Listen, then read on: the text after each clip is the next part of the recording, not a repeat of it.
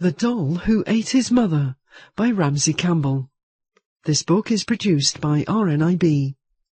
RNIB, supporting blind and partially sighted people.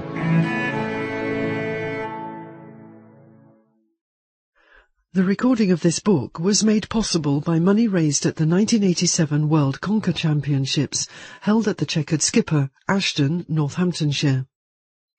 Read by Pauline Munro. It lasts 7 hours and 7 minutes. Here is a brief description of the book. It was a freak accident. The man suddenly stepped into the road. The brakes failed and Clare could only steer wildly, the car finally crashing into a tree. Now her brother Rob was dead, slumped against the passenger door. But his right arm is missing, severed but no longer to be found. Someone has taken it.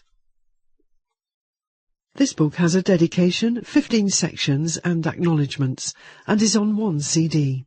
For Kirby, a good agent, an even better friend. Acknowledgements. A great many people helped me to write this book. I should especially like to thank Mr. McGrath of the Liverpool City Morgue, who was kind enough to describe the formalities to me, the Liverpool Coroner's Court and its officials for their patience in answering my questions, the staff of Liverpool Public Libraries for finding out all manner of things for me, and their cataloguing department for cataloguing glimpses of absolute power for me. The assembled writers, wizards of wine, culinary genies, bibliophiles, and croquet champions of LIG, particularly Tony and Cherry, for their advice on car accidents. My friends among the Liverpool cinema managers for giving me glimpses of the job, especially Tony McCarthy for his insights into suburban cinema management, and most of all my wife Jenny for sharing the birth pangs of the doll who ate his mother.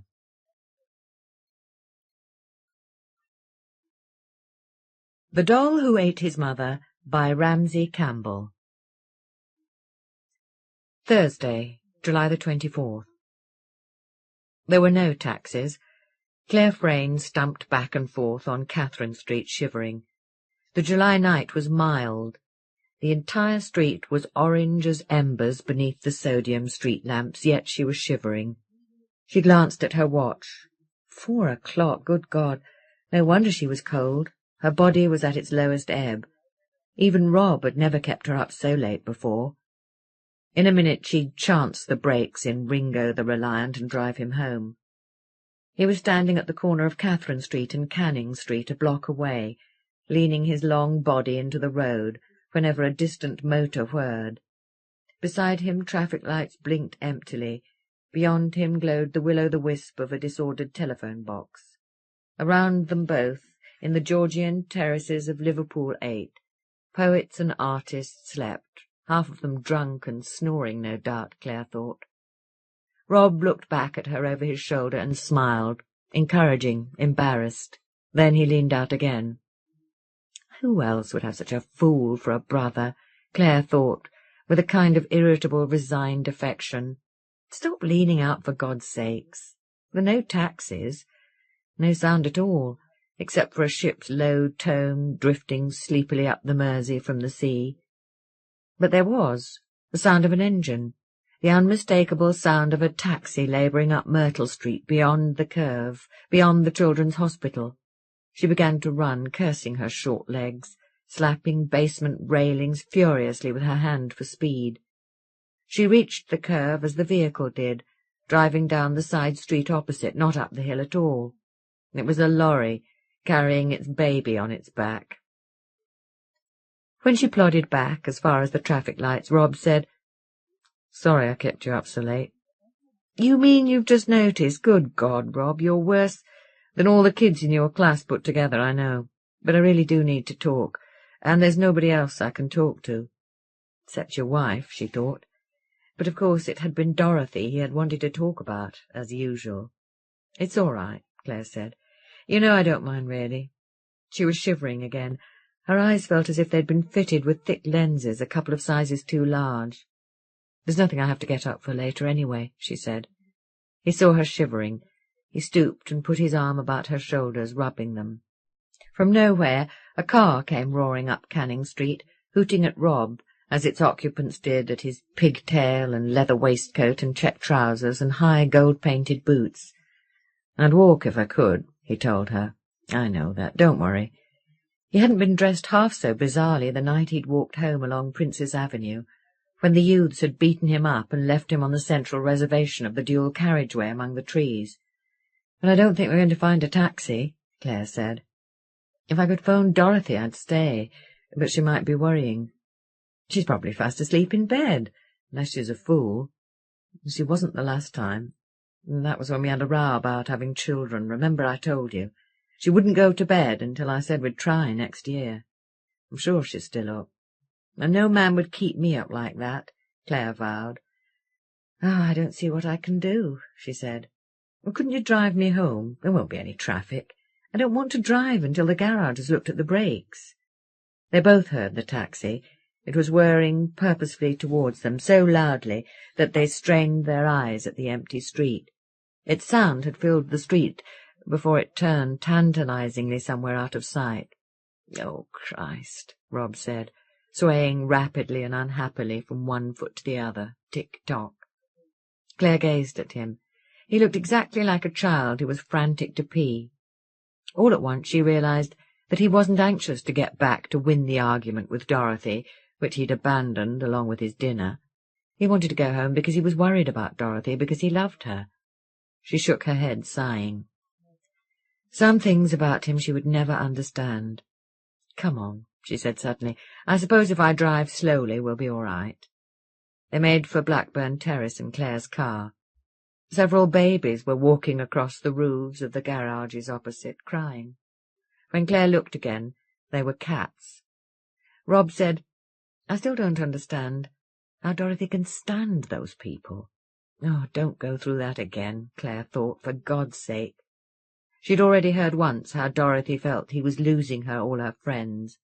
He'd arrived at midnight, but had waited until 1 o'clock to tell her he was famished, to say nothing of his doubts about his marriage, whether he'd married Dorothy just for sex, how they'd run out of things to talk about, how working for the same people as your wife meant you were together too much of the time.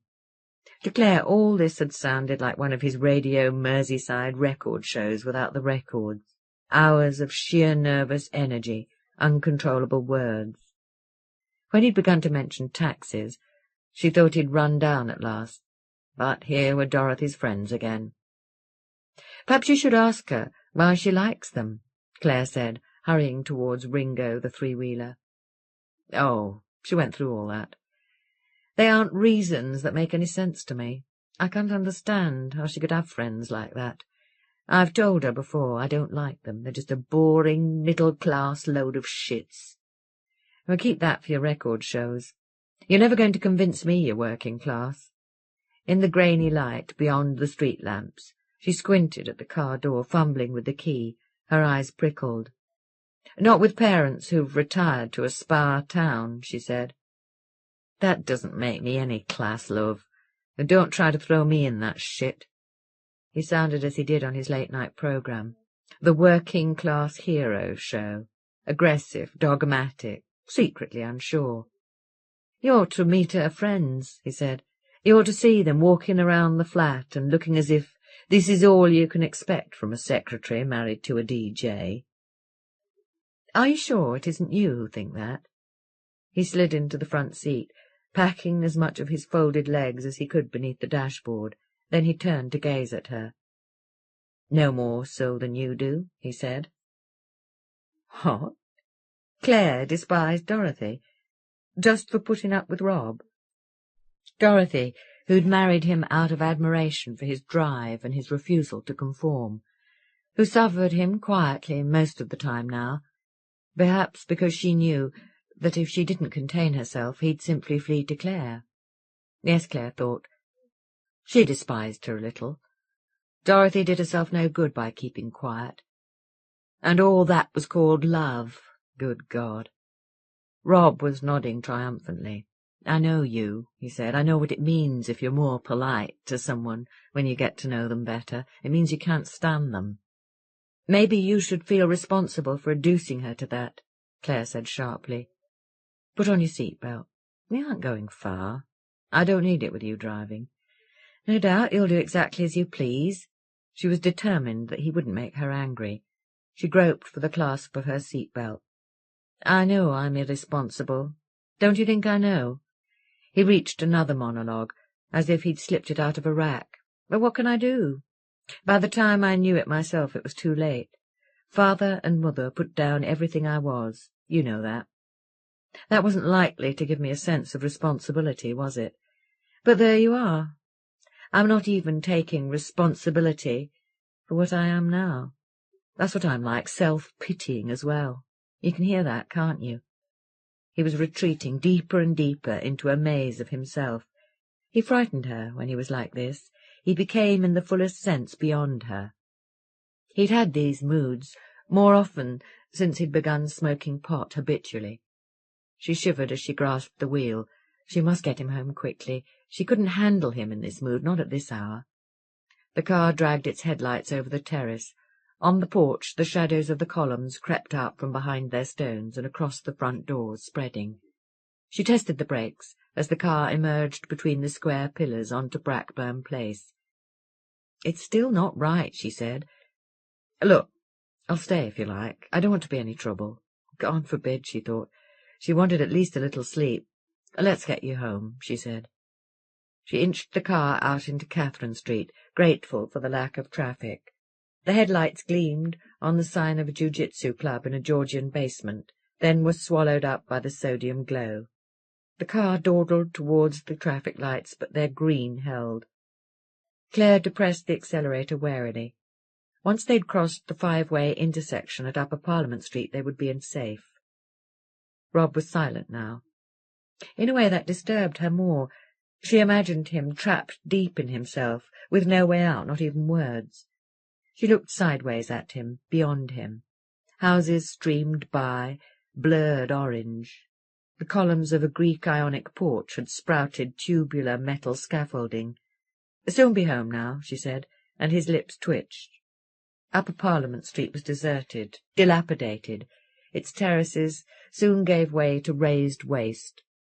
The green light ushered her across, and she accelerated towards Prince's Avenue, past the drive-in bank and the red-brick-domed Byzantine church and the Cypriot fish and chip shop. Ahead, at the near end of the reservation which divided the dual carriageway, William Huskisson, the merchant, stood on a pedestal, clutching his robe glumly about him against exposure. Beneath the sodium light he retained a faint dull green gleam like verdigris. Clare drove by into the flood of orange light. The light covered everything, thick as paint. It sank oppressively into the car, filling it with shadows that moved like submarine vegetation as the lamp sailed repetitively by. Clare resisted an urge to drive faster, to be free of the light, but she felt it clinging stickily to her. She squirmed. She shouldn't have driven without sleep after all. The light soaked the three-story Georgian houses behind their stone walls and bulging orange hedges. Pools of it lay on the roofs of the lines of cars which barred Clare from the curbside lane. Ahead, along the edge of the central reservation, trees and tree-coloured lamp-standards bunched, pulling lingeringly apart as they approached. Around the high lamps, papery orange leaves were tangled in bright branches like orange web. Soon be there now, Clare told herself. She might ask to sleep on the couch at Rob and Dorothy's. At the ends of the pedestrian crossings, globes on poles pulsed, orange, orange, orange. "Dorothy and I want you to come to dinner next week," Rob said. "We haven't seen you for nearly a fortnight." A tree, a lamp-standard, a gape in the reservation. She glanced at Rob's orange face, staring solemnly at her. He'd found his way out of himself, and the last few hours might as well not have happened. "Rob, you're hopeless," she said, giggling uncontrollably. "You really are." He frowned at her, even more solemn. Behind his head, Christ leapt from the wall of a church, tattered arms clawing high, fleshless ribs blackened by the sodium light. She started and turned back to the road, still snorting. A lamp-standard, a thick tree, A man stepping straight into the path of the car. She had time to stop. He was yards and yards away, but the brakes weren't responding. The car wasn't slowing safely. The man turned and saw the car. He clapped his hand over most of his face in a theatrical gesture of shock and began to dither between the two empty lanes. The curbside lane was occupied. There wasn't room for Clare to be sure of passing him. Rob stared at his sister, apparently driving straight at the man. "Oh, Christ!" he said, and tried to pull the wheel over. The car yawed wildly. "Get off, you fool!" she screamed, turning her whole body to regain possession of the wheel. She swerved the car toward the central reservation. There ought to be room for her to steer between the trees. Her short legs had slipped from the brake. She trod hard on the pedal, but it was the accelerator. She heard Rob clawing at the door release in panic. The car bumped over the curb of the reservation toward a lamp standard. She dug her heel into the brake pedal, dragging at the wheel. The swerve threw the door open. The door struck the lamp standard at once, and chopped shut again with a strange, unfamiliar sound, knocking Rob back into his seat. She heard the window shatter. She was still fighting the wheel as the car crunched across the gravel, toward the other carriageway, toward a passing car too fast.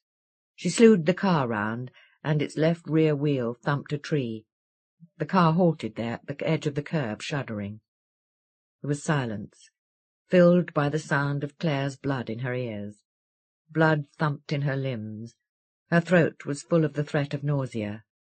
Rob lay silent, slumped against the door, his head leaning out of the shattered window, his shoulder pressed against the edge of the door. Someone was staring in at him. The driver of the passing car? No, he couldn't be the driver, because now he was running away toward the lamp standard before Clare could see his face. Here came the driver, hurrying back from his car as she fumbled slowly, abstractedly, with the clasp of her seat-belt. He was a thick-set, red-faced. He was like the man who owned the butcher shop when she was a little girl. He looked angrily and bewilderedly at her, as if he'd just been awoken rudely. "That man must be mad," he said. For a moment she thought he meant Rob. "We should be locked up, walking in front of you like that. Are you all right? Look, there he goes." And in her mirror someone was running away up a side street, hunched over, as if carrying a prize. My brother," she said, searching for words, "needs help."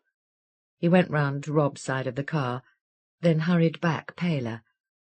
"I'll get help," he said. "Don't move. Whatever you do, don't touch him." Curtains blinked warily in the bystanding houses. One house lit up its 6 flats one by one. A third-floor window opened. "Do you need an ambulance?" a man shouted down. "Quickly, yes," the driver shouted.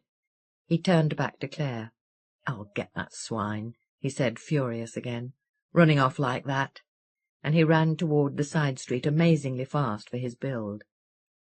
Clare managed to unclasp her seat-belt. Her blood was slowing. The threat of nausea seemed to have passed. Rob still lay against the door. She reached towards him, then drew back. Mustn't touch. She was surprised by how calm she felt. But there was nothing she could do after all. Rob was unconscious. She couldn't comfort him. She must wait for the ambulance. She climbed out of the car and almost fell into the road. Her legs were unstrung. She propped herself against the side of the car. She was still calm. She only wished daylight would hurry up to wash away the clinging sodium glow. Something was dripping beneath the car. She bent and peered. It was fluid from the brakes. The hydraulic link had snapped. Never mind that. It was Rob she should be looking at. He was leaning out of the window. His head lay on one side, resting against the outside of the door. Blood and the shadows of branches blotted out his face, his eyes. He lay as if gazing down at the hailstones of the shattered window, scattered over the gravel in a thickening trail back toward the lamp standard. The few hailstones beneath him and the patch of gravel glittered restlessly with black blood. Clare gazed at all this calmly. She'd seen children bleeding in the playground, after all. But something was wrong. The sight of Rob she had now didn't quite fit together with the way he looked from inside the car. She went back to her side of the car to look. All at once the ambulance was braying to a halt beside her, its sirens sinking. People were surrounding her. The helpful, red-faced butcher, a couple from one of the flats, ambulance attendants, police. A man walked straight in front of me, she told the police. She only had to speak quietly. They would know she was telling the truth. Shouting did no good. Teaching taught you that. They couldn't know about the brakes. Straight into the road, she said.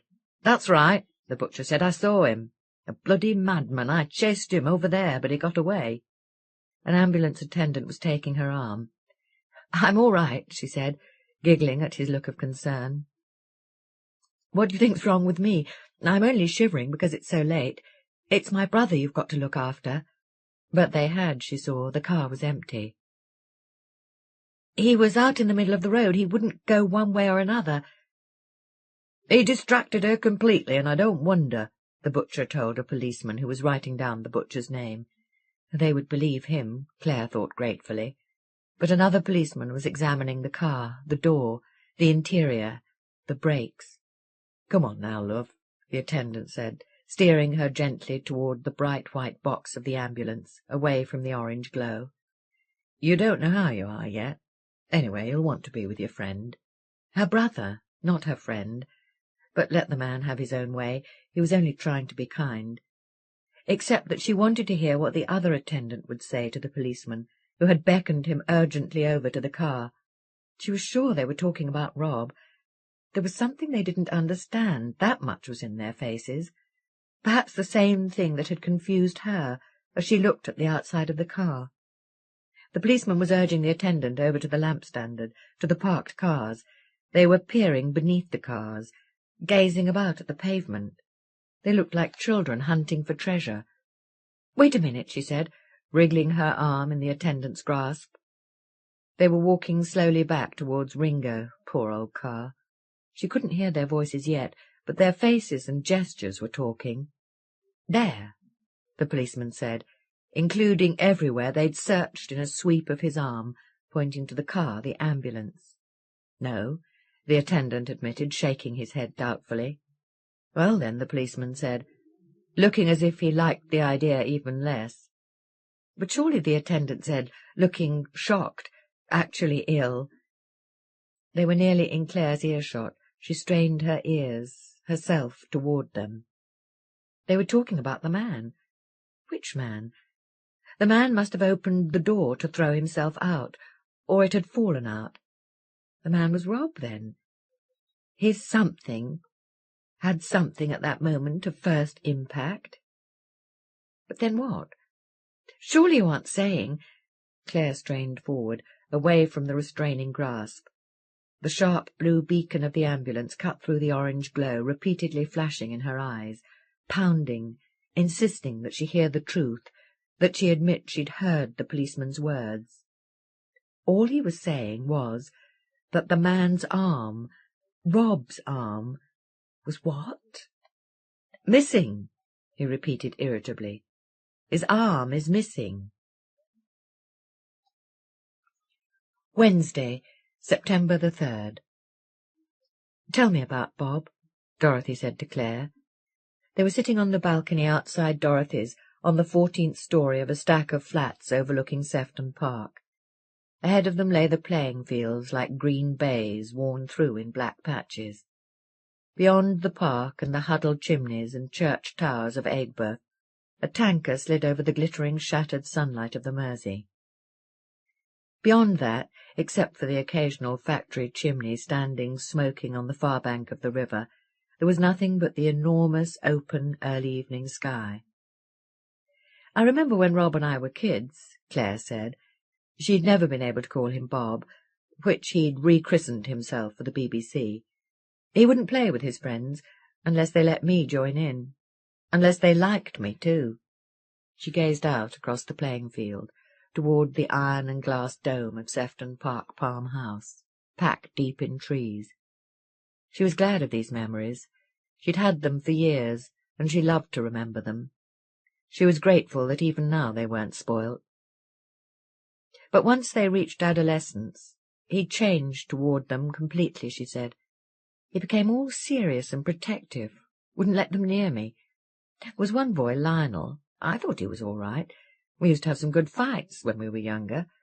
He asked me out once to the pictures. When Rob heard, he nearly knocked him down. He stood in front of the house that night to make sure Lionel wouldn't get at me, and wouldn't tell Father and Mother why I was upstairs sobbing my heart out, you can imagine. It was years later, Rob told me, Lionel used to boast about all the girls he'd had, all the details. I don't think he could have had so many, though. He was only 12. Dorothy was leaning forward, alert, ready to learn. Her wide eyes were black and shining as her wiry curls, on which the sunlight rested softly. Clare could see why Rob had found her attractive, but then she'd never denied that Dorothy was pretty. He could be really tough when he was looking after me, Clare said. You wouldn't have thought it was Rob. I remember the first time I ever went to the cavern, when the Beatles were on. Did you ever go? Oh, it was an experience. Beneath the warehouses, dark, thick stone overhead, and close around her, musty-smelling, a crowd squeezed in so tight she could hardly lift her arm to drink her Coke, dense smoke hanging low beneath the ceiling. Beyond the crowd, she could just see 4 figures on a stage making loud, blurred sounds. There was a boy there I knew from school, she said. He only touched me, only just below my shoulder here. But Rob gave him such a push he nearly got trampled. I must have been about 13 then. Dorothy was shaking her head, wide-eyed, smiling, engrossed. To Clare, she looked a little like a teacher, pretending to be interested. You should be interested, Clare thought. It's a side of Rob you never knew. Oh, yes, and then there was one other boy, she said. Oh, this was a few years later. I thought he was nice at the time. We used to go for walks, and he'd tell me all his plans, all his dreams. Then one day I heard Rob had nearly broken his arm with a piece of railing because of what he'd been saying about me. All the time he'd been laughing at me with his friends. Rob never told me about that. But she'd heard from someone else. Little Stumpy, he'd been calling her. Little Noddy, little Stumpy legs. Poor Clare, Dorothy said. You must have been really unlucky with boys.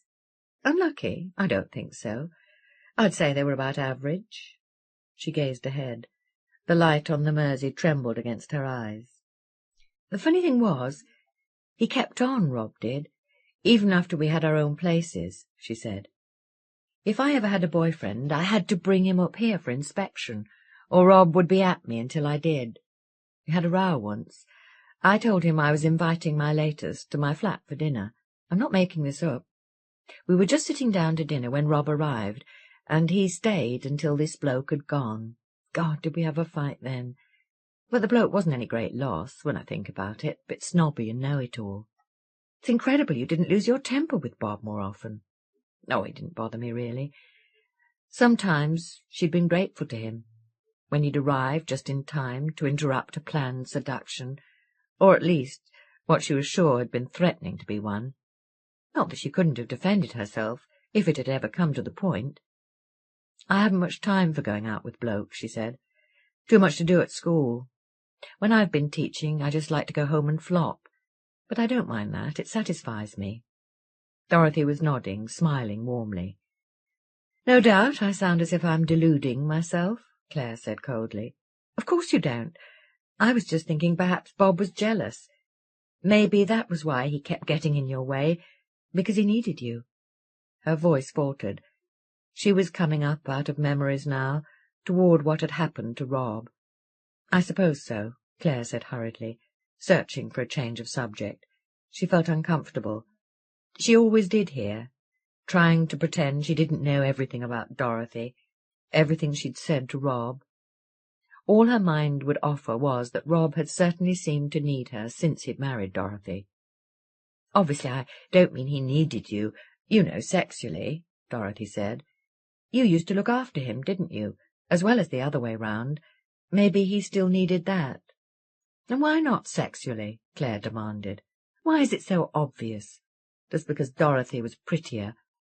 She remembered Rob at the age of 11 saying, "Look what I can do," and brandishing his erection. It had been empty, though. and she'd failed to see the point of all his red-faced manipulation. So she'd been the first, in a way. Dorothy needn't feel so smug. Dorothy was gazing at her, where her thoughts showing. She shouldn't be scoring off Dorothy, not now. She stood up, pretending to abandon the conversation for the view. Around the park, the long curve of Victorian villas and pointed spires, the occasional high-rise block that had shouldered itself for space, rose with her like a congregation. Some of the trees were heavy with children. A park-keeper shook his fist at them, shook them down. Below her, a couple of stories below, as it sounded, she heard passing cars. She looked. The world fell away with a soundless, sucking gasp, down, down, to the tiny cars. Though the balcony wall was almost as high as her shoulders, Clare stumbled backwards.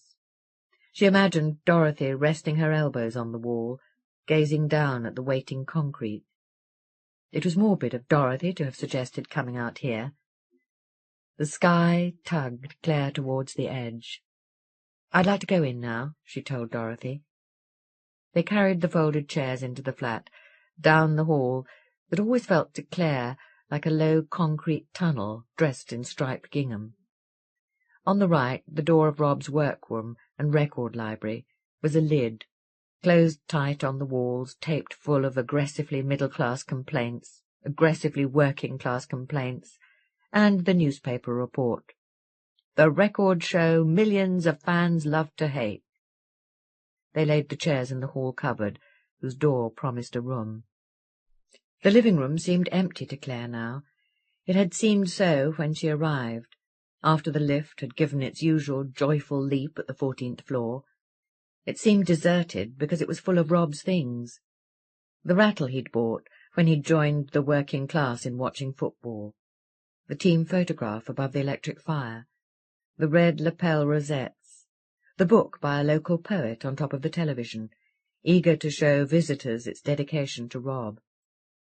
Must be leaving soon, Clare thought. She'd done her duty. Besides, they were running short of memories to discuss. "I liked your parents," Dorothy said, "but I think I can see why Bob didn't." "Did he ever tell you about them?" "He never wanted to."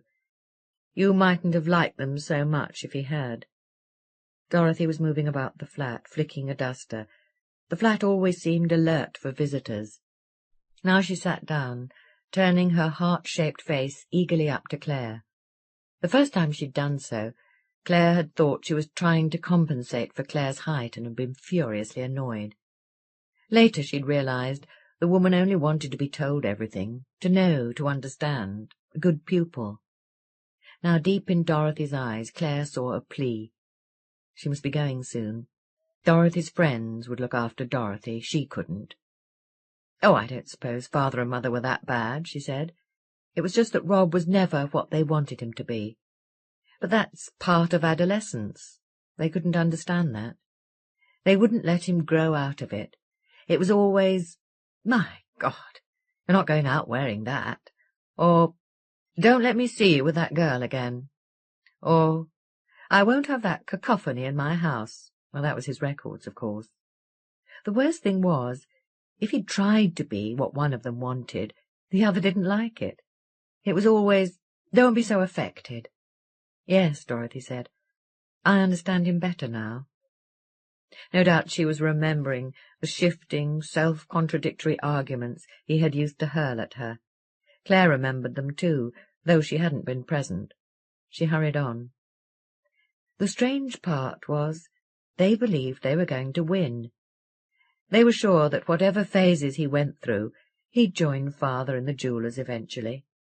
When he kept telling them he was going to work in broadcasting, they just treated it as something else they'd talk him out of.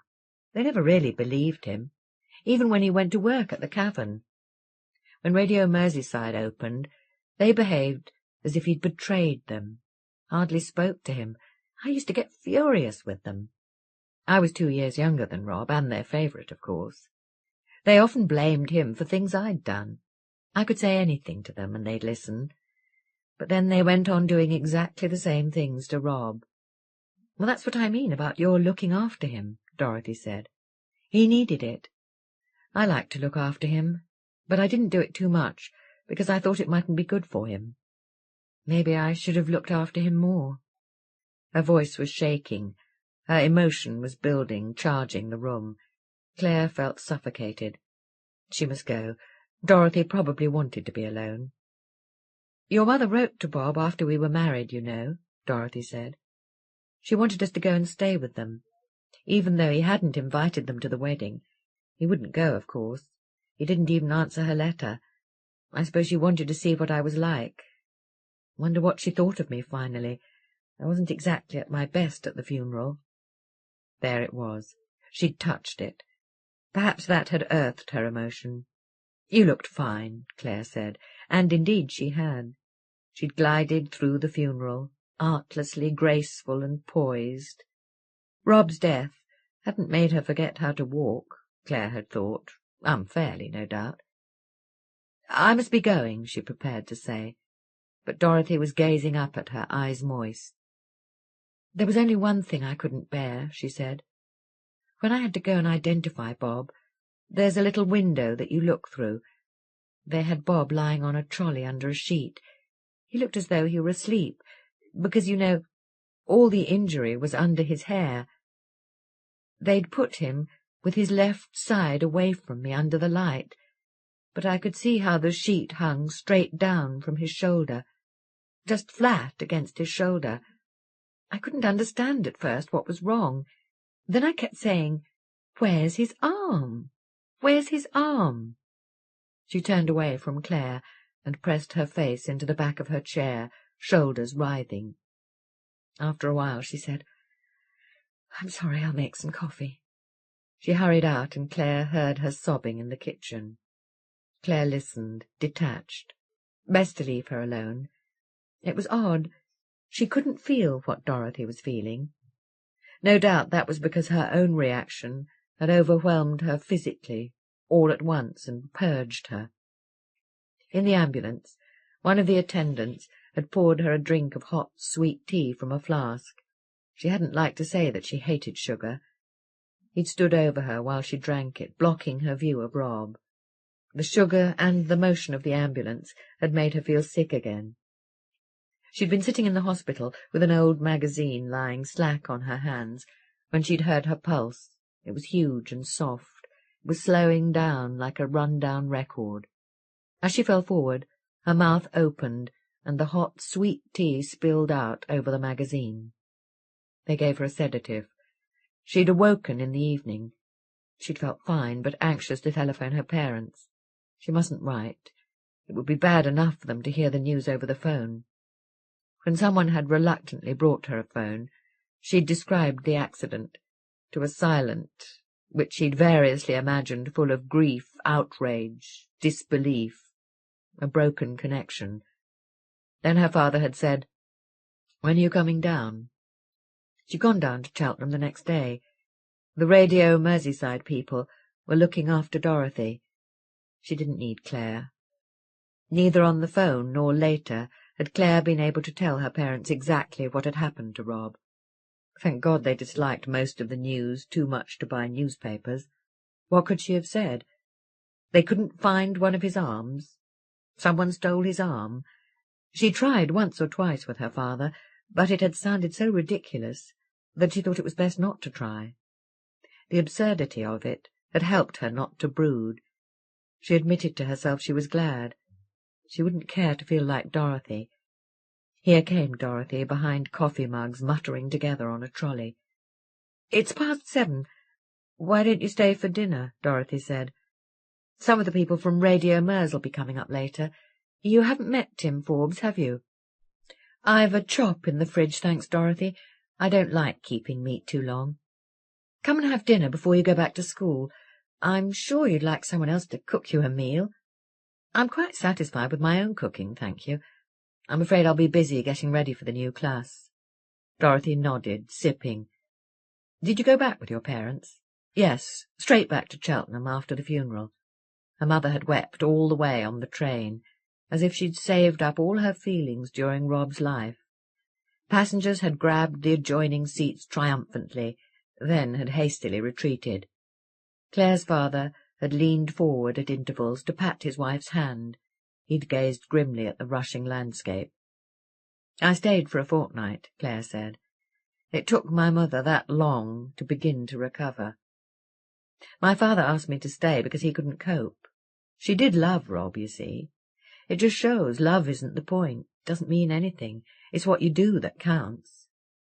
When I was coming back, they gave me all sorts of things.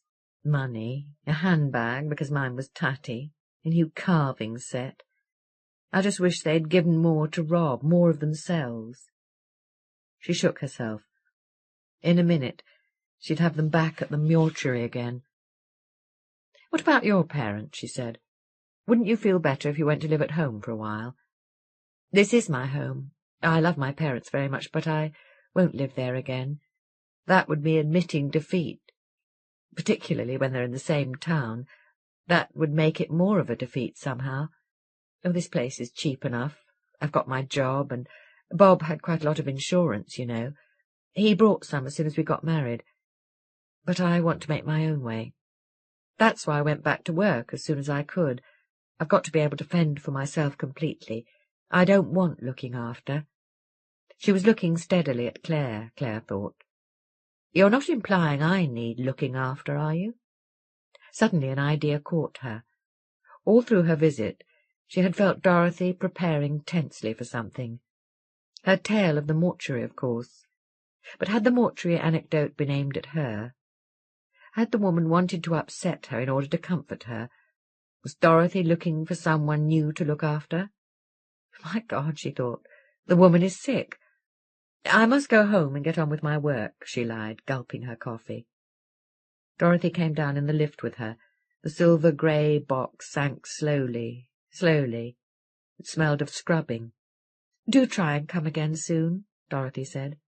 "I'll have to see." Through the tiny rectangular window, the rough walls of the shaft drifted up, sluggishly, grey-crusted smoke. Doors sailing lethargically up, scratched like the inside of a coffin lid in a film Clare had once switched on by mistake. She could feel Dorothy wanting her to promise. The wanting filled the lift oppressively. "The beginning of the school year's always hectic," she said. "I just go home and doze." When Dorothy made to follow her to the car, she said, "Goodbye, Dorothy, thank you." She watched her stride gracefully back towards the lift, as if she were entering a hotel foyer. If it keeps her happy, Clare thought, shaking her head sadly. She was glad. She didn't need illusions. She stumped toward the Reliant, as she imagined a hobbit might walk, to show she didn't care. The passenger door was new.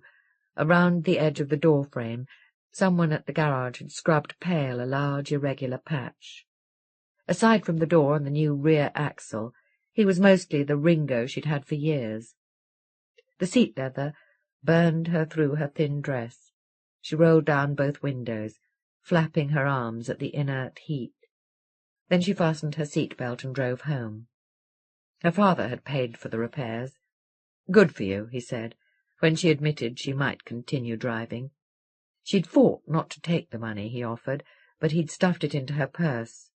She was still determined it would be only a loan against the insurance. It had been taking money for killing Rob. That's what it had been like. Even when the car was repair, she hadn't driven. She'd made an excuse, and had had the garage deliver the car. She sat in the driver's seat a few times beneath the shifting trees in Blackburn Terrace. Each time her gaze had been drawn to the scrubbed patch. Each time she'd left the car hurriedly. She couldn't drive that car again. A bus ride had changed her mind. She disliked buses. If she sat upstairs, the stench of stale tobacco smoke clung to her clothes all day, while the lower deck was often packed full as a lift with non-smokers. She'd been on her way to visit Dorothy to get it over with, the day after she'd returned from Cheltenham. She was rather hoping Dorothy would be out. The driver had been playing ninepins with the press of passengers in the aisle. The bus swung a child screaming at the length of his mother's arm, too far ahead for Clare to reach. As the bus laboured past the lamp standard, Clare had heard the car door chop shut. All at once, everything had swelled up in her like nausea. Cramped ventilation, whose breeze came nowhere near her face, the soft thighs that thumped her shoulder as passengers rocked in the aisle, the flaw in the window glass that pinched thin everything that passed before letting go with a jerk, the tobacco smoke trickling down the stairs, the screaming child, her own sticky body, her helplessness. She pulled at the bell cord as if it were a lifeline, and had struggled to the folding doors, which parted with a gasp of relief. Once home, she'd climbed into Ringo and had driven for miles. After a few days, she hardly noticed the scrubbed patch. She was driving past the lamp standard now. At least she was in that area. From this side of the reservation she couldn't be sure, for someone had removed the blood-stained gravel. Weren't there darker spots scattered over the reservation even now? Never mind, it wasn't good to dwell on such things. But she knew she had only shrugged it off until next time, for she had to drive this way to school. Christ leaned out from the church beyond the reservation. She had never liked that Christ. He looked famished, poised to leap on anyone who came too close to the wall. Now she liked him even less. He should have saved Rob, but she knew she was trying to shift the blame. Rob's death had been her fault, of course. Her parents hadn't blamed her. Her father had blamed Rob for talking to her while she was driving. Dorothy hadn't mentioned the accident at all. She'd kept gazing at Clare with a large, warm, forgiving expression, sympathetic, encouraging, until Clare could have screamed. All of them made her feel more guilty. They refused to blame her, only because they didn't know what had happened. She was so guilty she had lied to the police. She'd said the brakes had been working before the crash. She blamed Rob for grabbing the wheel. At the inquest, when she stepped down from the witness box, once she'd sworn that the statement they'd read out was hers, her face had been burning. The kindly, quiet-voiced coroner had told the jury that she wasn't allowed to answer any other questions, lest she incriminate herself. She was sure then that everyone knew she was guilty. None of the policemen in the court would look at her. She knew they were biding their time to prosecute. But she hadn't heard from them yet.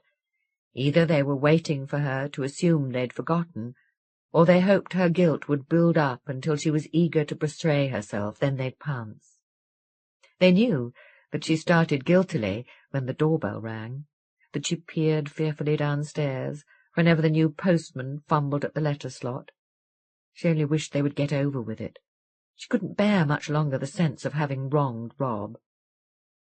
She coasted into Blackburn Place, past the Byzantine church of St. Philip Neri, humpy with tiny domes. Behind her in Catherine Street the orange lamps were dormant. She steered the car into Blackburn Terrace. Shade gathered softly beneath the house-high trees. The dimming trunks sailed slowly past her. Beyond the tree nearest her front door stood a man. He had halted near the stone pillars, staring back towards the car.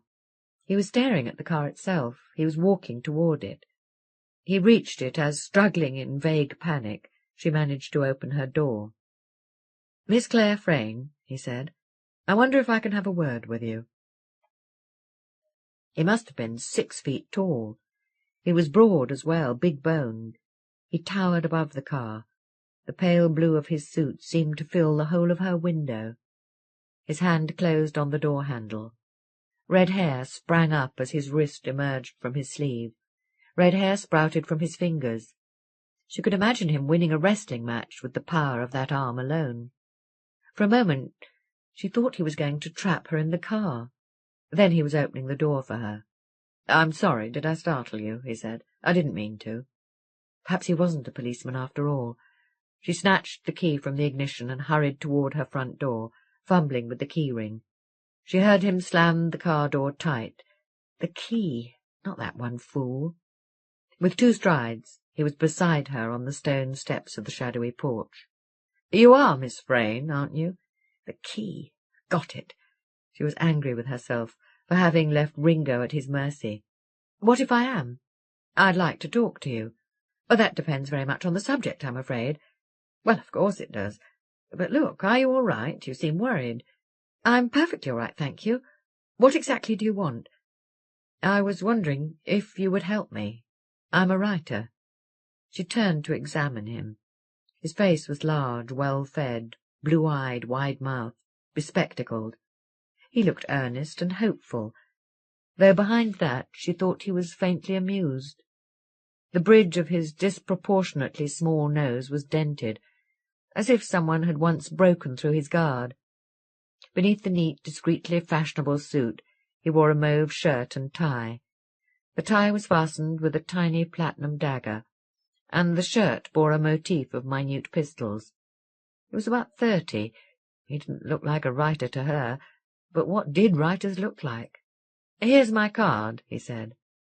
Against the glossy white, the black embossed letters said, "Edmund Hall, researcher and writer," and an address outside London in Surrey.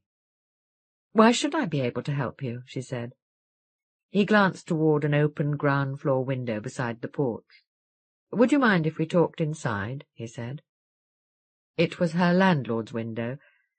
She'd had her flat cheap as a favour to her father. If the landlord heard her helping a writer, he might think she could afford to pay more. "All right," she said. "If it doesn't take too long, I've a lot of work to do." "I'll keep it brief," he said. His large voice boomed dully in the hall, among the filigreed mirrors, the vases of flowers.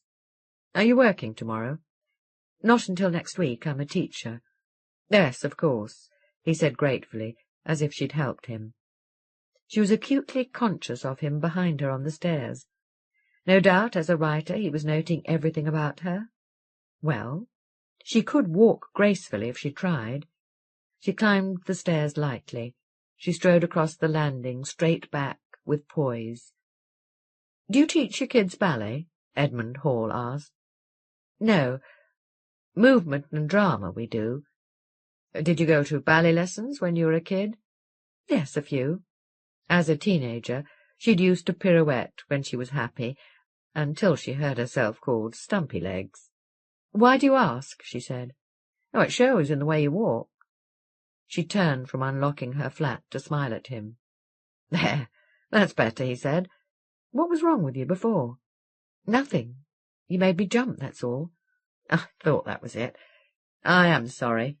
And he looked so. Even his faint, lingering amusement seemed dampened. "No, I shouldn't blame you. I just thought you were a policeman." The flat was a mess. George, the guitar, and his music were sitting on one chair. The other chair was crowded with carrier bags, full of spray cans and bottles, shampoo, lotion, disinfectant, which he'd cleared out of the bathroom that morning. The couch was a jumble of books and newspapers and letters. Her sewing machine sat on the dining table. Clothes lolled patiently on the dining chairs. He must be noting all this. Well, she couldn't help it. Let him take her as he found her. "Sit anywhere," she said. "Just put that stuff on the floor." George thumped the carpet, his strings emitting a muffled protest within the canvas bag. Yes, Edmund Hall would love some instant coffee, if she had to go into the kitchen anyway. Was she sure he couldn't buy her dinner? Well, in that case, he'd be out of her way before she ate. She stirred sugar into his coffee and carried in the mugs. He laid aside a Merseyside tabloid as she entered. "I used to work for that lot," he said, slapping the newspaper. "Tell me, if I had been a policeman, why on earth should that have bothered you?" "My brother was killed in a car crash while I was driving." "Yes, I know. To be honest, that's why I'm here. But that's not a police matter, surely." "It is if they decide to prosecute. They could get me for dangerous driving, or driving without due care and attention, at least." "Haven't they let you off the hook yet?" "Oh, they need sorting out. I've got a few contacts. I'll see what I can do." God, that's typical. Wasting their time with petty crimes and the innocent. If I can see you're innocent, they can. He almost convinced her. He seemed so sure of himself. "You think I'm innocent?" "I know you are. I only wish I were a policeman. Believe me, I'd hunt down the man who killed your brother." For a moment she didn't understand. Then she remembered the inquest. remembered the other driver, swearing that her crash had been the fault of the madman who'd walked in front of her.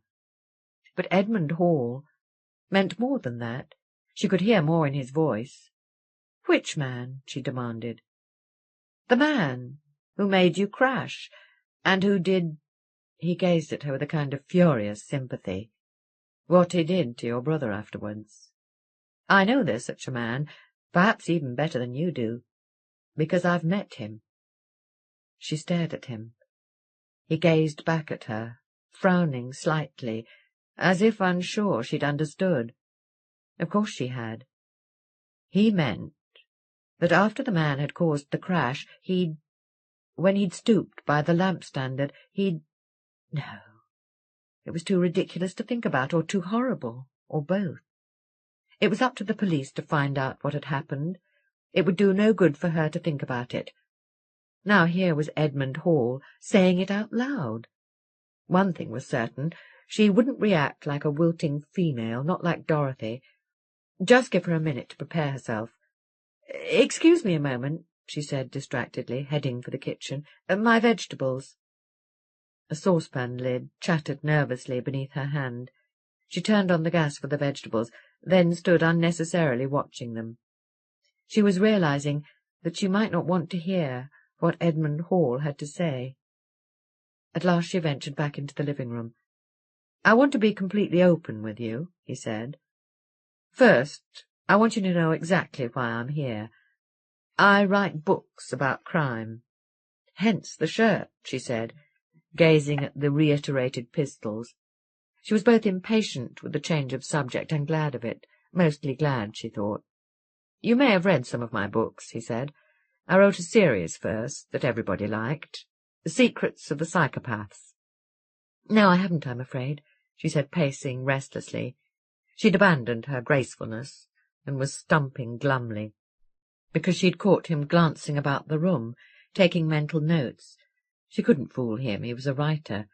She was damned if she was going to bother trying. "The homicidal heart?" he demanded, with an air of faint disbelief. "Sinister sirens?" "No, I don't think so." Perhaps he was glancing about for the bookcase, like a too polite child, looking surreptitiously for the toilet. "Love has many weapons?" "Oh, yes. At least, someone told me that was good. I've been meaning to read it," she said to forestall further embarrassment. "Let's get to the point." She plonked herself down on the couch. "You were going to tell me about this man you'd met," she said. "I will. But first I want you to understand my motives, Miss Frayne." "Oh, call me Clare, for heaven's sake," she said. "You're making yourself sound like a criminal." "Call me Ted. The trouble is, some people don't like the way a writer has to work. Their attitudes get to me sometime." He sat forward. "I've sold the idea of a book," he said. "It could be a bestseller. It'll have a damn good publisher, and one of the Sunday papers wants it as a serial. It's to be about how the man who killed your brother was caught, written almost as it happens. There's never been a book like this one's going to be. I can write it with your help." "How can I help?" she said, not at all sure that she wanted to give him Rob to use in a book with a title like those he'd mentioned. "Well, do you remember what the man who killed your brother looked like?" "Average height. I see. Not as tall as me, then. Oh, don't worry. Nobody could expect you to be certain in the circumstances. What about his clothes?" "I thought you were supposed to have met him." "Yes, but years ago. I'll tell you about that in a moment. You can't remember anything at all specific? Never mind. Still, you never know what you may have noticed that might come back to you. That could be one way you'd help me. But if you can't, it doesn't matter. Also, if I can be a bit cheeky, I wondered if you'd be able to help me investigate a little. A woman might spot things I'd miss, you see. Besides, there might be sources of information you'd know that I wouldn't. All that is no reason for you to help, of course, but it struck me you might want to help catch the man who killed your brother." Of course she would. If there really were a man who'd done all that to Rob, then he would be the guilty one, not Clare. But there was something missing from Edmund Sale's talk. Yes. Isn't it up to the police to catch him, she said. Yes, it is, and they will. But they won't want us tagging along while they do so. But don't get the idea I want us to arrest the man. All we're going to try to do is track him down and tell them. But generally speaking, the police here won't help me, and I don't intend to help them at my own expense. I shouldn't think you're too fond of them yourself. Let me reassure you on one thing, though. This man doesn't kill, so we're not putting anyone at risk by keeping away from the police. I'm sure he didn't mean to kill your brother, though he certainly meant to do what he did afterwards, so I've no qualms about keeping quiet. You see, I have information the police don't have. He waited until she said, "What information is that?" "I'll tell you. Just one more thing." My God, she thought, he's a writer all right. He's making sure the suspense is killing. "Tell me honestly," he said. "Does the thought of my making money out of this offend you?" "No, I don't think so. It's your job.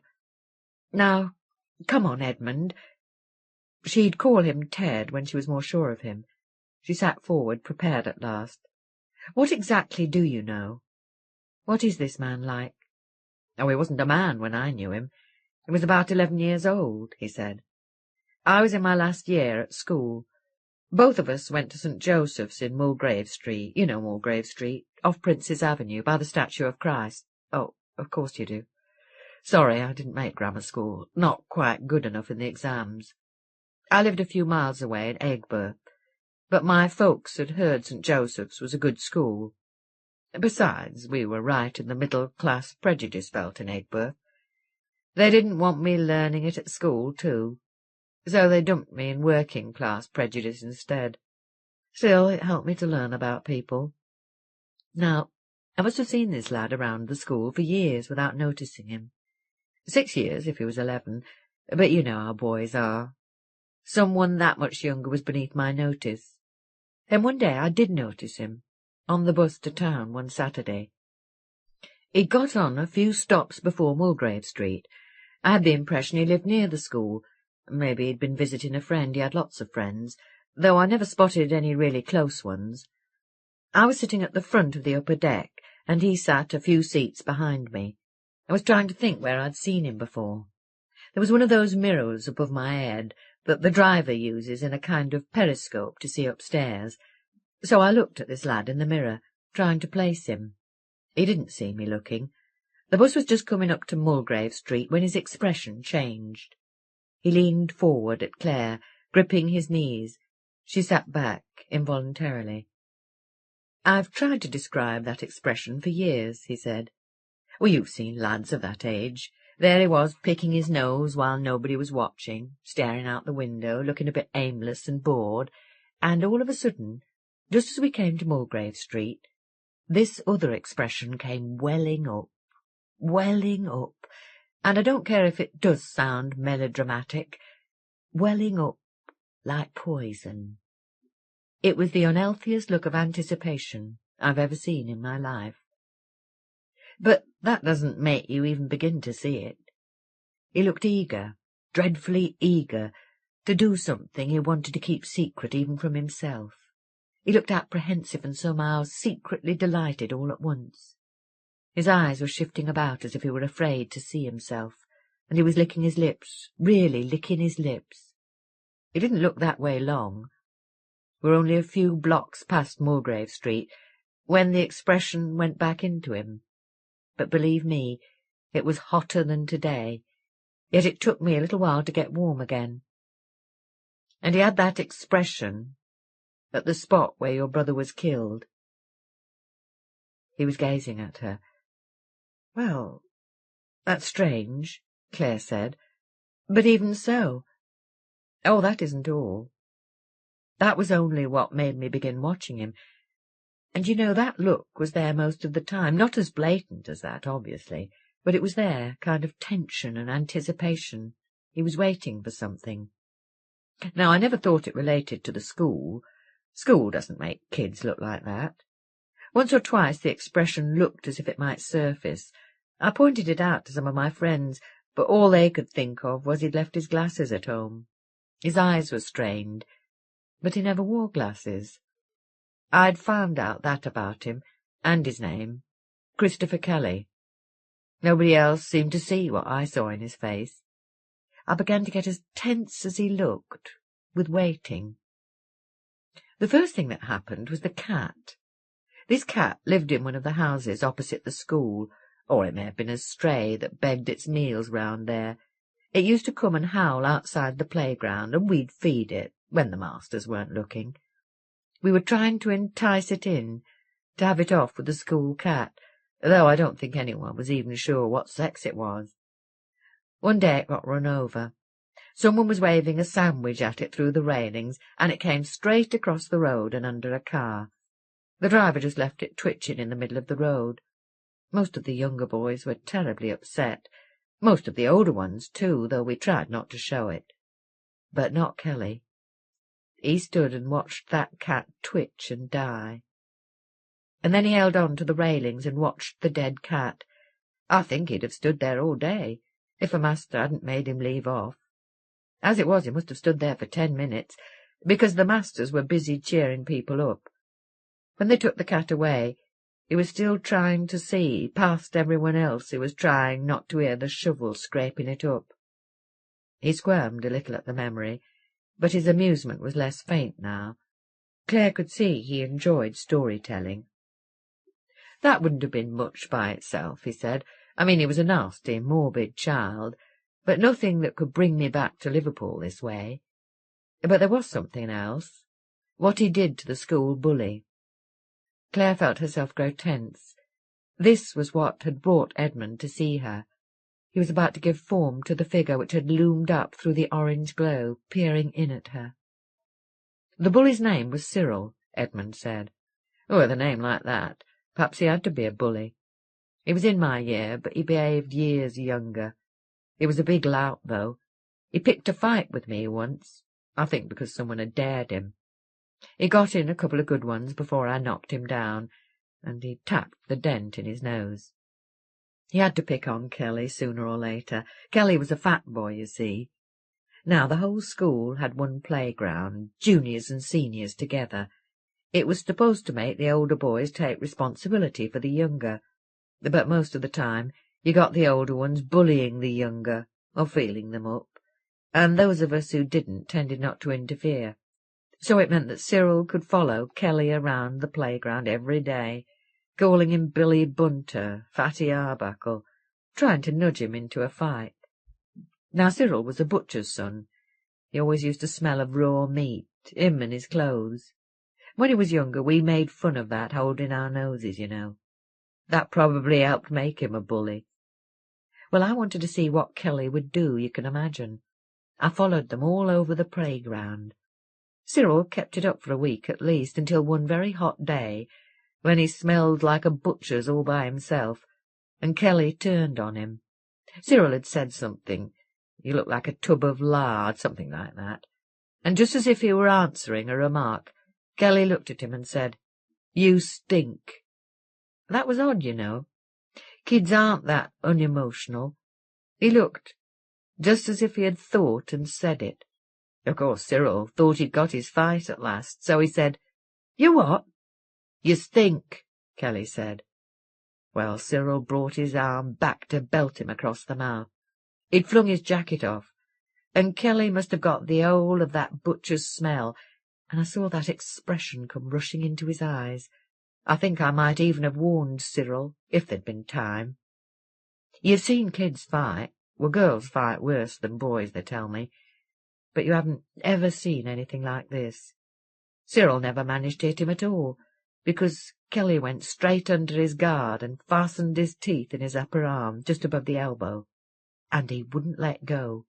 Cyril tore at his hair and clawed his face, but he wouldn't let go.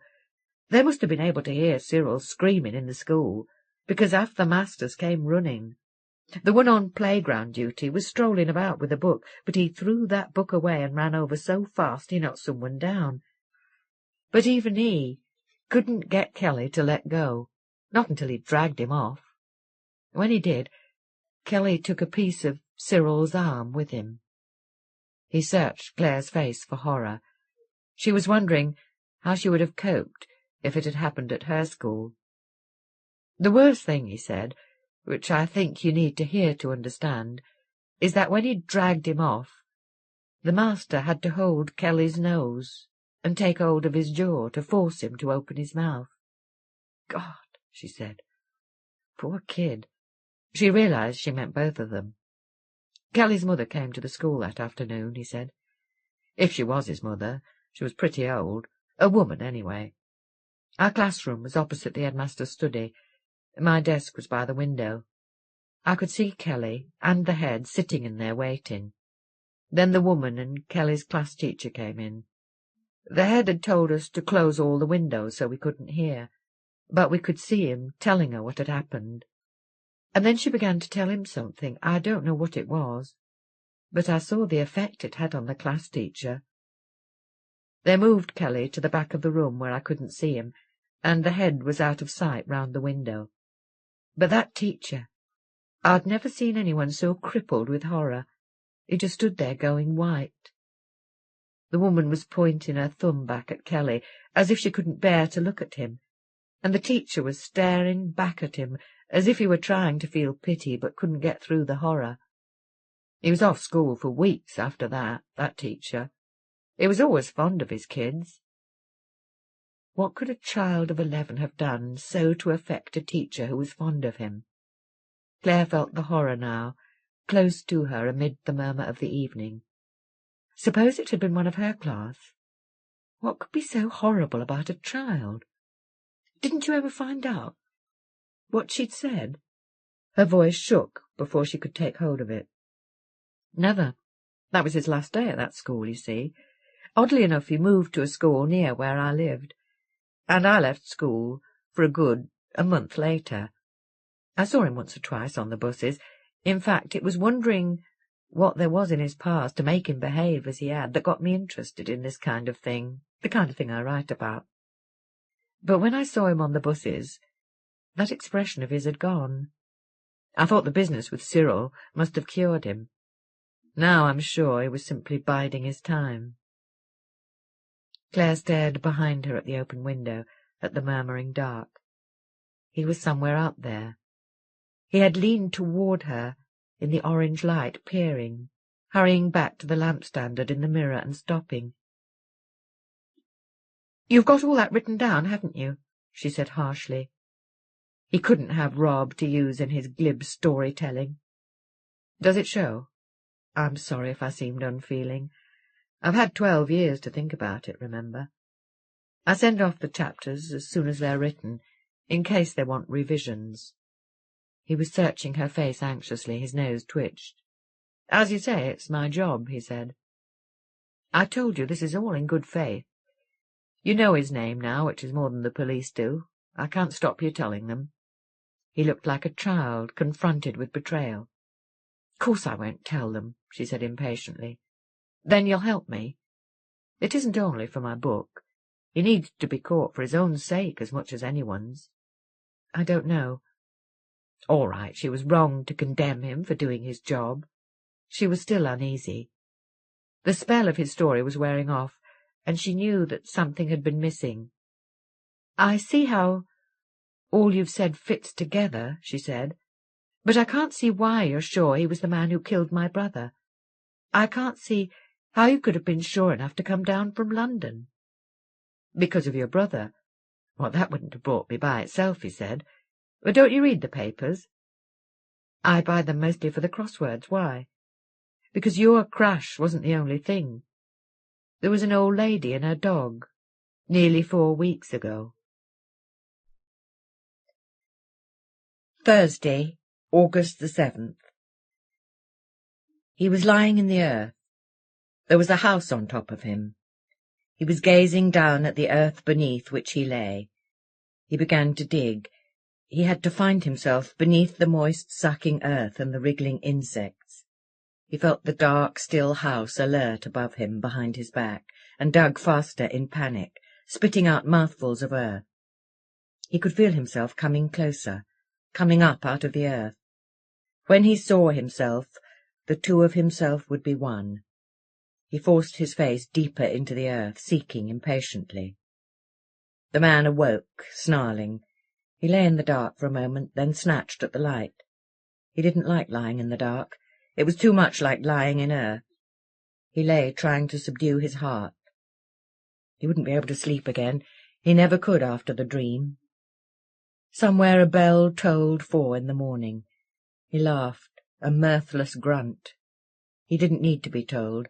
That was always the time of the dream.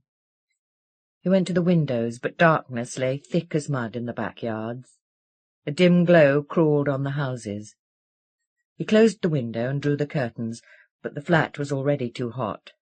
When he tried to read, he was constantly aware of the dark beyond the curtains sucking him down. The book struck the wall and fell broken-winged. He thrust himself into some old drab clothes, which always felt right for this hour. He had nearly slammed the door of the flat when he caught the handle and eased it quietly shut. Then he tiptoed downstairs and out of the house. He would have used the fire escape outside his window if it hadn't been for the dark in the yard. The inert sodium light hung about him. The gravel beneath the trees squealed underfoot. A breeze touched him, but the light never moved. He had to reach somewhere or flee somewhere. Of course he knew where. Abreast of Mulgrave Street he halted, staring past Christ, posed like a starving diver on the wall. He wasn't going there. Whatever was up that street, he wasn't going. It was pulling at him, pulling him into the desire to cross the carriageway and walk up the deserted street among the windowless houses, pulling him into a tiny, intense point of impulse, stretching him as if through a pinprick in the darkness. He felt it pulling every time he passed the street, but it was worse now. It felt like the time he'd eaten dope. He climbed back out of himself in panic, grabbing at the orange light, the breeze, the trees along the central reservation, the squeaking gravel. The gravel.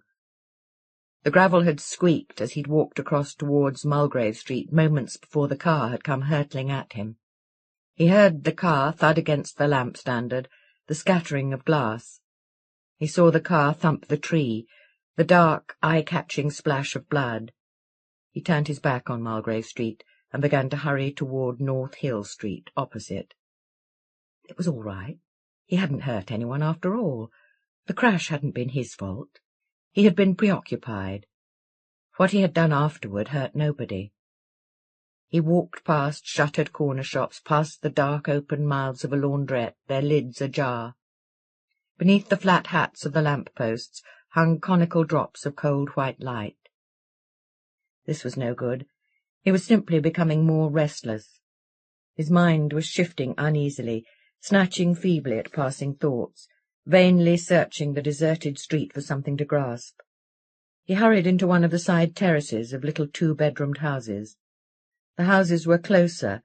He might feel less isolated. They must have outside toilets like his childhood home. Beneath the white glare of the street lamps, curtains hung faded, dead.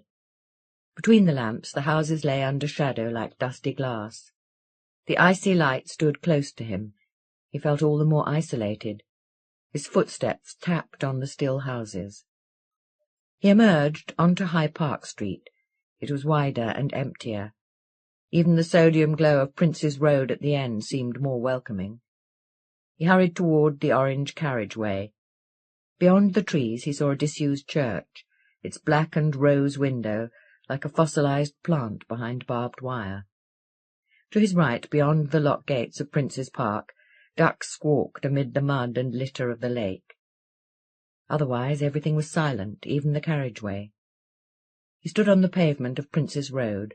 Opposite him, across the reservation, Prince's Avenue led out of the city. The two halves of the dual carriageway bore different names. Somehow it reminded him of himself. He laughed, almost snarling. He walked along the reservation, back towards his flat. The trees creaked stealthily in a breeze. He would have to pass Mulgrave Street again. During the day it didn't matter, but at this hour it made him feel helpless. Already it was pulling at him. He couldn't stand the silence, nor the trees, whispering around him like visitors at a sick-bed. He began to kick at the gravel and to roar wordlessly. He hoped he was waking people up. If someone looked out to protest, he would be less alone. No, nothing less than a crash or a car theft would bring them to their windows. If they were listening, no doubt they thought he was drunk. He was a block from Mulgrave Street when he saw the face at the ground-floor window. It was laughing at him. It had come to the window to jeer. The wide mouth in the flat, drooping, almost noseless face hung open. The pink tongue lolled out, shaking. The small eyes stared at him.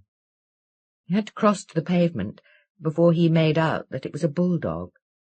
He stared at it, over the garden into which someone had hurled a stray brick at a flower.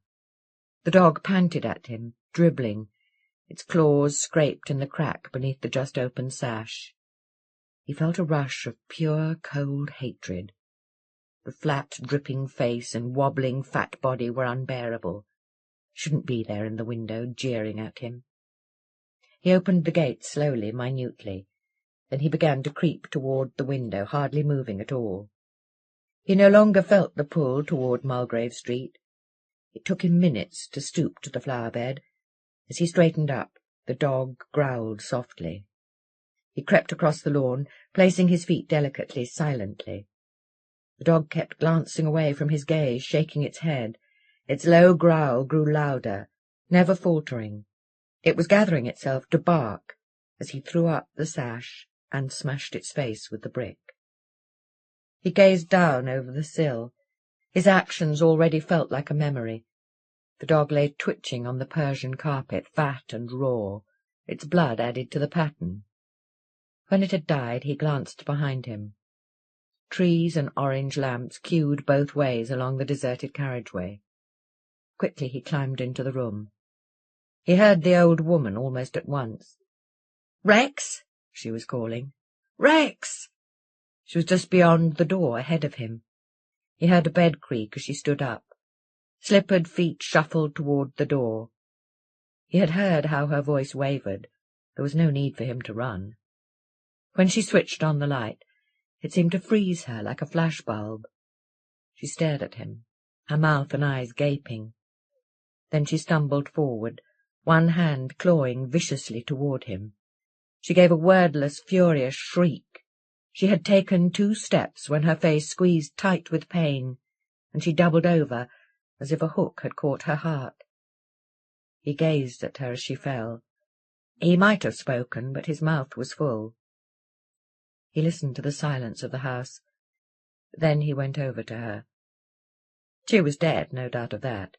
He could tell by the way her arm flopped on the carpet when he let it go, the way her head rolled when he pushed at her cheeks. He squatted beside her, pondering the way the wrinkles of her face seemed looser now. He stepped over the dog and peered out of the window. Still there was no sound or movement on the carriageway. He thought of switching off the light. No fingerprints. He had one foot on the sill when he turned and stared at the old woman's body. After a moment he reached out and drew the curtains tight. Then he went back across the room. Thursday, September the 4th. "There's a Mr. Edmund Hall and a lady to see you," Mrs. Freeman said. All right, George Pugh said irritably. "Tell them I'm coming in a minute, will you?" He gazed over the stalls at the screen. Ryan O'Neill and the girl with the boxer's name gazed at each other in love. Her long hair danced between them, trying to get out of their way. A giant purple thumb groped along the bottom of the screen, trying to tweak away the hair. Faint cheers from the front stalls urged it on. The lovers gazed, oblivious of the struggle. The hair leapt off the screen. Its tip waved a defiant farewell from the edge. Its fans in the front stalls applauded. George Pugh mopped his forehead. The new projectionist Bill Williams was worse than his predecessor, no experience and slow to learn. The experienced men went to the theatres that were secured by distribution chains. Independents, such as the Newhams, had to make do with what they could get. And we will, George thought. His mother had, with worse staff, in their second cinema. All her days had been as hectic as the one he'd had today. He shook his head, admiring her. Today, first he'd had the list of all the confectionery prices that should have been increased on Monday. He'd had to calm down Mrs. Freeman and work out the increases with her. She still wasn't happy with decimal coinage. Then next week's posters had come in misprinted. He'd been half the afternoon trying to convince someone at the printers, a dimwit he'd never spoken to before. One woe doth tread upon another's heel, he thought, remembering Hamlet. This fellow Edmund Hall had rung up that morning. He was a writer, in need of help for his new book. "I'd prefer not to say more until I see you." If he was really a salesman, he'd get a kick where it would do the most good. George would have put him off once the woes had started treading, but hadn't known where to reach him. He supposed he'd best see what the fellow wanted.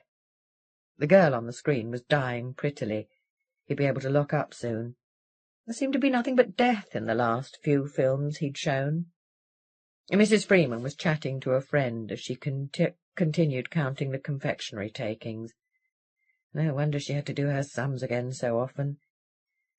"He just bit my head off," she was saying. "Well, that's nothing new. I think he just uses his mother's death as an excuse." She was talking about him. "When you've finished that," he said coldly, "tell Mr. Williams to come in at 11 tomorrow so I can talk to him." She gazed at him, horrified that he'd heard, as he strode toward the man and woman waiting by the doors. The man was tall, broad, red-haired. He looked very sure of himself. She was a young woman, about 25, 5 feet tall or so, rather petite. Her legs were a little short, but shapely. She wore a smart blue cardigan over a faded summer dress, as if she'd determined to be smart at the last moment, too late. Her brown hair was cut very close, as if she'd wanted to forget about it. A small face looked timidly mischievous, rather afraid of being itself. It reminded George of his daughter Olivia in her first days at school. If she was applying for a job, he'd be disposed in her favour so far. Now they were turning toward him. "Mr. Pugh," the man said, "I'm Edmund Hall. This is Clare. She's helping me." Mr. Pugh's dark suit was sharply pressed, but paler than when new. One button on his shirt pretended to be like the others. Clare could imagine him as a schoolboy, his loose-limbed frame squeezed awkwardly into a desk, his shock of hastily parted auburn hair standing among the heads. His long, somewhat horsey face gazed up at her, not down as now. He blinked through his horn-rimmed spectacles, squinting impatiently at Edmund, as he might have squinted at a blackboard. The lines of strain which overlaid his young face were 50 years old, maybe more. "What can I do for you?" he asked Edmund. He glanced at Edmund's card, as if it were an unnecessary distraction. "Shall we talk in your office?" Edmund said. "I've got to see the building cleared. What did you want?" "Two things. I want to write a book, with your help, and I want to help catch the man who caused your mother's death." Girls were emerging from the stalls, dabbing self-consciously at their eye makeup. "Did you enjoy the show? Good night," Mr. Pugh said. "You want to write about the man who killed my mother, do you?" "Killed her," he repeated savagely. "Not caused her death. It was a terrible business, Mr. Pugh, I agree, but I don't think he actually murdered her, did he? I understood she died of heart failure. Well, then you know more than the coroner. The inquest isn't until tomorrow." Several young girls, with fingernails like spatulas of silver plastic, ran out of the stalls, pursued by a waft of the national anthem.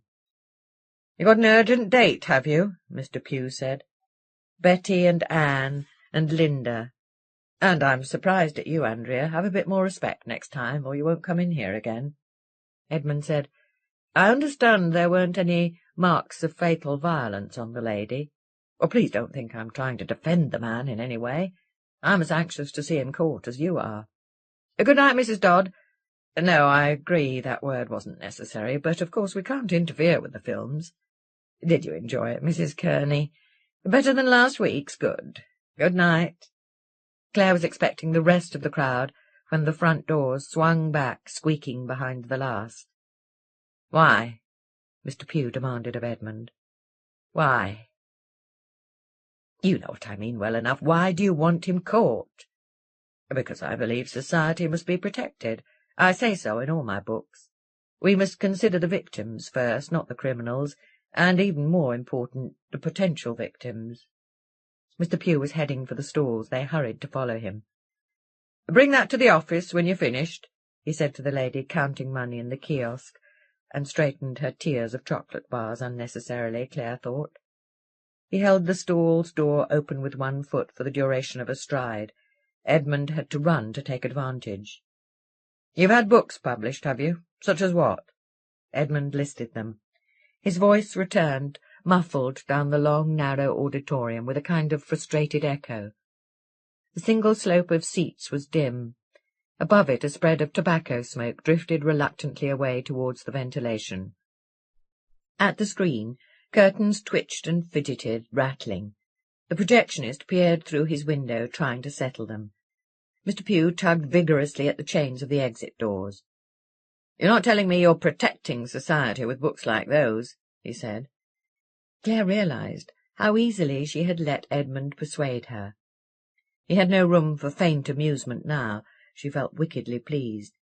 "With respect," he said, "you haven't read them. They've been praised by criminologists." "Experts," Mr. Pugh cursed. They emerged from the stalls as he hurried into his office. Clare heard the lady from the kiosk saying, "I'm sorry, Mr. Pugh. I didn't mean what I said. It was a dreadful thing to say." "All right, Mrs. Freeman. Thank you for waiting." A few of the lines on his face had softened. Clare saw Edmund note that too. Edmund motioned her to the vacant chair, then stood gazing down at Mr. Pugh across the desk. "In my own defence," he said, "I must say nobody has ever accused my books of inciting crime. Not like some of the films nowadays. Aren't there some films you wish you didn't have to show?" "Of course there are." He checked the lady's calculations rapidly. "But they're what the public wants these days. You can't go against the public. Well, that's it. You show them because it's your job." "That's right. My job," he said, locking the safe. "There's place and means for every man alive. Isn't that right? Sorry. All's well that ends well. We could all see what my job is." He glanced sharply at Edmund. "But I still don't know what job you think you're doing." "I believe I'm helping people understand what makes a criminal, and I think that may help prevent crime." "Understand?" His voice boomed in the small office. Clare started. "You want me to understand that animal? You want me to understand the man who could do that to an old lady? No, I know exactly how you feel. If it had been my mother, I'd want to meet the man who did it face to face. But it wasn't your mother, so you write about it. I don't want to catch him. I wouldn't trust myself. It's the job of the police to catch him. You help them if you want to protect society so much. We will be helping them, by pursuing an independent line of inquiry. We'll tell them as soon as we have something worth telling. But I have to make a living too, you know. I don't always like what I have to do. You should be able to appreciate that. I have my job to do just as you do." Mr. Pugh squeezed his bottom lip forward thickly, shaking his head. He reached for the phone and dialed. "Yes, it's me, dear," he said. "In 15 minutes. Bye-bye now, dear, bye-bye." It was clearly a ritual. "Sounds as if you're doing everybody's job to me," he told Edmund. "Coroner, detective, God knows what. Just tell me this. What made you pick on my mother?" He was tidying his desk, though it was neat already. "It wasn't only your mother," Edmund said. "There was another incident just as tragic. Someone caused a car crash almost outside where your mother lived. We're sure it was the same man." Mr. Pugh held open the front doors of the cinema for them and switched off the lights. "Yes, my mother mentioned it," he said.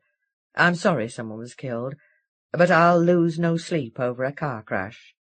He gestured at the cars hurtling by beneath the sodium lights of West Derby Road.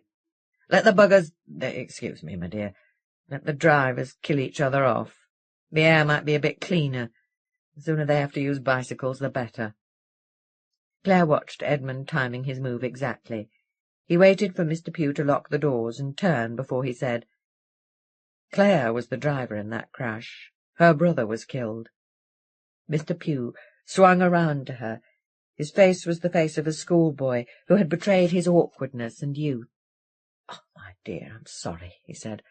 "I wouldn't have upset you for the world, and I won't try to excuse myself, but I'm under a bit of a strain at the moment, as I suppose you are, my dear. Oh, don't worry. I know what you must be going through. You can call me Clare if you like," she said, as a token of forgiveness. He smiled, but withdrew a little. She knew he wanted to escape them to hurry home. "My name's George," he said rather unwillingly. "Like my guitar." She smiled at his puzzled frown. "I've a guitar called George," she said. She thought he looked faintly insulted.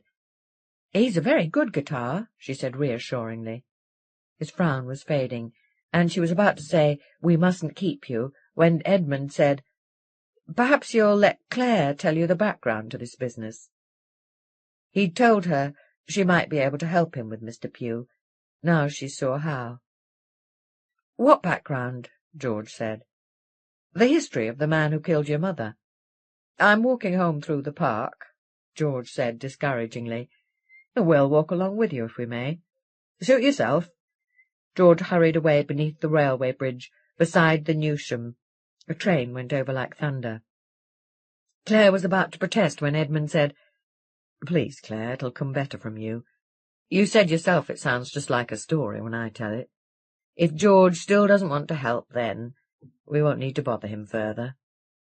"I don't want to bother him at all," she said, resounding from the bridge. Abruptly George turned back to them. "Go on, Clare," he said.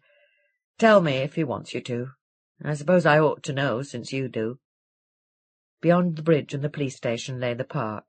The sodium glow drained from George's back. Clare hurried to overtake him.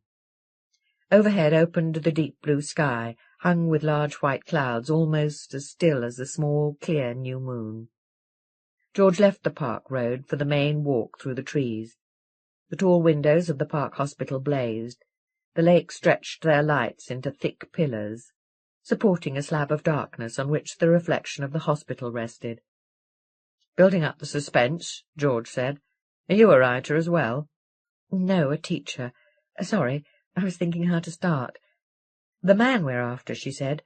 "We think he used to go to St. Joseph's School in Mulgrave Street. It was supposed to be quite a good school in its day, but now they're pulling all the houses down round here." A duck jeered raucously on the lake, flapping its wings like a wet coat.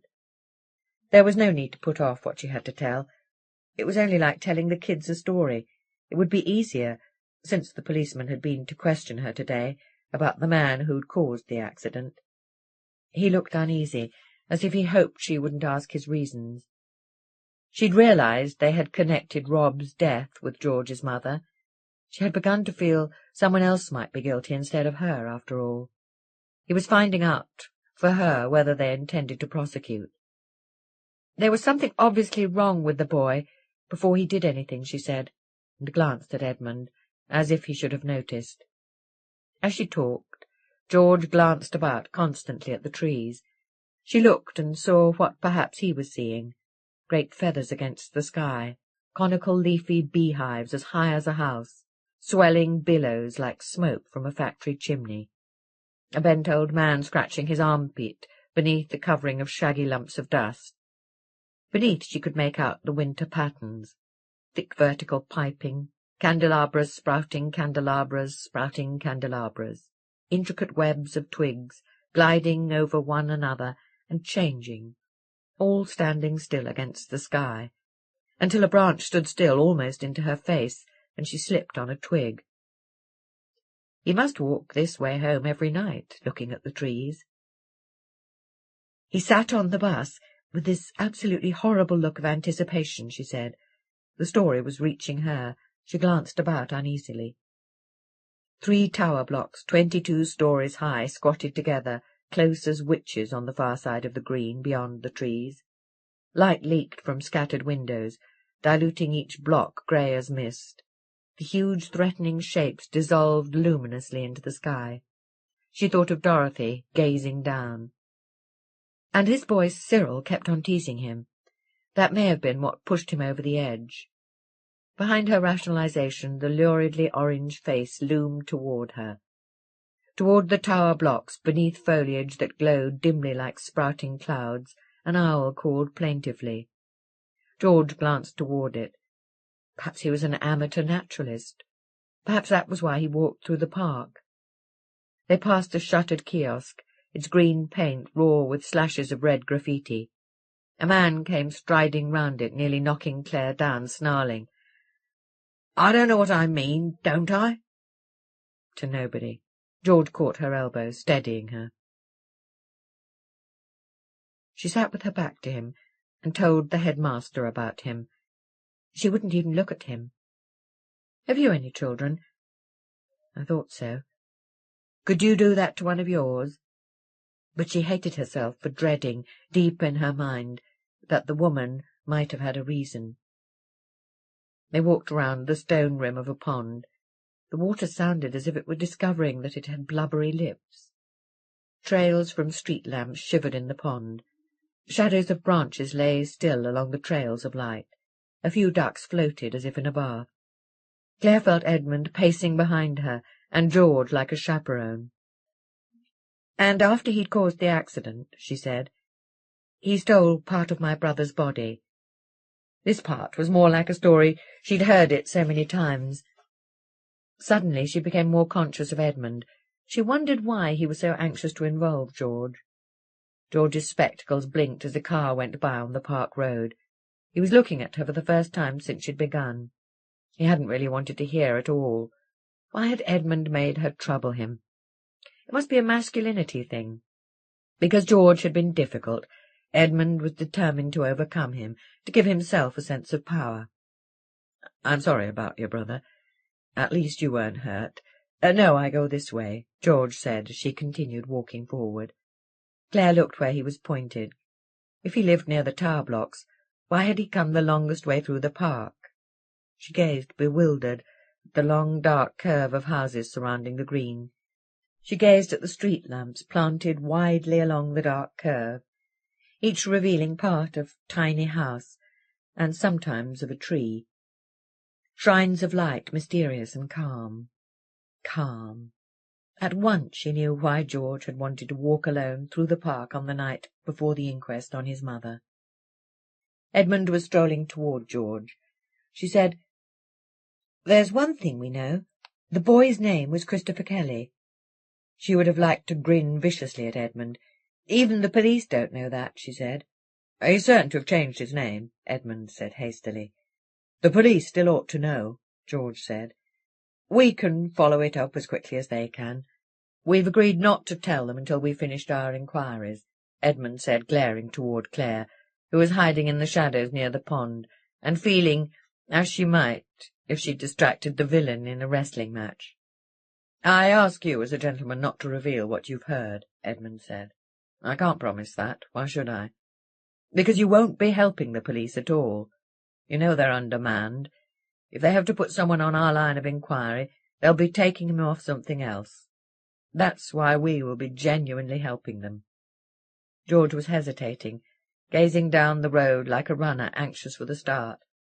"At least think it over," Edmund said. "I can tell you aren't an impulsive man." George said nothing. He wasn't going to win, Clare thought, disillusioned. "Thank you for being so patient," Edmund said. "Perhaps I could have a word with you tomorrow. I'll be at the inquest. That is, if you don't mind." "I can't stop you." "You aren't forbidding me to be there, are you?" Wearily, George said, "No, I'm not forbidding you." He hurried away down the empty, gleaming road beneath the crescent moon. Edmund began to walk back toward the Newsham to their cars. Incredibly, he seemed triumphant. "I don't think he's the sort who'll tell," he said, and she could hear that he was forgiving her. "I don't think we've anything to worry about."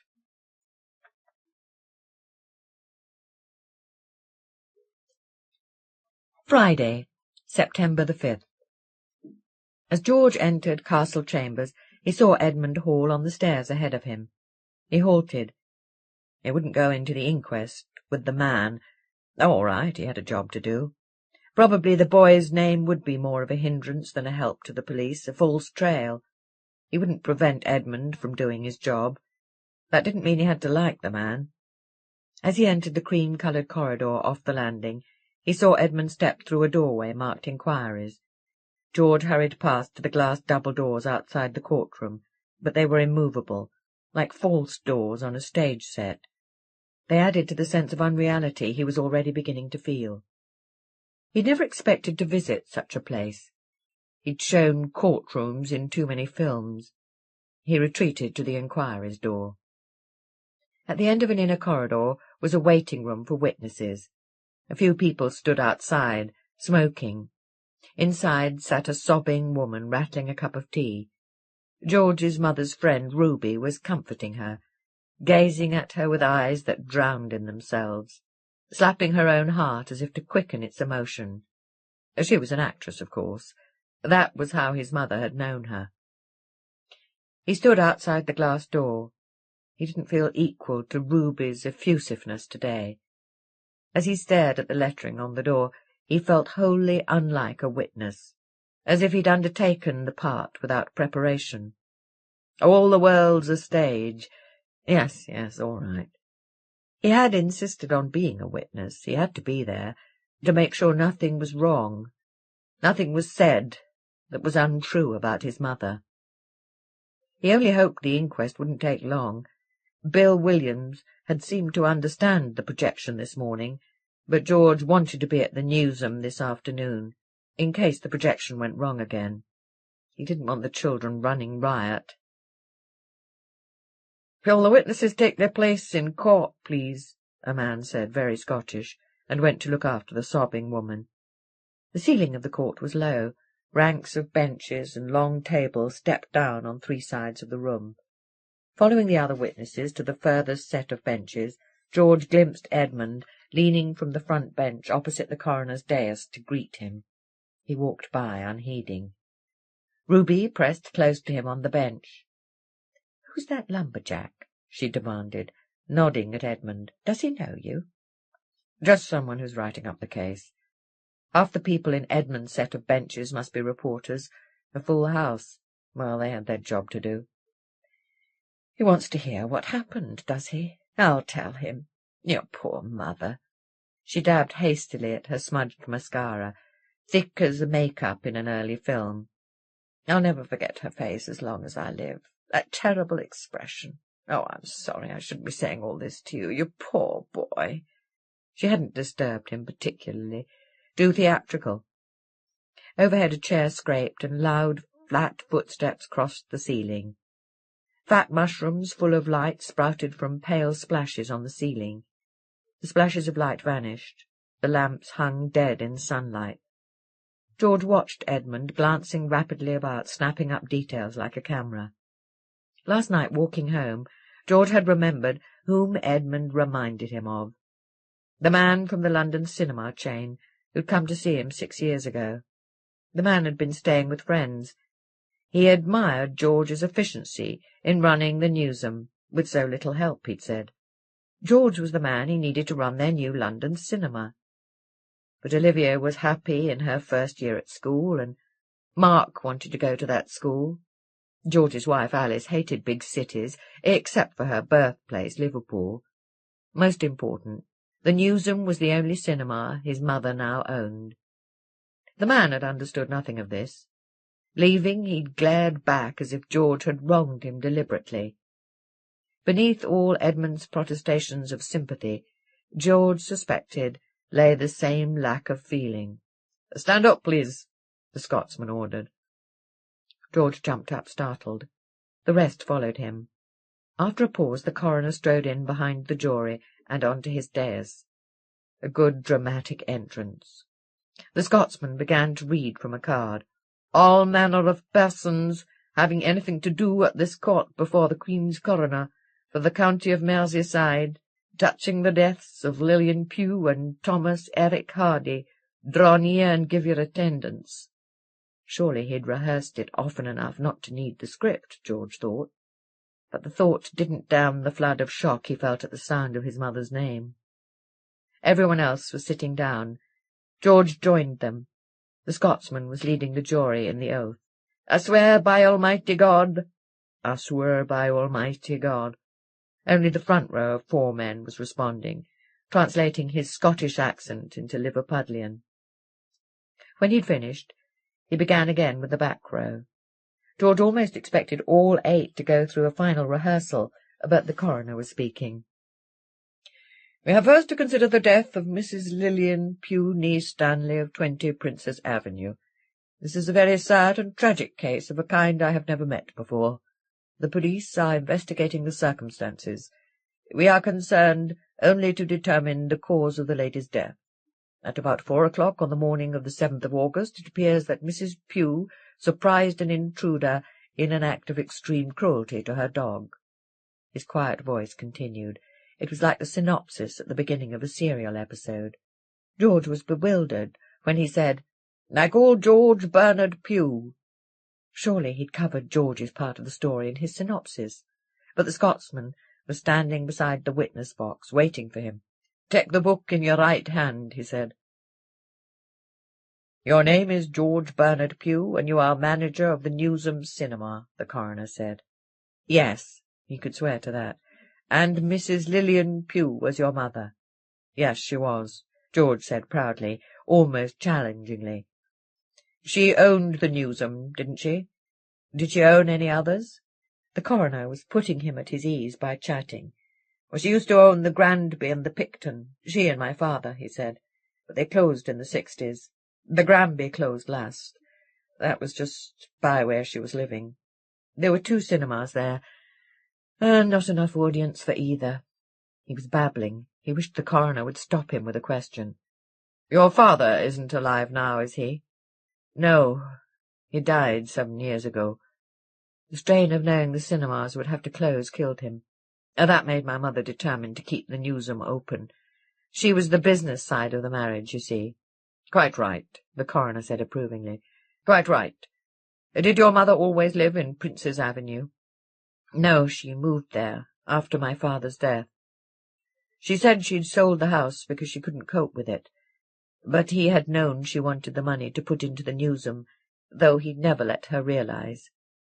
And did you often visit her there? Did you visit her on the night of the 6th of August? Yes, I did. The jurymen were beginning to look away from him, dreading naked grief, but he felt that the coroner would lead him skilfully around that. He would be able to get back to the Newsham soon. I visited my mother, Mrs. Lillian Pugh, on the night of the 6th of August, the coroner said. That's odd, George thought. I didn't see you there. It took him a moment to notice the tape recorder to which the coroner was confiding information. At about what time did you leave? Midnight. Did you happen to notice whether the front window of the flat was open? Yes, she often left it open a little in summer. Rex guarded it during the night. Rex was your mother's dog.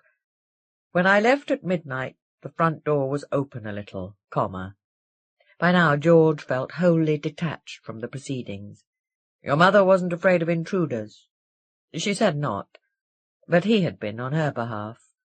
Alice and he had no room for his mother, but that hadn't made it easier to think of her on Prince's Avenue, among the gangs and burglaries and racial confrontations. The questions continued, and the echoes. Yes, his mother had had a couple of heart attacks, nothing serious, the doctor had said, provided she took it easy. No, she hadn't seemed unwell that night. Silently he remembered her saying, "Good night now, dear," turning carefully back toward the lighted hall, supporting herself with a hand on the doorknob, glancing back to make sure he was safe on his bicycle. He felt Edmund gazing intently at him, as if he thought angrily he had written the script. "Do you know of anyone who might have had a grudge against your mother's dog?" "No, nobody." The police had asked him that. "Oh, she would have told me," he said. "Thank you very much, Mr. Pugh." Was that all? Seemed to have petered out, like some of the films he had to show nowadays. The coroner was telling the tape recorder that he knew nobody with a grudge against his mother's dog. "I called Ruby Roberts," he said. Ruby swept her coat about her like Caesar adjusting his cloak for an oration, and grasped the Bible, gazing up as if she were Joan of Arc, yearning for a friendly voice. "Is Ruby Roberts your real name?" the coroner said. "Yes," she said, eyes blazing. "It certainly is." He nodded, smiling faintly. "And did you know the deceased Lillian Pugh? You knew her from the theatre, didn't you?" "Oh, don't start on the theatre," George thought. "We'll be here all day." "I knew her husband first," she said. "He was on the stage, of course, before he went into showing pictures. An actor, and a fine man. How he would have felt if he had seen his poor wife there on the floor." "All right now," the coroner said, holding up one finger. "We're coming to that now. You went to Mrs. Pugh's flat on the morning of the 7th of August. George switched off then. He felt almost disloyal listening to Ruby. It was like watching a play about his mother's death, but then everything about his mother's death had seemed theatrical. Ruby's telephone call to him, hinting breathlessly at horrors, even the sight of the body. At the morgue he'd waited in a small bare room. Suddenly the curtains at a window before him had parted, exactly like the opening of a first act, and there had been his mother lying covered with a sheet beneath a symbol-shaded bulb. He felt cut off from her by more than the glass. Once he and his parents had played a game to see who could feign death the longest. His mother had looked more convincing then. Behind the glass she looked like someone inexpertly made up to resemble her. She was lying on the carpet, covered with blood, Ruby said. Must have ruined the carpet then, his mother's favourite, the Persian. His mother's friend, Mr. Billington, who had used to manage a cinema, and who helped out at the Newsam for no more payment than the chance to watch films free, was sorting out everything at the flat. George hadn't been able to go there, but now he couldn't avoid hearing what Ruby had found there, what she'd held back from him for weeks. "I could see they were bites," she said, "but that wasn't what turned me sick. It was the look on her face." She was looking at Rex, poor faithful beast. She leaned toward the jury and said in a whisper that filled the court, "She died of knowing that what had happened to Rex was going to happen to her." That was her exit line. The coroner thanked her, but didn't repeat what she'd said. A young policeman took her place in the box, blushing. Ruby sat down beside George, holding her heart with one hand, squeezing his hand with the other. All at once, with a cold horror for which he was wholly unprepared, George realized the policeman was confirming Ruby's story. The policeman wasn't playing a part. He was plainly embarrassed and disturbed by what he had to tell. The court snapped into place around George, sharp and close. He saw the intent faces. He saw Edmund gazing at the coroner, admiring his lucidity and skill. He saw the young policeman's white face, and knew he had been sick after he had seen George's mother. He felt his own legs trembling uncontrollably. He pressed his knees together, but still they shook. Now there was a pathologist. The coroner echoed him. Even the echo was no longer unreal. It was twice as real, unbearably so. George saw his mother turning anxiously in the doorway to watch him ride away. "Yes," the pathologist said, "there were numerous lacerations. The marks of teeth. Not an animal's. Portions of the flesh had been—" George's horror was mixed now with the helpless rage that his audience should hear what had happened to his mother. All he could see was Edmund's face, alert for every word. All he could hear was his own blood punching his ears furiously. "Stand up, please," the Scotsman said. "Stand up, please," the Scotsman said. The jury had returned now. The coroner strode in. "Mr. Foreman, what verdict do you return on the death of Lillian Pugh?" "Pardon," said the foreman uneasily. "What is your verdict?" the coroner said, still as quietly. "Death by misadventure." "Yes." The coroner was nodding slowly, as if he knew the verdict was inevitable, even if not entirely satisfactory. Death by misadventure, George thought wildly, as if she had died in some unavoidable accident. The coroner was gazing at him. "Please accept my deepest sympathies. "And my hope that the culprit will quickly be brought to justice," he said kindly. In a moment he was standing up. "Stand up, please," the Scotsman said. The reporters were leaving. They had come only to hear about George's mother. Now that the show was over, they were hurrying to lunch, a pint and a pie. George glared so fiercely at Edmund that he turned and followed the reporters. George waited until the man had had time to leave the building. "I'll be in touch with you soon," he told Ruby. He couldn't bear her just now. Reporters were crowding outside the courtroom. For a furious moment he thought they wanted to interview him. Then he saw they had surrounded Edmund. "I didn't know you were back in town," one was saying. "I'd have thought our provincial crimes were beneath you these days." George heard the sarcasm. It fed his own rage and his dislike of Edmund. His feelings welled up beyond his control. "He's here writing a book," he said viciously. "All about the things this monster's done. No doubt it'll make him a lot of money." He strode furiously downstairs. In a room off the landing, a girl was washing teacups by an urn. He halted in the wide sunlight of Castle Street at the edge of the lunchtime crowd. He must go home to Alice. He wouldn't be fit to run the newsroom until he'd told someone about all this. It was minutes before he ceased shaking and was able to cycle home. Saturday, September the 6th. "What makes a man a monster? I'm here to find out," says writer. Most people, unless their sensibilities have been numbed by the world we live in, still shudder when they hear of a murderer at large. But one man who has reason to rejoice at every new atrocity is Edmund Hall. His first book, Secrets of the Psychopaths, which he describes as a serious study of the criminal mind, contained detailed descriptions of sadism, incest, cannibalism, and necrophilia. It sold 100,000 copies. "Crime has fascinated me ever since I was a child," says Mr. Hall, who describes his book as helping people to understand crime. Now he's in Liverpool researching his new book on a psychopath. Yesterday he sat in on the inquest on Mrs. Lillian Pugh, whose death last month is being investigated by the police. One man who is less than happy about Mr. Hall's research is George Pugh, the son of the deceased Mrs. Pugh. After an angry scene with the writer outside the coroner's court yesterday, Mr. Pugh told our reporter that the book was bound to make a lot of money.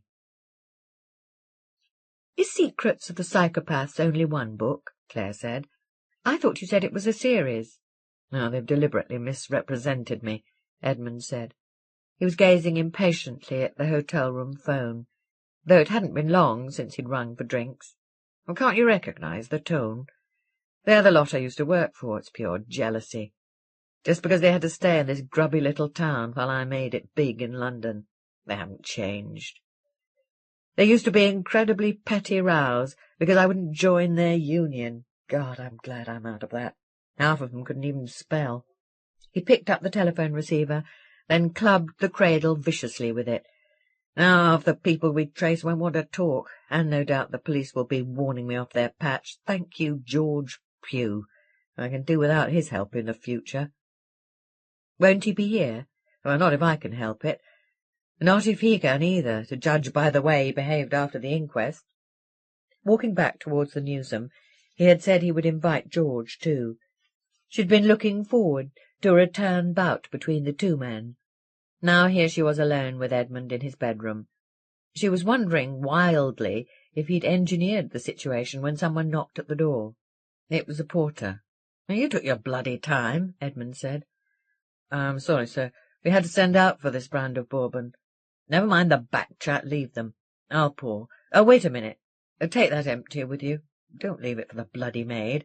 I don't want to sit and look at it, do I?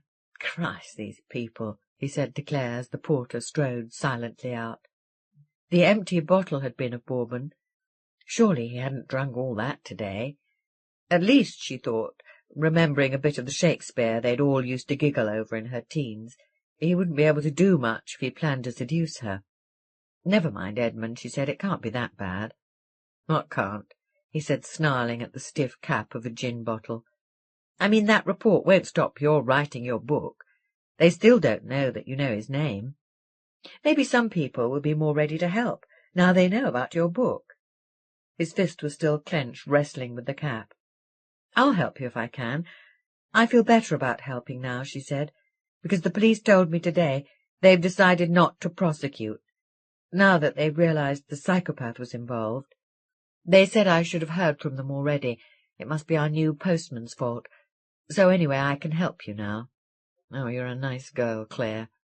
He was filling her tumbler with gin, well past her cry of protest. We're going to get on well together. I'll tell you one thing I don't like about London. It made me forget there were girls like you. Oh, yes, she said, laughing uneasily. Yes. Oh, you're not like the woman down there. Too bloody sure of themselves, all of them, and half of them are fake inside and out. Listen, he said, I haven't bought you that dinner yet. What night are you free? Oh, I don't know, Edmund. All she could see was his small, dented nose, twitching a little like a sleepy rabbit's, amid the solemn, frowning friendliness of his face. Not for a while, she said. He brought her gin and tonic, rocking stormily in its tumbler. Oh, come on, Clare, he said, putting one large hand on her shoulder. It leaned there, hot and moist as a patch of fever. You're not doing anything tonight, he said, stooping his face at her. She edged forward on her chair. He tottered sideways to keep hold of her shoulder, almost overbalancing. His eye had pulled free of his face and was caught in the lens of his spectacles, blinking in front of itself. I'm very busy tonight. I must straighten up my flat before the school term starts. At once, like full stops, forbidding him to add to her paragraph, came 3 sharp knocks at the door. You bugger, Edmund said. He levered himself away from her and strode furiously to the door. Surely, as a writer, he ought to appreciate dramatic timing. And what's your problem? He demanded. At the end of the hall, beyond the bathroom, a young man's voice said, I hear you want help from the victims of the man you're hunting. Oh, yes, Clare cried. We do, don't we? The young man strode lithely into the room and gazed at her with unconcealed delight. His shoulder-length fair hair swung against his face. He shook it back impatiently, gazing at Clare as if she were an unforeseen bonus. Hello, he said. Who are you? Edmund appeared from the hall, nose twitching with displeasure. Her name's Clare, he said. I didn't catch your name, the young man said to her. I'm Clare. Who are you? I'm Chris Barrow. She felt uncomfortable beneath his gaze, yet not unpleasantly so. Somehow it was too open and childlike to be embarrassing. His clear-skinned, shaven face looked very young, late teenage, but that might have to do with the sense of innocence she felt in him. He strode into the room as if nothing bothered him, like a child who has yet to learn self-consciousness. Even his clothes, a wide-sleeved oriental shirt, joining his flared trousers snugly at his tight, heavy crotch, drawing her gaze there, seemed part of a little boy's inoffensive, delighted exhibitionism. His eyes were surrounded by thin silver frames. Nobody had ever looked at her like that before. When Edmund had said she looked like a ballerina, she hadn't seen his face, but there was no sign of flattery on Chris Barrow's. Edmund gripped the bourbon bottle, stalking his claim. Who told you I needed help? He demanded. The newspaper that interviewed you. Well, they would. What makes you think you can help? I'm a victim. Well, my cat was. His pale, gaunt face was flushed now. Your cat? Edmund said, snorting mirthlessly. You're joking. No. Why? They found her in the alley, half-eaten, not far from where Mrs. Pugh lived. Strange, I didn't read about it. It was in the paper. I've still got the report. I'll bring it to show you, if you like. I'm not that interested. Edmund rolled the neck of the bottle between his fingers, as if it were a good cigar. I can't offer you a drink, he said happily. No more glasses. You can finish mine if you like gin, Clare said. It's okay, I don't drink. Edmund stared at him, stretching the silence, clearly hoping he would leave. What do you do? Clare asked Chris. I'm with TTG, Total Theatre Group. She could see he thought she was distracting him unnecessarily, but Edmund seemed determined to ignore him. "What sort of things do you perform?" "Street theatre, mostly, and in the parks. Stuff for kids, particularly." "Is that all?" Edmund said. "Sounds more like a game to me." "Oh, right. But everything's a game, really, isn't it?" Edmund stared at that contemptuously. "Do you visit schools?" Clare said. "Yes, sometimes. Maybe you could visit mine. I'd like my kids to see some sort of theatre. It would help them, I think." "Oh, right, yeah. Or get in touch with TTG at the Upper Parley Arts Centre. Anyway," he said to Edmund, "I'd better tell you about my cat. I don't think it's any use to me." "Why not?" Chris asked. Clare sensed his impatience, uncomprehending as a child's. "Did you see the man do it?" Chris gazed at him speechlessly. "You see what I mean?" Edmund said. "You've no proof it's connected with this case. It's not worth putting in my book, a dead cat in an alley." Chris's shoulders shifted restlessly. In that moment he seemed to Clare hardly more than a vulnerable little boy. "She was worth a lot to me," he said. "I used to play with her." Edmund stared at him. "The people who are helping me have lost relatives," he said, "not bloody cats." After a moment Chris whirled and stalked out, slamming the door. The bottles chattered on the tray. Edmund poured himself another bourbon, sniggering. "Bloody prima donna," he said. Was it necessary to be so nasty to him? "I'm sorry. I can't stand his type. London's full of them, poncing about, pretending to be artists. I doubt he's ever done a proper day's work in his life." "I still think his story sounded genuine." "Oh, it was. I wasn't going to tell him, but I'd read the report he mentioned. I just couldn't have stood having him around. Besides," he raised his voice as she turned her back on him, "a dead cat could have been anything. A mad dog might have done it. That area's full of strays." Clare gazed down 10 stories at the Saturday crowd in Elliot Street, a swarming, multicoloured beehive. Behind her, Edmund said plaintively, "You're not going to walk out on me as well, are you?" The cathedrals challenged each other above the roofs, the red sandstone Gothic tower of the Anglican, the spiky glazed lantern crowning the concrete drum of the Catholic. "I've said I'll help," she said without turning, "but you won't tell me how." "Well," he said, "are you back at school on Monday?" "Tuesday." "Oh, then you've got yourself another job. Try to find out the address of Kelly's mother, or whatever she was, if she's still alive. She looked pretty old when I saw her. I've tried ringing the education offices, but they wouldn't tell me. Seemed suspicious."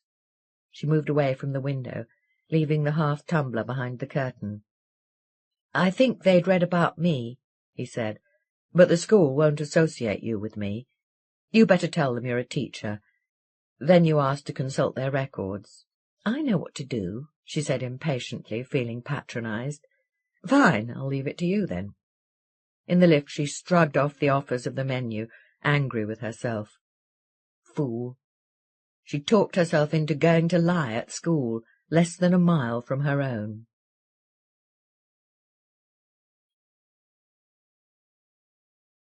Monday, September the 8th. "Go all the way up them stairs," the boy said. "The staff room's at the top." Clare leaned against the railings, trying to fan away some of the still oppressive heat. In a minute she would go up. She was from the Vale School in Egbert. A relative of Christopher Kelly's guardian needed her address urgently. She didn't know why. The education offices had mislaid the address. The Vale School didn't have it. St. Joseph's was the relative's last hope. Since Clare had to come home this way, the head had delegated her to fetch the information. They'd felt they ought to send someone personally. Certainly her school, the Vale School, would never give out such information over the phone. Irrationally, she dreaded meeting someone here from her own school. Durning Road Primary? Nonsense. The staff would be making the most of this last day of their holidays, but she couldn't rid herself of the dread. If she met them, what would she say? She gazed out through the railings. The sky was overcast. Fragments of china blue were trying to pierce the slow grey wool. Around the school, the windows of derelict terraces were curtained with corrugated tin. Facing her at the end of a side street, one house had been torn down. 4 of its hearths still clung to the next house, black shrines to soot. She could smell houses smouldering. Against the dull sky, birds rose and swooped like black tatters of ash. Uniformed boys were staring at her, this alien creature. Some of them towered above her, gangling. She felt dwindled. She couldn't go up those stairs. One of the older boys swaggered by, whistling loudly, to show his friends he could. She remembered they were only boys, and she'd let them deter her. She strode through them to the doorway in the long Victorian building to the stairs. The stairs were wide black stone. They made her footsteps clank however carefully she walked, like children shouting a message she'd wanted to keep to a whisper. She clanked upstairs loudly, defiantly, feeling hemmed in by the railings that barred children from the stairwell. "I must have this address urgently. I'm from the Vale School." In fact, she had just come from there. They'd said they would need a request on headed notepaper for the information. They had seemed suspicious. Round up and round and up, clank, clank. "I'm from the Vale School." At the top, a notice on a dauntingly tall door said, "Knock and wait." The door was ajar. She went in. She thought at first the staff room was empty. Nobody sat at the long central table, which was bare except for a Bible, and lying in a pool of ketchup on a plate, the chewed stump of a sausage roll. Even the greenish walls seemed deserted. There was a smell of charred baked beans, saucepans gathered in the sink wearing dirty plates. Men, Clare thought angrily. She was angry with herself for having dared the stairs for nothing. Then a grey-haired head rose above the end of the table and demanded, "Yes?" The man had been sitting back in an easy chair. She guessed him to be in his early 60s, but the lines that pinched his eyes and mouth were less lines of age than a weary cynicism, the kind of cynicism she'd seen turn to vindictiveness. She had hoped for a young man, so that she could make him feel masculine for helping her. But if she didn't go through with it now, she couldn't come back. She was reaching for her story when he said, "If you're here for David, he'll be back at 1. The large clock on the wall said 25 to 1. The minute hand sprang up a minute. Before she knew what she was risking, she said, "Has David told you all about me?" If he had, she could say, "Well, you can see that's not me," laughing, passing it off as a joke. She didn't mean any harm. Please let her go now, only a joke. But the man said, all he said was that if a girl came up, she'd be for him. Aren't men conceited? She was beginning to enjoy the game, even though she felt light-headed, almost weightless. She floated to the easy chair opposite the man. The clock's hand twitched, as if the nostrils of its winder-holes were tickling. 23 minutes. "Have you worked here long?" she said. "Since you were in your cradle, I should think." She toyed with a magazine that had perhaps been confiscated. "He cut up young virgins and laughed. His potency came from not having orgasms." "You must have been here when Christopher Kelly was," she said, gazing blindly at the magazine. His bright, sharp eyes were scrutinizing her. "What do you know about Kelly?" Well, she had to chance it. "David said—" "David wasn't here then?" "No, someone told him about it. Perhaps you did." "I shouldn't be surprised." He'd completed his scrutiny. She managed to look up. "That terrible boy," he said, shaking his head. "These children today are bad enough, but I don't think anyone who was here then will ever forget him. I only hope he had no lasting influence on the other children. He had too many friends, that boy. He was always riding someone else's bicycle. He shouldn't have been allowed into an ordinary school at all. That's not our job, that kind of case." She nodded eagerly. Perhaps he would tell her something new about Kelly. He might even give her a cue to ask to look at their records. "I pity whoever had to deal with him after he left us," the teacher said. "And his poor grandmother, having to look after him by herself. Oh, dear. Do you know, I think he was even worse when he came back." "Came back here?" Her surprise was showing. "To this school?" "That's right. He frowned at her. "Why are you so interested in Kelly?" he said sharply. "Didn't David tell you what I do?" "He told me nothing, not even your name." "Oh, God, a name. It's Clare," she said. "I'm a teacher, too. That's why I'm interested." "Haven't you a surname?" She'd anticipated that. She grabbed the last name she could remember having heard. "Clare Barrow," she said. "You've come into teaching. May God protect you, then. The law won't. Or are you one of those who don't believe in upsetting the little dears? Let me tell you, I used to teach them more with a clout around the head than half these people teach them in years. But now it's, oh no, you might damage their poor little brains. Brains? Half of them haven't got any, and most of the rest are warped beyond repair. These days they're sending them up from the junior school not even able to read, and as for spelling, oh dear me, the teachers want teaching themselves these days." "Have you tried teaching a class of 35 lately?" Clare said furiously. "Maybe if they gave us enough staff for a sensible pupil-teacher ratio, you wouldn't have so much to complain about." He relaxed visibly. "Yes, you're a teacher," he said. "I thought for a while you were trying to delude me. We have to be careful in this district, you see. Last year we had a man pretending to be an electrician. He didn't get past me. I don't exercise every day for no reason. He must have been 30 years my junior, but I held on to him until the police arrived." 17 minutes to 1. Clare smiled, nodding. "He doesn't suspect any more," she reassured, her cold hole of fear in her stomach. "You were saying Kelly came back," she said. "Yeah, he came back. Dear me, he did. When I saw him in the playground, I thought it must be his double until I saw his expression. No one else on earth ever looked like that.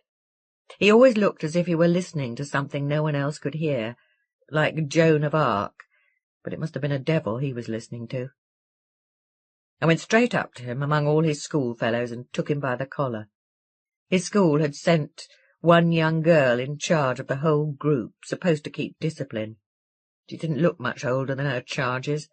I told her in front of them, 'We've thrown this one out. Don't think we won't throw him out again if he isn't on his best behaviour.'" Clare smiled down at the magazine. She didn't trust herself to look at him. Interfering old maid. She'd have liked him to try that on with her. "Am I boring you?" he said. Was his power over his victims black magic? "No, of course not," she said, forcing herself to lay aside the magazine and smile at him. "Please go on." "This young girl told me they were from the Vale School. They'd come to give us an end-of-term treat," he said. "I wasn't interested. That's not why the county pays for schools. Of course, it wasn't up to me to challenge the head's decision," he said rather bitterly. "So here was Kelly back again, as if he hadn't entertained us enough when we had him. My class had to go to watch their treat, but I didn't. I wasn't going to let that boy have me as an audience, though some of my colleagues had no compunction. I came up here and marked homework, and that was how I came to see Kelly chasing the cat. The caretaker had a cat called Felix.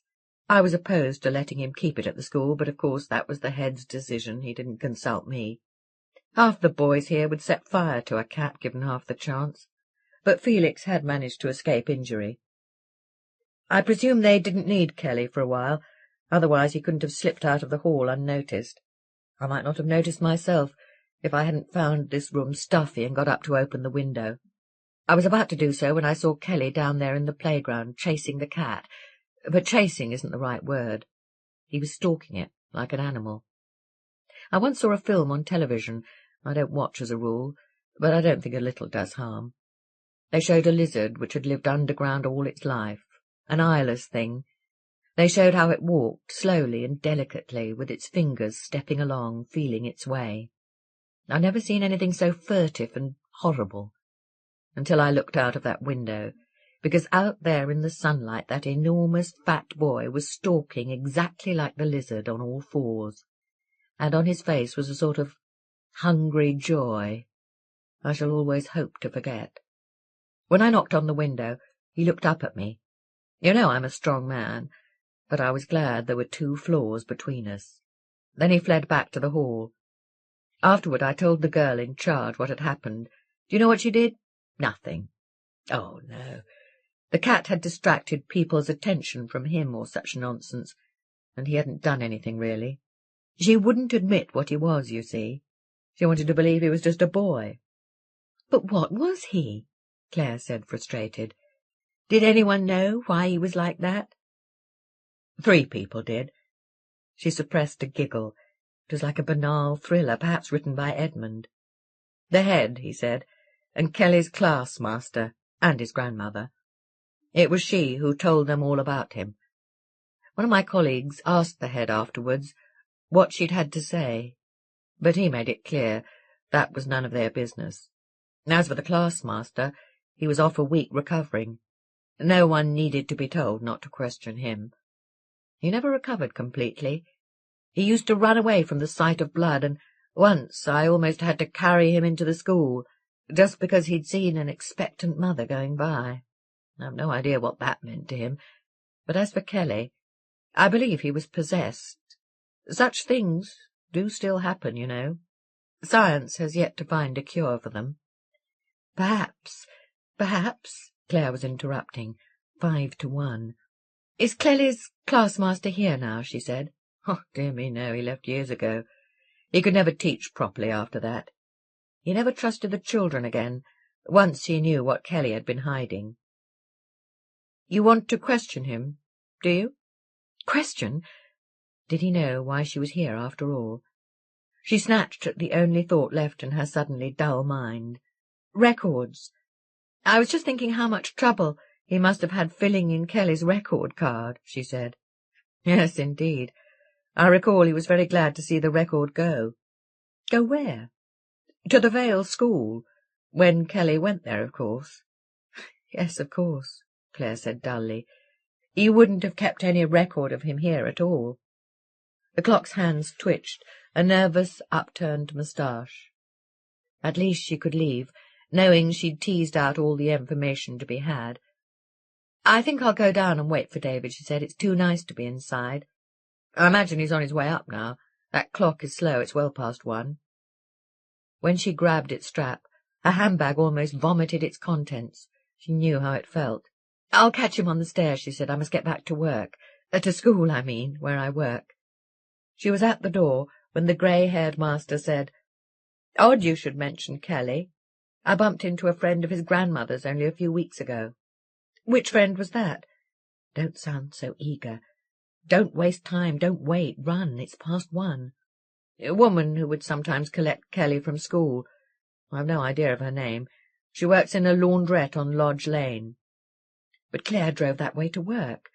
Which? The one on the corner of... Oh, God. David would open the door in a minute. The door was too thick for her to hear him coming. Of Cedar Grove? No, the one next to the bingo hall.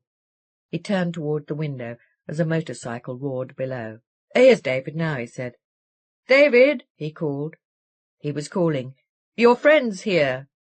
As she ran stumbling downstairs, her heels slipping from a stone edge, a young man appeared in the doorway from the playground, unstudding his crash helmet, as she caught herself back by the railing from the sharp stone edges below.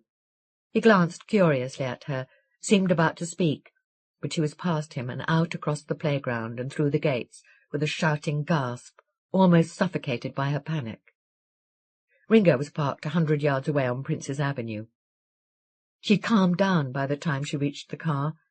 She'd done what she had set out to do, and no thanks to Edmund's patronizing advice. There was something else she could do now, without his approval. She climbed into Ringo, pressing herself determinedly against the hot leather, and drove away.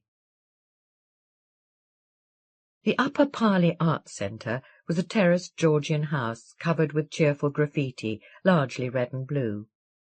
Clare was fascinated long before she was close enough to be sure what it was. A red and blue front door, red and blue walls beyond the windows. The paint was bright, despite the discolouring gusts from passing traffic, but the building seemed empty, hollowed out by echoes.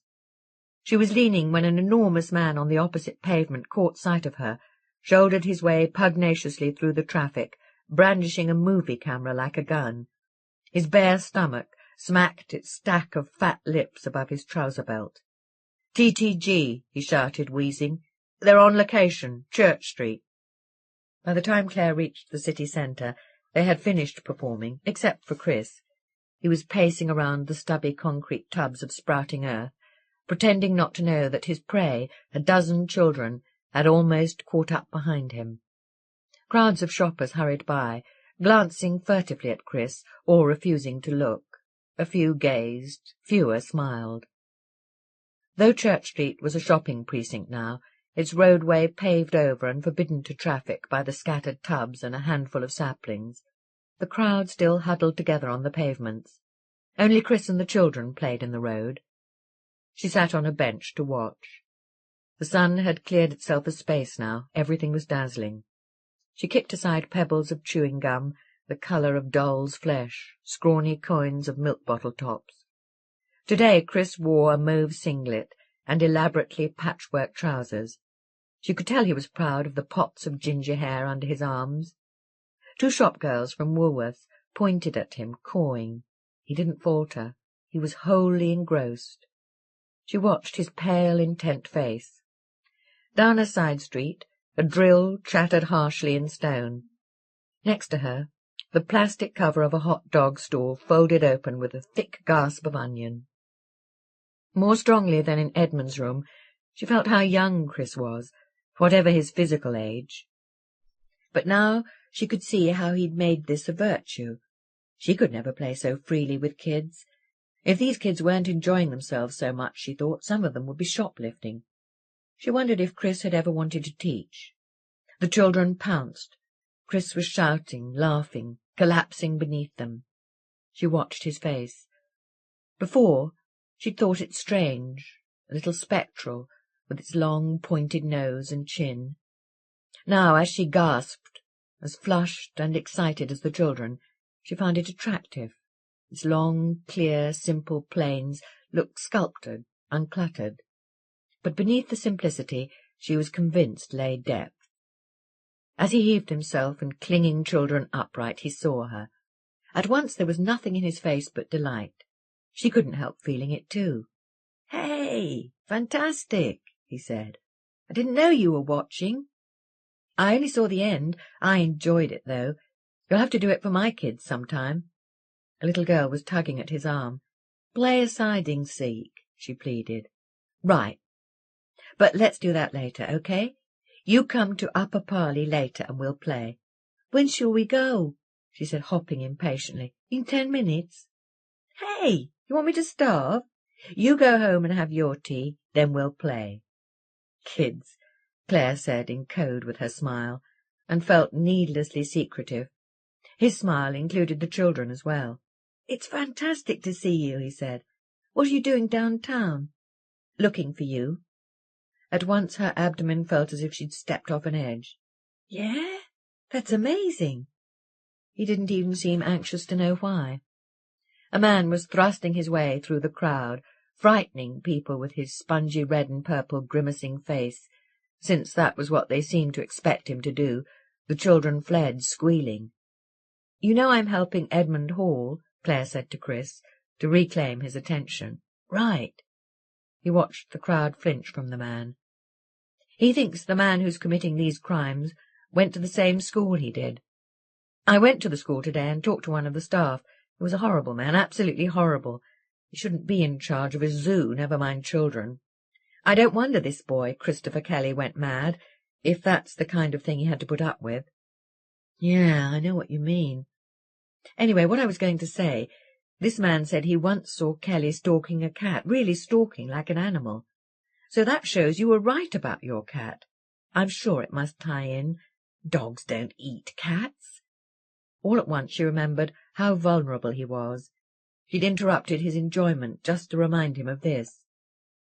"I was angry with Edmund for saying what he did," she said, but it sounded like a feeble excuse. "About my cat? Yeah. Well, she's gone now. Anyway, she was only a cat." She was delighted he was taking it so well, though perhaps he had sensed her anxiety and was pretending. "That's all I came to tell you," she said. "Yeah. You came just to tell me that. That's really nice. Thank you. Listen, come and eat," he said. She slumped inside herself. After the tension she'd felt with Edmund and at St. Joseph's, Chris was almost too much of a relief. She felt exhausted.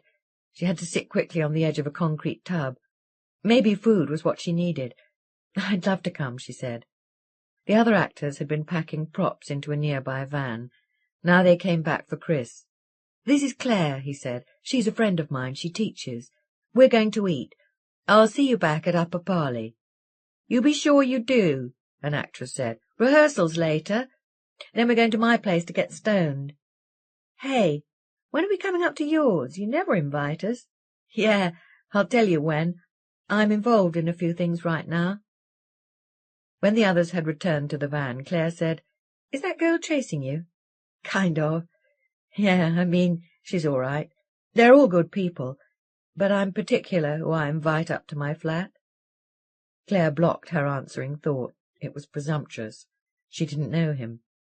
Still, she could tell he liked her. "Where shall we eat?" she said, to shut herself up. "Anywhere, you say. It's too late for the cheap lunches. There's the Master Mariner's. That's self-service, not expensive. Listen, don't worry about the price." Was he offering to buy her lunch? He mustn't do that. His acting couldn't earn him much. She'd argue when the time came to pay if she needed to. "The Master Mariner's food is good," she said. They headed for a side street. The sun rang blinding in the metal sign of a corner shop, set with computer type. Off Church Street it was slightly cooler. Clare hurried to keep up with Chris before she realized he was strolling. He was strolling as though he enjoyed it, as though he weren't forced to slow down for her. Her self-consciousness faded. When he caught up, she began to stroll too. She gazed in a shop window. She slowed, gazing at a heavy necklace of smooth, richly brown beads, darkly glowing wooden ovals. It hung on the reflection of her African print dress. "Yeah, that really goes with your dress," Chris said. "That's perfect." And he hurried into the shop. She was still gazing into the window, waiting for Chris, when a girl lifted the necklace from its hooks. Clare glanced wistfully beyond her and saw Chris holding out his hand for the necklace. Clare thumped the window, shaking her head vehemently.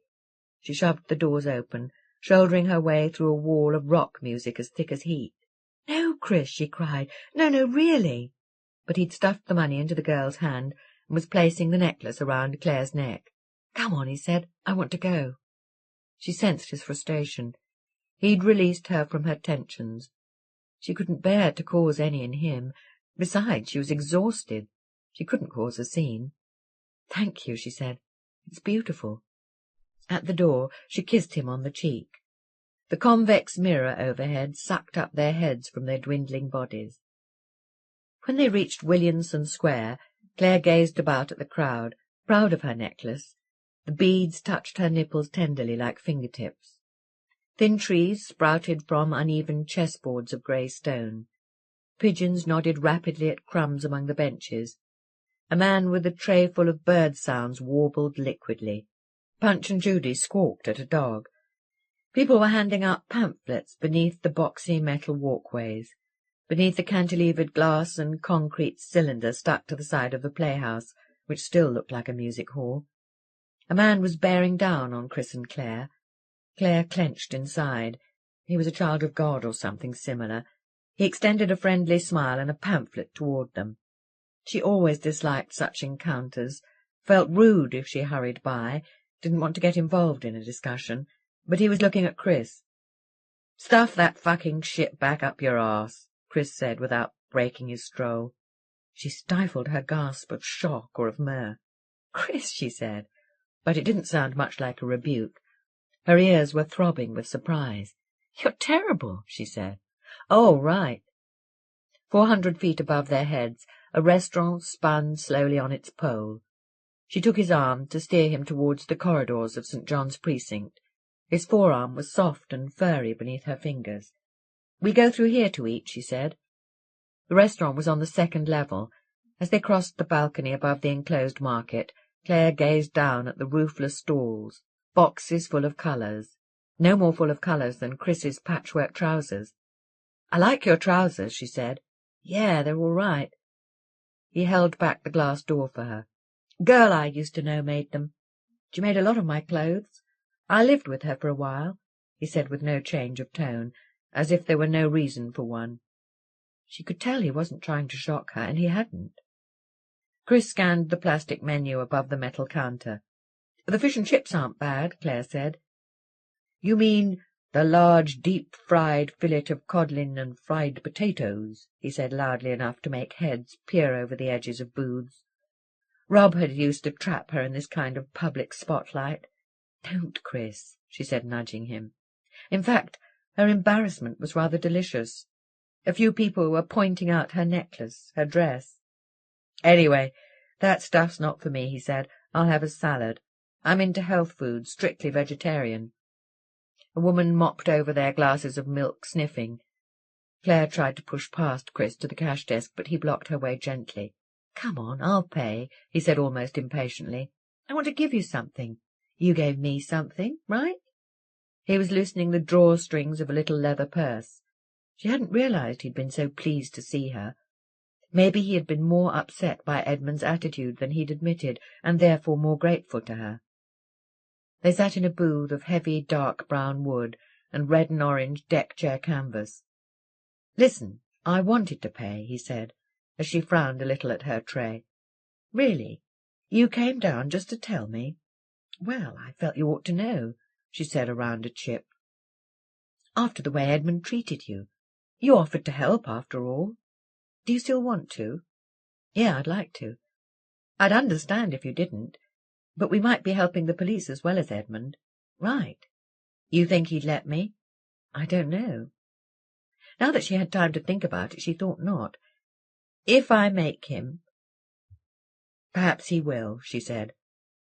Below the window, shoppers stumped grumpily up a paralysed escalator toward the market balcony. Across the road a marquee said, "Come to me, all you that labour and are burdened, and I will give you rest." Clare remembered the building as a cinema, offering Girls in the Sun and Women by Night, which she'd taken a while to recognise as a double feature. When Chris stopped, spluttering with laughter at that, he said, "Do you like teaching?" "Yes, I do. More than anything else that I do." "Yeah. That's really the way to be, right?" "Yes, it is. You like your job too, don't you? You like kids." "Right. You saw that. I like playing with them." When he saw her expression sour, he said, "Huh? What?" "I was just thinking of that teacher. He was so horrible. You couldn't imagine him playing with kids. He really hated them." Her brow pinched at a memory. "I got one more thing out of him. I was trying to find out where Kelly's grandmother lives, his guardian. Oh, yes, Christopher Kelly is the name of the boy we think we're after. Well, I couldn't work round to that. But there was a friend of hers who collected him from school sometimes. The teacher told me she works in a laundrette." "Yeah, fantastic. Let's go and talk to her. I haven't thought what to say yet." He stuffed the whole of a lettuce leaf into his mouth and was chewing vigorously. "Don't worry," he said, his mouth sprouting and retrieving green. "I'll get the address out of her, if that's what you want. You watch me." He might be more convincing than Clare, but just now all she wanted to do was to eat her meal leisurely. "All right," she said, "but not today. You promised to play with those kids." "Yeah, right. I can do both. It won't take long. I just feel right for it now. I mightn't tomorrow," he said, casting his cutlery loudly on his plate. "I mean, don't hurry. I can wait." He shook his hands impatiently in what she took to be an attempt to calm her. "We'll go and see her when you've finished. Then you'll be able to tell Edmund I helped, right?" She could feel his frustration, almost like a threat of violence. She ate slowly, determined to do so. She felt him urging her faster, faster. She laid her knife and fork beside a few chips. "Come on, then," she said. "I've had as much as I want, unable to bear more." Ringo was parked behind Church Street by the Bluecoat Chambers. Birds in trees shouted above the cobbled courtyard. A traffic warden had trapped a motorist and was lecturing him ponderously before issuing a ticket, confidently dictatorial in her uniform. Clare resented the woman, and resented the way Chris was making her hurry to keep up with him. When he saw Ringo, he said, "That's a sweet little car." "That's about the word for it," she said. a noddy car. Her tone made him glance at her. Although he was a head taller, she didn't feel he was looking down. "Don't you like your car?" he said. "I don't like me."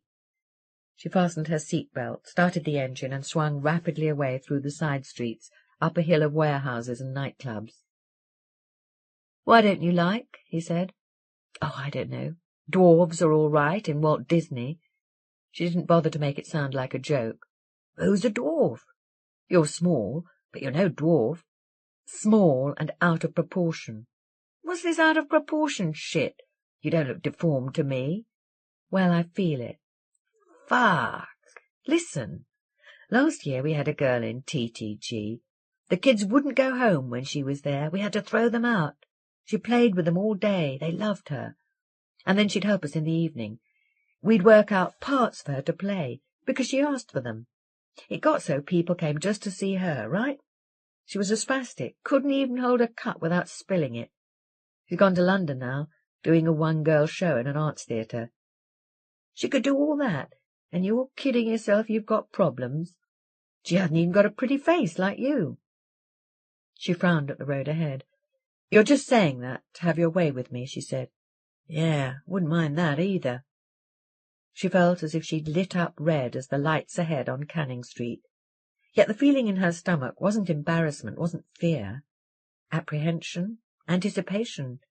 She should be anticipating the road. She frowned ahead. They passed the flats of Canning Street, the blackened columns and iron balconies, vague patches of music tossed on the car's wind. She swung widely right at the lights, through more lights at Upper Parliament, and past a cinema which now offered half a mile of furniture. "Hey, it's good to be with someone who can drive," Chris said. "The guy who drives our van, they should never have let him see Bullet." William Huskinson shone green in the sunlight, except where the birds had given him leprosy. "For a while I thought I wouldn't be able to drive," she said. "Passing your test, you mean?" "No, I mean after my brother was killed." "Oh, right, I can imagine." She didn't want him to stop her talking. "I felt responsible," she said. "Yeah?" He sounded indifferent, but she went on. "I was driving with faulty brakes. I knew they were faulty before I had the accident." "Well, it's good you can still drive." He still hadn't said what she wanted to hear. "I'm not so sure now it was my fault," she said. "Now I know that the man who caused the accident was insane." "Yeah, you shouldn't blame yourself." She relaxed gratefully, and he said, "I live on the other side there on Prince's Road. It's weird, right? You don't know how close I might be to the guy who's doing these things." "Yes, you should be careful," she said anxiously, "especially at night." Children were playing ball against the church. Christ held up his arms for a catch. "This is where it happened, the accident," Clare said. "I have to drive along here to school. That was one reason why I thought I couldn't drive." "Where do you teach?" "Durning Road." "Where, the other side of Lodge Lane? You don't have to come along here." "Well, you do now. They've blocked off all the short-cuts." "No, you could go down Upper Parley." She gaped at him. "You're right," she said. "That was a more direct route than this." "Why couldn't I see that?" she said, bewildered. "Maybe your head wouldn't let you. I mean, things can screw you up half your life if you look at them the wrong way. You feel better now, right?" By God, she did. She swung Ringo into Lodge Lane, hooting at a man laden with a typewriter, a Richard Strauss opera, and an armful of bottles of hock. She felt ready for anything. "Let's go and grill this woman," she said. She manoeuvred the car along the narrow, swarming street. Cars squeezed past parked cars. Vans hung open outside shops. Buses muttered impatiently. Litter flapped across the road. Apples rolled from stalls to be kicked by children. A dog darted through traffic. A cat watched superciliously from a hill of onions. Clare braked as children were chased out of the library by a red-faced man in uniform. On the next block was the laundrette. They parked in an alley. Two men sat in a doorway, sucking bottles wrapped in newspaper. As Chris reached the laundrette, a woman in a pink-checked overall, her hair like a rusty poodle's, glared through the window at him. "Someone doesn't like you," Clare said. "Right. But she thinks I'm gay." Doesn't like me either. The woman glared at her over a row of infants like reluctant ornaments on the window ledge. Doesn't look worth trying, does it? Hey, anything's worth trying. If she thinks I'm gay, then that's what I'll be, he said, smoothing his hair, limp-wristed. Oh, Chris, she said, snorting. But he'd gone in. She could only follow. The laundrette felt overcast. The heat was heavy with smells of soap and hot cloth. A shirt reared up almost shapelessly at a porthole, flapping empty arms, vortices of clothes pressed against the glass. A young man filled his plastic sack from a dryer, feeling a girl's underwear furtively for damp, like a fetishist hastily fingering the contents of a chest of drawers. A child went out dragging a sack, an early Christmas gnome. "Leave the door open, will you?" the overalled woman shouted as the child slammed it. "Excuse me," Chris said, bowing limply toward her. "Are you a friend of Christopher Kelly's granny?" Oh, my God, Clare thought, disguising her mirth as a sneeze. Women turned to stare at Chris. Their children scrambled over the machine. "Eh?" the woman said, as if that was all she was intending to say. "Christopher's a dear friend of mine. I promised I'd visit his old granny if ever I was in town." "He doesn't live here now," the woman muttered. Next to her, a pair of knickers sailed up and were snatched back. "Oh, I know. Well, that's why he asked me to look her up. He tells me she's a lovely lady." "She doesn't like strangers, doesn't trust them." She stared at him. Clare knew he'd failed.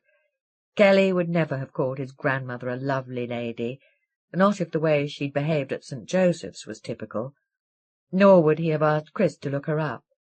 They'd betrayed themselves and Edmund. She looked away at the young man with the sack, who had retrieved a loose button and was gazing at it as if it were a miserly tip. "He wasn't any friend of hers. She wouldn't have taken him in, except he was her daughter's boy. I wouldn't have taken him, not after what his mother's done." Her tone had changed. Something about it walled Clare in away from the sunlight. "There's no wonder he was what he was. Not after what his mother was. The things she was mixed up with. He wasn't born human." She ducked quickly and kissed a saint's medal sewn inside her overall. "It's no use you going round there," she said, having conjured back her old tone.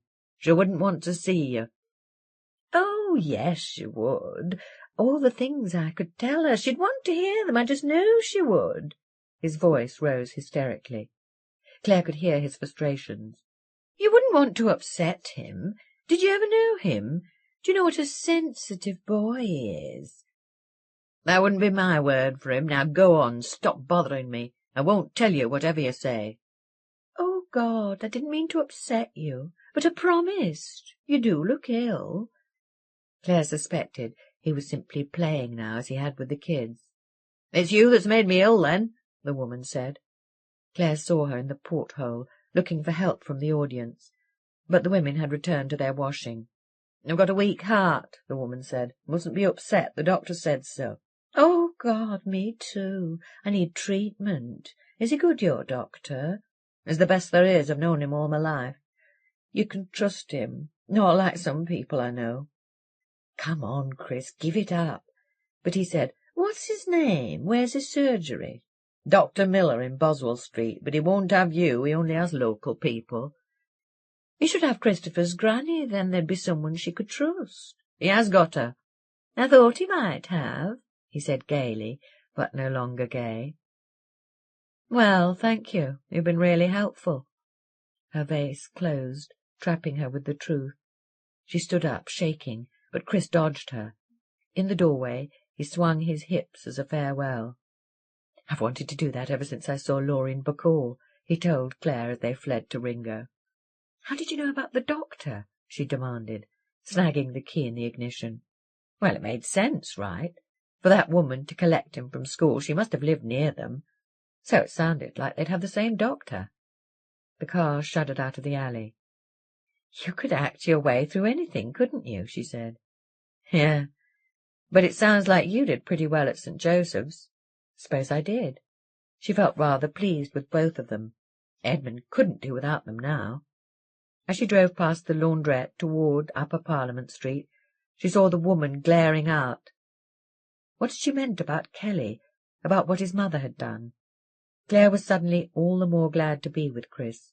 For a moment she'd wondered what their prey might do, if he realized they were hunting him.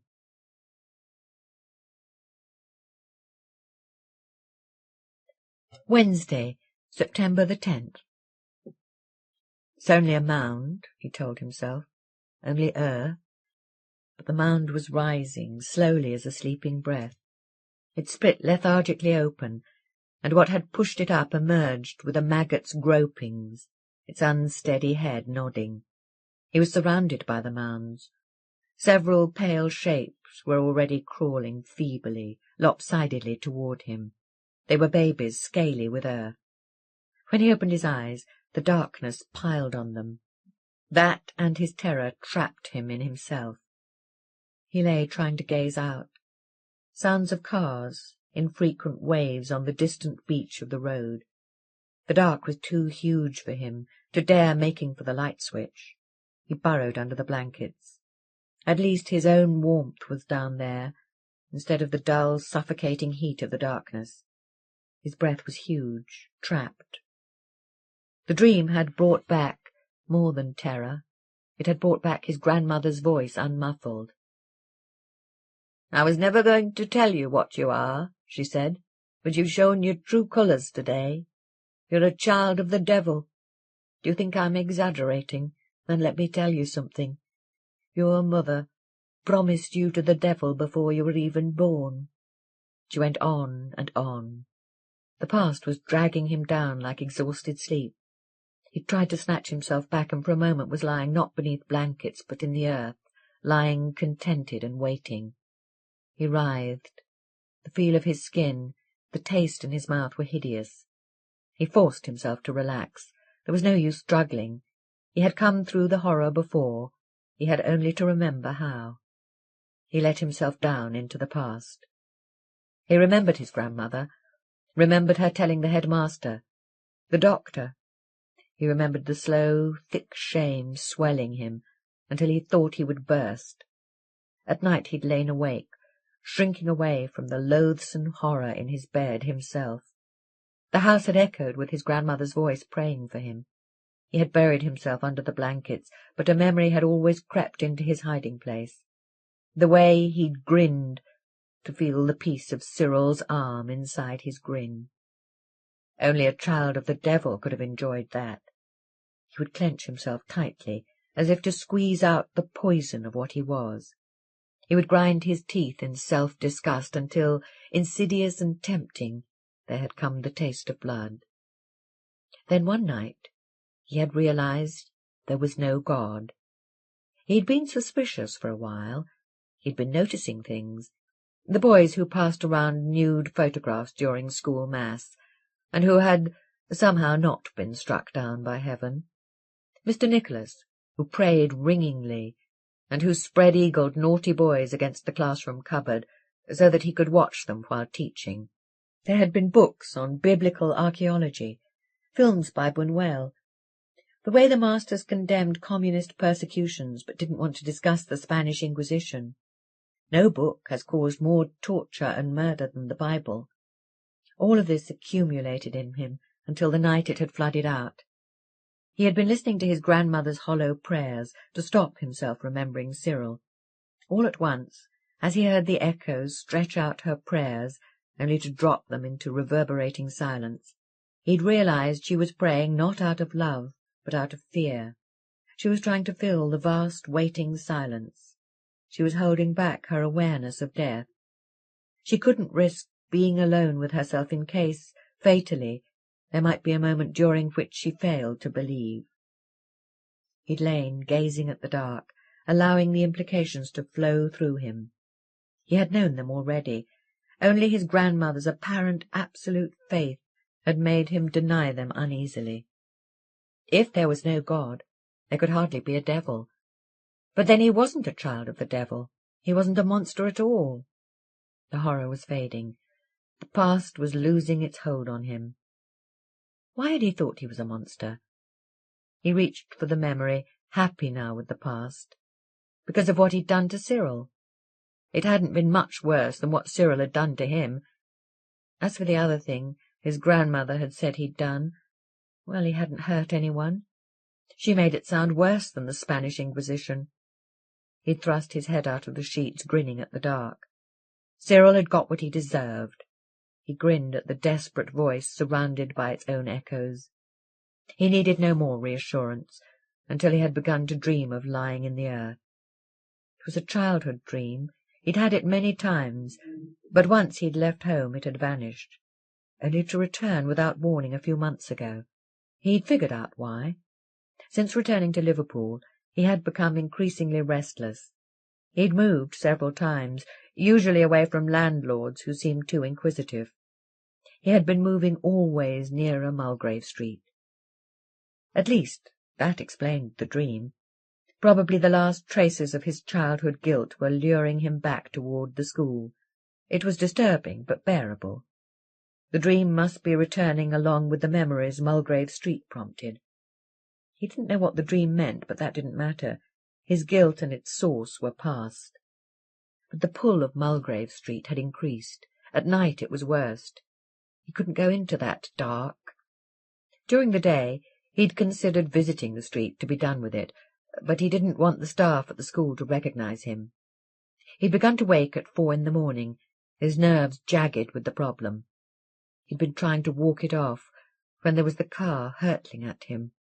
The car slewed against the tree, the orange-painted meat on its bed of blood and gravel. He had felt no guilt. It was only the same as Cyril. When the man had chased him, he'd been annoyed. He'd been uneasy when the man had forced him to dodge into Mulgrave Street, but he hadn't had to stay there long. Half an hour later he'd returned to his flat and had fallen asleep at once. Afterward he hadn't quite known how he felt, until he saw the newspaper reports. They were enormously reassuring. They had the tone of schoolgirls whispering in a haunted house. None dared mention what he'd done, as if it were so unspeakable. Why had it been more the driver's fault than his? The cat hadn't upset him. It had been lying there dead in the alley after all. He had kept remembering the man chasing him. He'd felt vulnerable. The cat should have given him back his freedom. As for Mrs. Pugh, well, he shouldn't have gone near Mulgrave Street at night. But the newspapers had made him laugh again with their screams of horror. What makes a man a monster? He'd felt happy. Mrs. Pugh had been so easy that it seemed to have left him completely satisfied. He slid up through the sheets, stretching comfortably. He felt refreshed. He grinned, reborn. He only wondered why he had the dream about the babies. He'd had it a couple of times after his grandmother's outburst, then it had faded away. Still, if it had come back, he could deal with it. He felt ready for anything. He bared his teeth at the dark. Most of all, he felt ready for this writer who was hunting him. It reminded him of the cat he'd stalked in the playground that day. No doubt the cat had been proud of its hunting, yet it had never noticed him behind it, stealthily following. Only the master at the window had saved it. He grinned and chewed his tongue to taste blood. There would be nobody to warn Edmund Hall, nor anyone who was helping him hunt. Saturday, September the 13th. "Oh, God," Clare said, "I forgot to tell George you were vegetarian." She was driving along Prescott Road toward Newsham Park, the far side from the cinema. It was nearly 6 o'clock. Beyond the wire fences at the edges of the pavement, people emerged from small shops with evening newspaper. Buses honked, ducks flew over them back to the park, honking. Children watched a large green maggot writhing in televisions. Clare turned at a film library that looked like a corner shop. A willow swept past her on the right. Silence settled on the street 100 yards down, except for Ringo's whirring. Ragged, tousled gardens rolled by. Trees and low walls were painted with moss. A shampooed poodle and a lion gazed from the window of a flat. Edmund hadn't even mentioned you to George, she told Chris. I rang George to thank him for the invitation. He's decided he may help Edmund after all. Well, I told him about you, and he said you must come to dinner too. She drove slowly, gazing at the street plaques. Don't understand Edmund, she said. He seemed grateful when I told him how you'd helped. Yeah, well, Chris said, so it goes. That was from a book Rob had liked. I think you'll like George, she said, and I bet his wife's nice. The 3-story terraces passed, their front doorways buttoned with strips of doorbells. Dylan's singers or dazed stuffed rabbits gazed from posters through windows. At the end of the street the park opened out with a flourish of trees, making room for a sky that was largely covered by twin wings of white cloud. Ah, Hampstead Road. Clare turned right, and there was the Pugh's house. It was one of a terrace. Its front bay was held back from the pavement by a low wall painted crimson. The front door was painted orange, as were bricks around the windows. The curtains beyond which George stood up as he caught sight of her were orange and red. All of the colours still looked quite bright. Through the curtains Edmund turned to wave, faintly amused again. The front door jammed briefly. "This is Chris," Clare said. "This is George."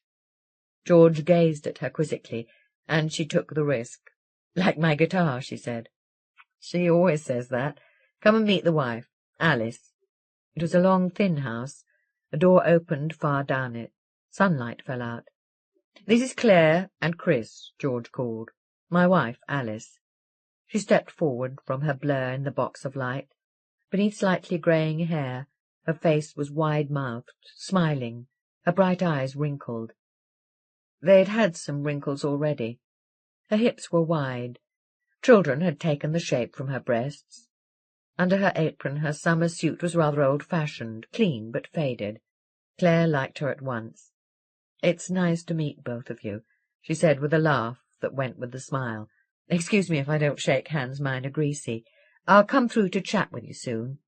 "Oh, Alice," Clare said, "I'm awfully sorry.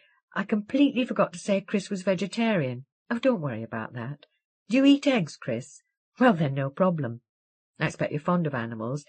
You'll enjoy yourself here, then. It's a menagerie." So it seemed.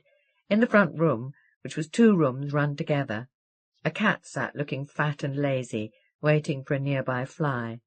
Fish gaped at the air or shook themselves into golden glides.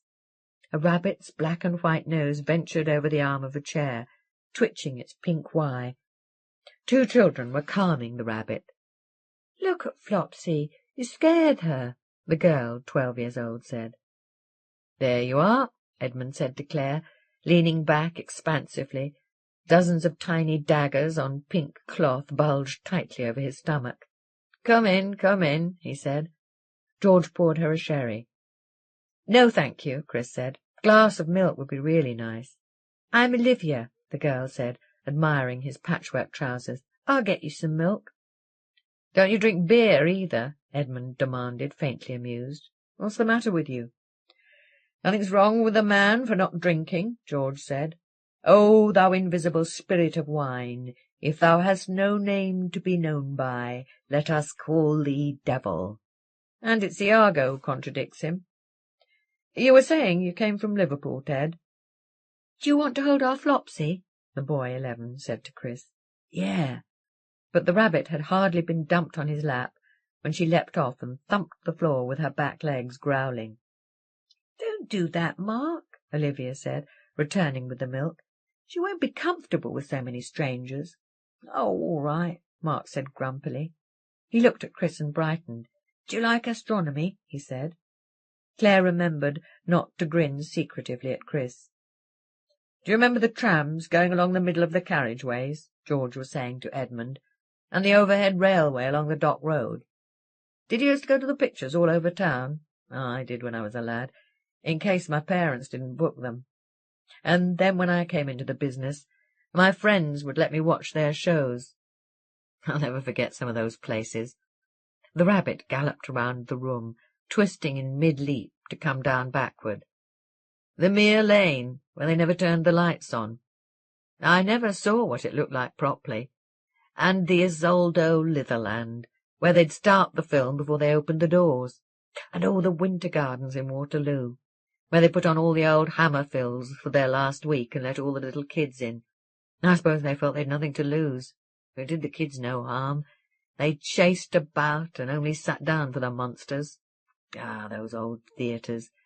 They may have better projection today, but they've lost the personality. But don't you have memories of Liverpool? I suppose there are good things about the place, Edmund said, if you're a pop singer or one of these Liverpool poets. But it's no use to anyone in my line of business. You have to sever all ties and go where the money is, and that's London. Do your parents still live here? Clare said. Yes, in Egbert. I bought them dinner last night, he said, gazing at Clare, as if she should have let him take her. Oh, I must tell you, he said to George. There was this incredible queer at the next table that some poor sod had to buy dinner. An actor he sounded like. Clare faded out the anecdote. Chris was admiring a Japanese doll which Olivia had handed him, and he stood up and said, "Oh, I can't eat this, I can't. Please, please, take it away." "Seems to me," Edmund ended loudly, "if you're invited to dinner, you ought to eat what you're given." "If I'm cooking," Clare said sharply, "I like to know people who enjoy it." "That's amazing," Chris said, handing back the doll. There was an awkward silence. "That's where Flopsy pees," Mark shouted, unaware that his voice needn't compete. "In that box. She used to pee on everyone." He looked up at the silence, confused. Clare smiled at him. "Right," Chris said, and Alice opened the door. "Come and get it," she called. Beyond the long dining table, a tap ticked in the metal sink. Alice tightened it. Pudding in a tin raised itself feebly from a pan of boiling water and fell back, fell. Alice carried over bowls of homemade chicken soup. George opened bottles. "We must thank Ted for the wine," he said. "Thank you, Ted," the children said in chorus. "Oh, it was nothing. The least I could do. Pass the salt." Olivia was reaching for the cruet when Alice said, "Let's just say grace first, Olivia." She and the children whispered. George bowed his head, but Clare could see it was a token gesture. Chris smiled at her across the table. Next to her, she sensed Edmund's impatience. "Would you like some grapefruit juice?" Alice asked Chris. "That'd be fantastic, thank you." "Actually, it's quite real, not at all fantastic." "Olivia," Alice said. "Well, that's what our teacher said when I said something was fantastic." Edmund slurped the last of his soup. "That's something wrong with Liverpool," he told George. "The food. I haven't had a really good meal since I got back. Oh, apart from this, I mean. Last night they tried to say they couldn't cook steak Diane at the table. I soon sorted that out, I can tell you, and told them how much brandy to use. That looks good," he said, as Alice hurried over with a steaming casserole of shepherd's pie. "Chef special for you," Alice told Chris, and watched approvingly as he ate a large omelette and salad. "Is it fun acting?" she said. "Right, it really is. Half the time I'm just doing my own thing, being myself, you know. I reckon I'm most myself when I'm acting, whoever myself is." "Have you played Shakespeare?" George said. "Yes, at school. I'm really not into that kind of acting. I do more improvisation." "Oh, George," Alice said, "you and Shakespeare." "Well, show me a greater playwright and I'll buy you a yacht." "It's true, though, isn't it?" he said to Chris. "Everything is in Shakespeare. He makes you feel things as if you never felt them before. Whatever it is, he says it best. You describe a book to me, I'll show you the story in Shakespeare." "Oh, there's a few he didn't write," Edmund said. "All the ones that are worth writing he wrote. All the films I used to show had Shakespearean stories. Oh, that was when they bothered with stories. My father acted most of the plays locally," he told Chris. "He used to rehearse with us, so I knew half of it by heart when I was Mark's age." Clare glanced at Mark. He frowned at his fork, as if it were a problem in mathematics, astronomy rather. He smiled shyly to himself when the adults laughed. If he understood the joke, he looked up, laughing, and was his mother. Then I fell in love with the pictures. I remember looking forward to managing one of my parents' cinemas. I wanted to give people what the pictures gave me, take them out of themselves, make them feel things they'd never feel otherwise. The pictures were magic to me, but they still are sometimes. He poured more wine. Of course, I didn't know then how much work goes into running a cinema, but sometimes when I talk to people coming out of the film, the magic's there. Yes, I've finished, thank you. That was very good, Edmund said. His plate was still half full. Only when you talk to people, he asked George. Not when you watch the films? They aren't making films for me any more. Oh, a few. But I'm not there to please myself. Alice was serving tinned pudding to the children, fruit and cream to the adults. The thing I had last week, supposed to be a horror film, George said. It was horrible, all right. About an actor who kills off his critics. I wouldn't have minded, but he was a Shakespearean actor, supposed to be copying his behaviour from Shakespeare. There was one, he said to Chris, where he cooks up a man's pet dogs and makes him choke on them. Oh, I'm sorry, he said as Clare froze. My table manners aren't all they should be. It isn't that, Chris said. I think Clare's worried because the man Edmund's hunting ate my cat. George slapped his forehead. God in heaven, I'm a very foolish, fond old man. Or I might as well be. I'm sorry. One day I'll learn to keep my mouth shut. Shit, no, it doesn't matter. Clare told me about your mother and her dog. Ate your cat? Mark said. Yeah. That's enough, Mark, Alice said. But I want to hear about who ate his cat. No, you don't, and I'm sure nobody wants to talk about it either. Into the silence, Edmund said, It's presents time. He took several books from his attaché case. I thought you should know what my books are like, since you're going to be in one. Here you are, Clare. I wrote that one with ladies in mind. Love has many weapons. The heart has its reasons for murder, and here's Edmund Hall with a dozen of the best. Opposite the blurb, Edmund had written, To Clare, who still owes me a dinner date. The row of kisses might almost have been stylized graves. She wondered if he meant her to remember the awkward scene in his hotel room. I couldn't leave you out, Alice. That's the one for the ladies, too. He dealt her the homicidal heart. Here's George's. That'll give you some good dreams. He winked at George, who stared at sinister sirens. Oh, I didn't know you were coming, Edmund said to Chris. Was ever book so fairly bound, George said. I left a bit out of that. Never mind. Thank you, Ted. About my book. There's something I wanted to say while we're all together. It would be heartless of me not to put in something about your loved ones. Well, you're the ones who can tell me what to put. But it isn't the sort of thing I should take notes of. Write it down for me, anything you want to say. Oh, Clare, can you tell me where I can contact your sister-in-law? Dorothy? I'll ask her if she wants to get in touch with you. Sell me to her as hard as you can. Now, there's one more thing. I expect this book to make me a lot of money. Jesus. The rabbit had been rubbing her chin on his attaché case. Now she was nibbling a corner. Clare made a grab. She didn't want Edmund to get his hands on the rabbit, but the animal fled under the table. Olivia picked her up.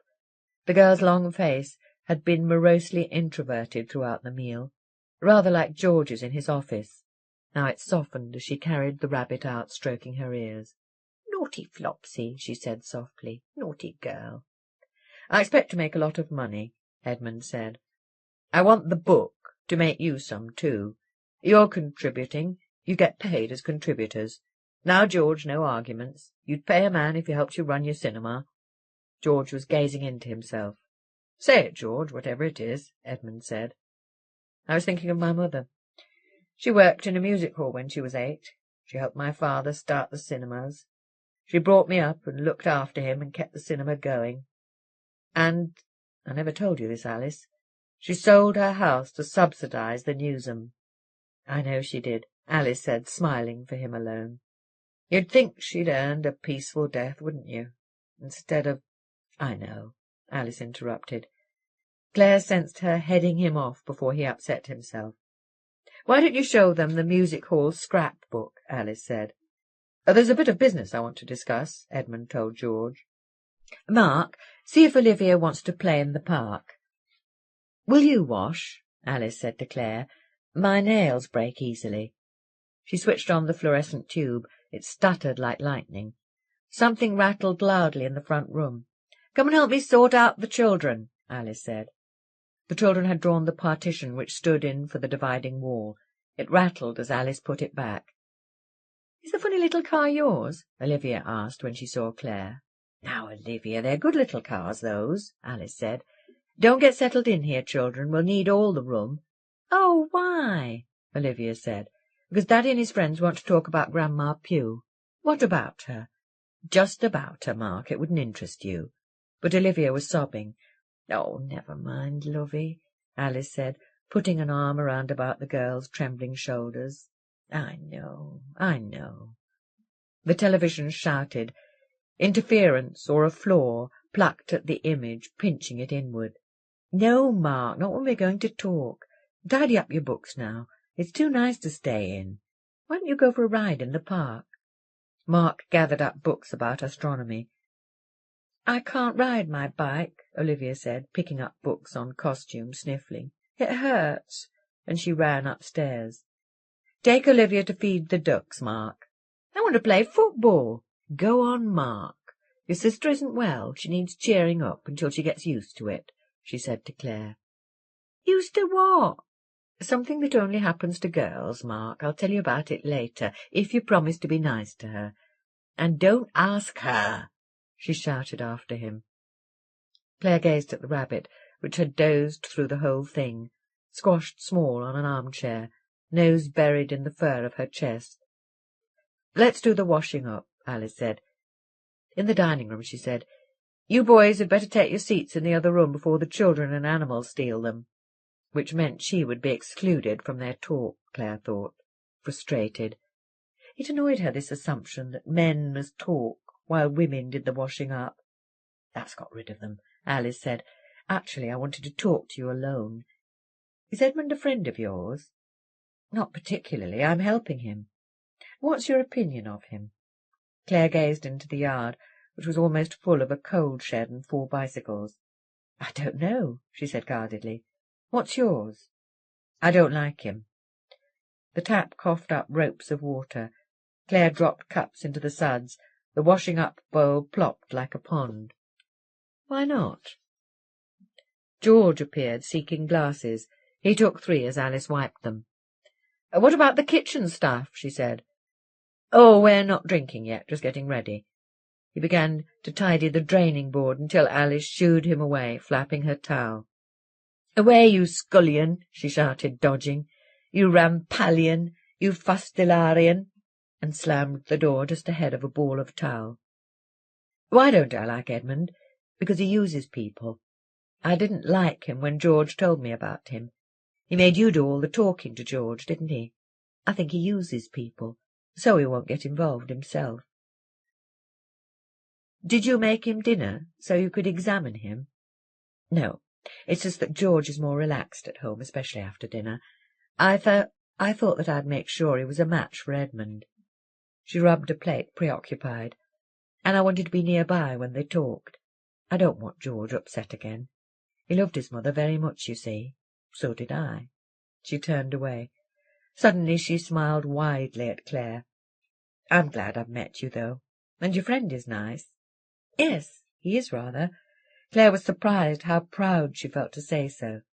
Prouder than she'd ever felt while defending Rob to her parents. Rob made her think of Dorothy. Poor Dorothy. Here with the Pughs, Clare could see how unsuited Rob and Dorothy had been. She must go and see Dorothy. God, how bitchy she'd been to her last time. Maybe she could find Dorothy a man. Her mind listed couples. Rob and Dorothy, George and Alice. It stopped, because she'd stop it. "Yes, I'm fond of Chris," she said, to get him out of her mind. But she found she had been in his. "I'm not surprised you showed it twice," he was saying to George. "Bonnie and Clyde," he explained to the latecomers. "My favourite movie. The first part, anyway, before they all start to get killed." "Can we get on now?" Edmund demanded impatiently, laying aside one of several scrapbooks and photo albums. "Oh, right. I just thought we should wait for Clare and Alice." "Thank you, Chris," Alice said. Clare found herself blushing and was bewildered. "All right," Edmund said, sitting forward sharply. "George says he wants to help." His amusement had faded. Clare was sure he'd wanted to take George aside and persuade him. His nose twitched, but behind him the rabbit had won that contest. Clare jammed her handkerchief into her face and gazed hastily away, toward the goldfish hanging from their gulping mouths. "You know, after the inquest I opened my mouth even wider than usual," George said. "I didn't know they were going to quote me. Well, the other day they sent a reporter to get me to say Ted had used me against my will. I won't repeat what I said to him, but that doesn't make up for what I said after the inquest." "Still, it did some good," Clare said. "Otherwise, Chris wouldn't have got in touch with us." Edmund made an ambiguous sound. Alice said, "But now he knows you're after him, the man you're hunting." "Oh, that doesn't matter. He doesn't know how," Edmund said. "He'll assume we're following the police. Well, that's what the police must think themselves. They haven't been in touch with me. He won't see us coming from another direction." "If I hadn't opened my mouth, he wouldn't know anything," George said. The rabbit had been lifting fire-irons off their stand with her teeth, dropping them on the rug. Now she hopped into Chris's lap and chattered her teeth, shoving her nose under his hand to be stroked. "She makes that sound when she's happy," Alice explained. "She's a funny little thing, isn't she, George?" But she couldn't get hold of the conversation. "You could be very useful, George," Edmund said. He and the cat gazed loftily at the rabbit. "You could see what you can get out of Kelly's doctor, his grandmother's doctor. If anyone knows what's behind this, he must. You're the man to find out." "Why is George the man?" Alice asked. "Because he'd be one professional talking to another. Chris is no use, too young. Clare might do it, but what he might have to say could be pretty horrible. As for me, I'd be too busy worrying whether he'd read about me." "Don't you tell people who you are before you question them?" "Certainly I do, Alice, but they haven't usually been turned against me beforehand." "Then he'll feel the same about anyone who's helping you." "Now, Alice," George said, "I've offered to help. I'll feel better if I do." "I don't want you to. I wouldn't feel safe. Suppose this Kelly still has the same doctor. Suppose he hears you've been asking about him." "I think he'd stay away from that doctor," Edmund said. "But the doctor might tell his grandmother. Suppose Kelly finds out where we live." "Oh, don't be silly," George said. "How could he?" Clare felt Alice's despair. Suddenly she knew why Alice had sent the children to the park, so that the horror couldn't touch them in any way. Now the horror was threatening to come closer. So long as it didn't touch Alice's home, her children, it was bearable. But now she couldn't be certain of keeping it out. "I know how you feel, dear," George said. "I'll be careful. I'll want to be certain the doctor won't give us away." Alice slumped back, closing her eyes wearily. "Now, how do we get you into his surgery?" Edmund said. "You wouldn't know anyone who might be on his list?" "I know people in the district. There's an actress friend of my mother's, and the fellow who helps me out at the Newsam." "You just need to get to the surgery on their behalf, you see. That would be perfect. Let's see if we can figure you out an approach once you get in." If George borrows someone's medical card, Clare thought, he can be traced through them. She glimpsed Olivia and Mark in bed, the orange face bobbing at the window, climbing in. "Well, tell George he can be traced," she prompted Alice. She glanced around to grimace at her. Exhausted, Alice was asleep in her chair. Clare was debating whether to make the point herself when George said, "I think I've heard Ruby mention a Dr. Miller. I'll see. Now, if you'll excuse me, I'll just ring the Newsam to make sure they've no problems." "Don't be long. You deserve a treat," Edmund said, producing and brandishing a hip flask of bourbon. "Wake up, Alice," he called. "You don't know what you're missing." Monday, September the 15th. A woman was emerging from the doctor's house as George rode up. "Are there many waiting?" he called. "Half a dozen," she said, and had to take a wheezing breath. "No, one just went in. There's 5. No, wait a moment. There's a woman with a son. They might both be there for treatment. Thank you, George said, when he was sure she'd finished. 5 or 6, either was worth a ride around the side streets. Cycling relaxed him. 10 minutes and he'd be ready for the doctor. He rode away down Boswell Street. The houses were Siamese twins. One pair shared a shallow porch, supported by a thin stone pillar. The left-hand house was pebble-dashed as far as its half of the pillar, leaving its twin drab with various faded shades of brick. Some neighbourly pairs supported each other with timber struts. Beyond a crew-cut hedge and dusty curtains, George saw a vase of flowers that looked as if they'd sat in an attic for years. "Tell the doctor your friend is a friend of Kelly's grandmother," Chris had suggested. "Say his grandmother's anxious about him. You don't know why. Say your friend told you and you promised you'd try to help. That way you don't have to know anything else, right?" Seemed all right. Ruby Roberts had turned out to be a patient of Dr. Miller's.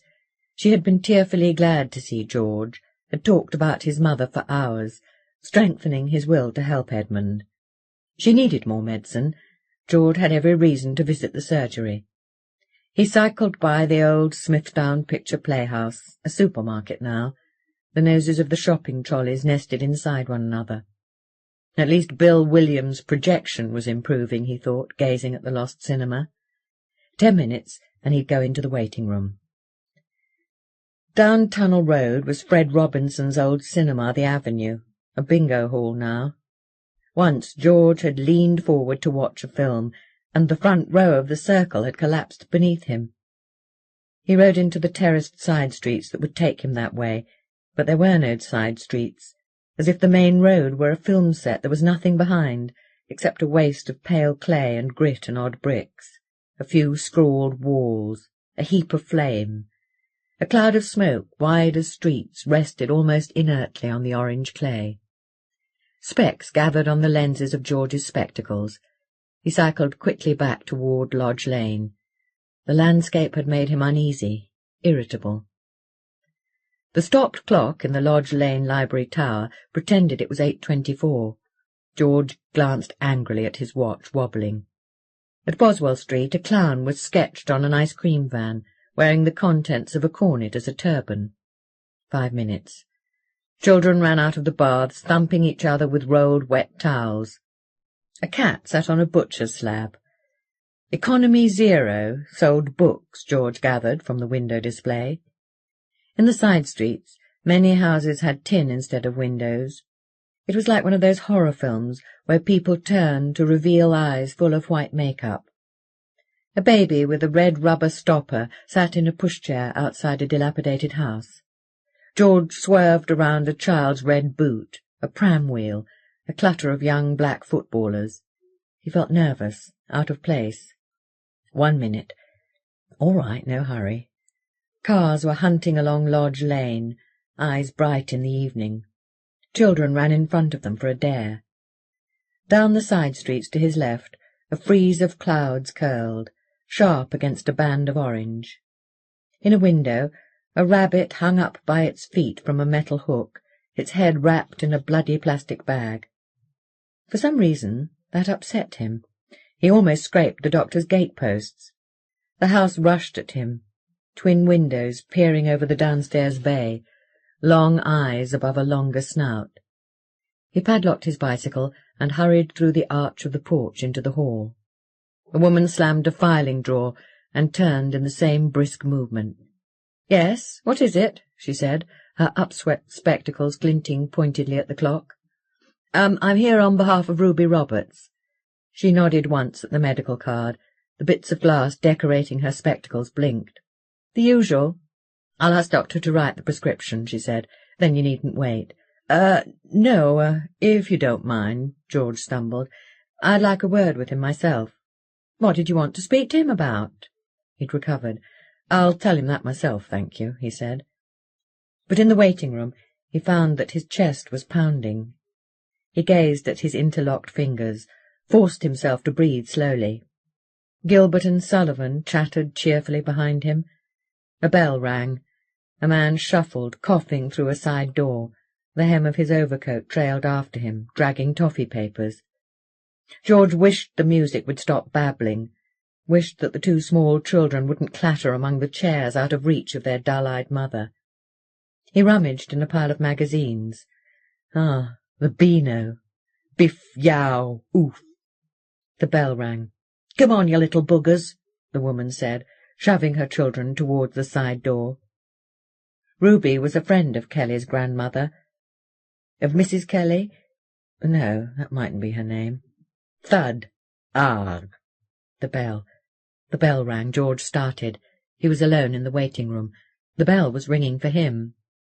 He strode on stage, as his father had used to describe himself striding, and halted, taken aback.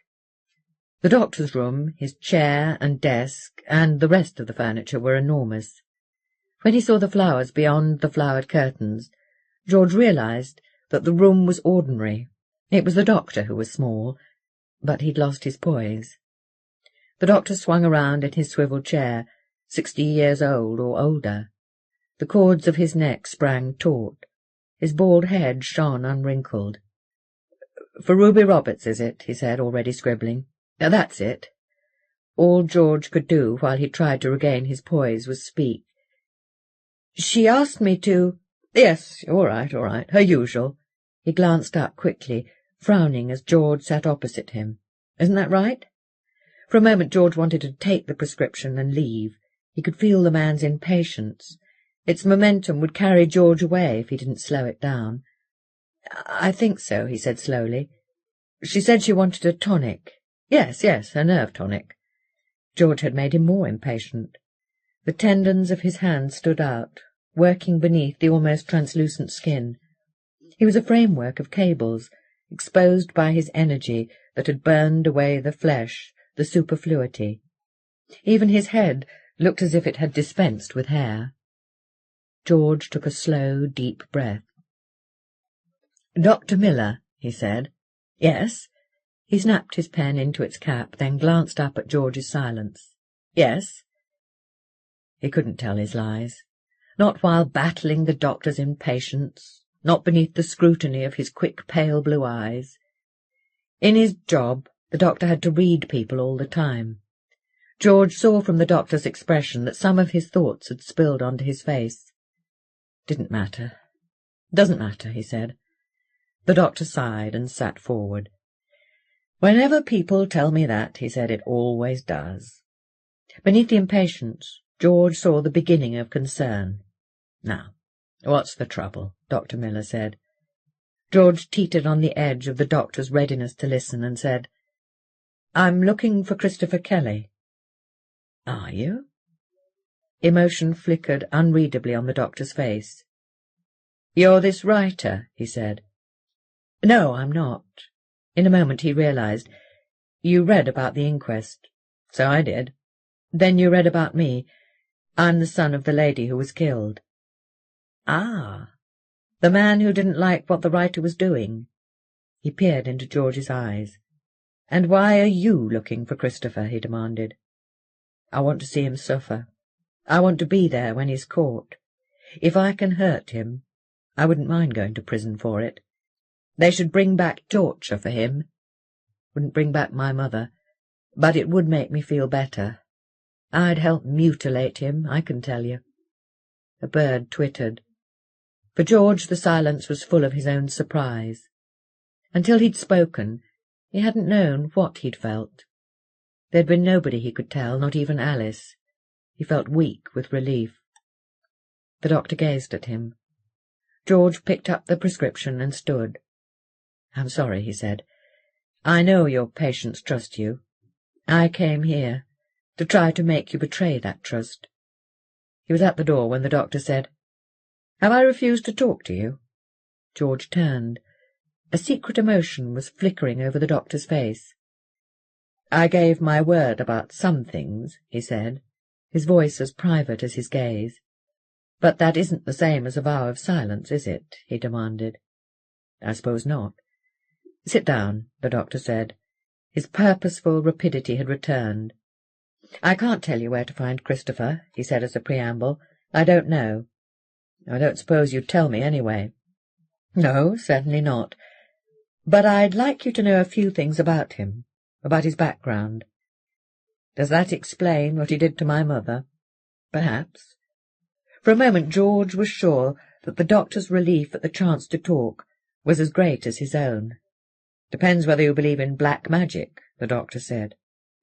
George thought of Christopher Lee, shouting at a skeleton on a horse.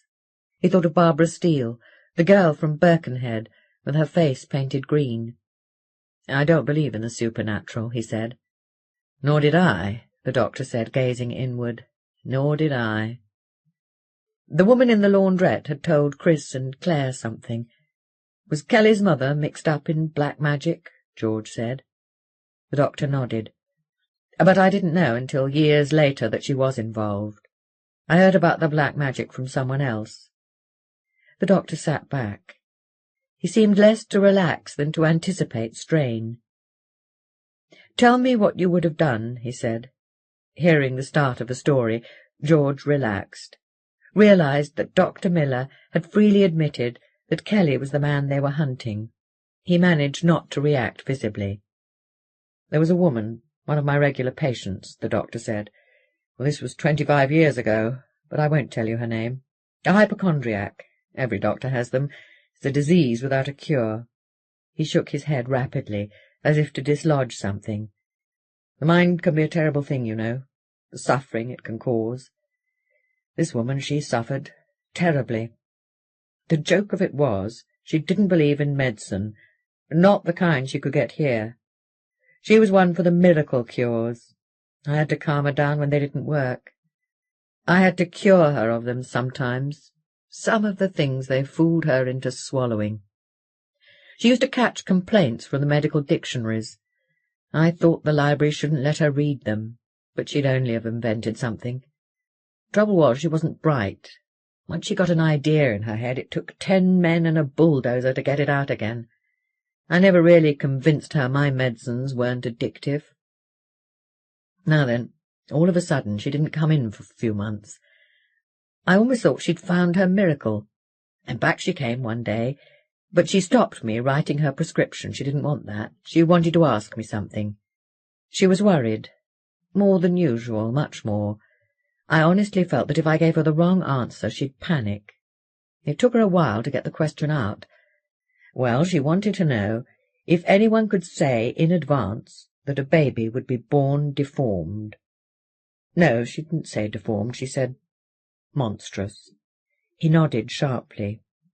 George wondered if he should have heard more meaning than he had. "You say she wasn't Kelly's mother," he said, to say something. "Oh, no, that was another business entirely." The doctor wrinkled his brow hard, as if trying to squeeze something out. "I never saw Christopher's mother at all," he said. But for a moment an emotion peered from behind his poise. It had gone before George could make it out. The floor-length plastic curtains shuffled, creaking. "Well, I wanted to know who'd been telling the woman rubbish like that," Dr. Miller said, "but she wouldn't say. I could see she suspected I was ducking her question. Well, I didn't take the question seriously, but the anxiety behind it was another matter. I told her there was no reason why she should have a deformed child. She was in her early 30s, there were no medical complications. I told her not even her worrying could harm the child. I hoped that was true. I'd seen some bad accidents of birth in my time. Very, very bad." He pressed his eyes with his fingers. "Then I packed her off home, told her not to listen to any more rubbish. She didn't come back for a couple of months, which was unusual, of course. When she did, she was nearer to panic, much nearer. I thought she'd been sitting at home getting herself worked up, but do you know what she told me? Her husband had forbidden her to come, because he said I'd been lying to her. The baby was going to be born monstrous. I wouldn't like to tell you what I called that man. I told her if he thought he could do my job, he could come in here any day. I told her to send him in anyway, if he dared come, and if he didn't, to stop listening to his drivel. I honestly believe I got through to her for once. When she left, she actually looked happy." George's attention was wandering. This story couldn't be the vital link he'd hoped for. The doctor seemed so relieved to talk that he was rambling. George glanced about, mentally tidying the office. Prescription forms lolled from a pigeonhole. He restrained himself from pushing them in. The next time she came, the doctor said, she was completely terrified. His voice was harsh, his eyes gleamed like glass, held still by memory. You see, it wasn't her husband who told her originally what would happen to her baby. It was another man, who had power over her and her husband. Those were her words, had power. And he hadn't just said that the baby would be born a monster. He'd said he would make it born that way. I didn't lose my temper with her, not even when she wouldn't tell me his name. I'd have arranged for the police to call on him, I can tell you. She did tell me how she'd heard of him. She'd seen his notice in a shop window among the other postcards, wouldn't tell me where. It promised youth, new vigour, perfect health, the meaning of life, the usual nonsense. She told me the slogan, the way of absolute power. So she went to the address on the card. The doctor gazed at a memory, as if glimpsing something from the corner of his eye. She would never describe him, that man, even when I asked her. It was as if I'd asked her what God looked like, or the devil, that kind of pure terror. That was part of what he did to her. She said he asked her first of all why she'd come. He was finding out how gullible she was. Then he said he was going to model her, and he made a model of her in some kind of clay. She had to sit absolutely still for an hour. If she so much as moved a finger, he would look at her, and she'd feel as if she'd committed the worst sin in the world. That was her first taste of his power. He was a witch doctor, even if he was an Englishman. That's what they do. Show their victims they've been cursed, to make the curse work on their minds. But this swine was an Englishman. She said the model looked exactly like her. Not very like, exactly. As if she were lying there in his hands, gone grey and shrivelled up. He said that was what she was like, but he was going to change it. He said he made her younger, just by smoothing out the clay a tiny fraction. Everyone told her she looked years younger. Well, she always looked older than her age because of the worry. But, you know, it seemed to me she looked younger the day she came back here after vanishing for months. I couldn't be sure, though, because I'd been looking at how worried she was. The next thing was he made her healthier. He dipped the model into some herbs, and of course she hadn't come to me for medicine for months. You could see why she believed in him. Then she roped her husband in, because the witch doctor asked her to. Now, he didn't need miracles, he wasn't bright, but he'd never needed me in his life. I should have realized there was something wrong. He wasn't the kind to get mixed up in that sort of thing. But I thought he must be doing it to please her. Well, she said he felt like a new man. So they both began going to the meetings. She wouldn't tell me much about the meetings, or at least I knew there was a lot she wasn't telling. They met in the basement under the witch doctor's house, about a dozen of his victims, and he made them do things. Even the things she told me she didn't understand. He made them stand in a ring, and he'd stand in the centre with all the models. He moved the models as if they were dancing, and everyone danced around him. He said one odd thing, and she wouldn't look at me. She said she didn't like to dance so slowly, but that was the way he was moving the models. She showed me how they danced. She said she didn't mind it, but I'm not so sure.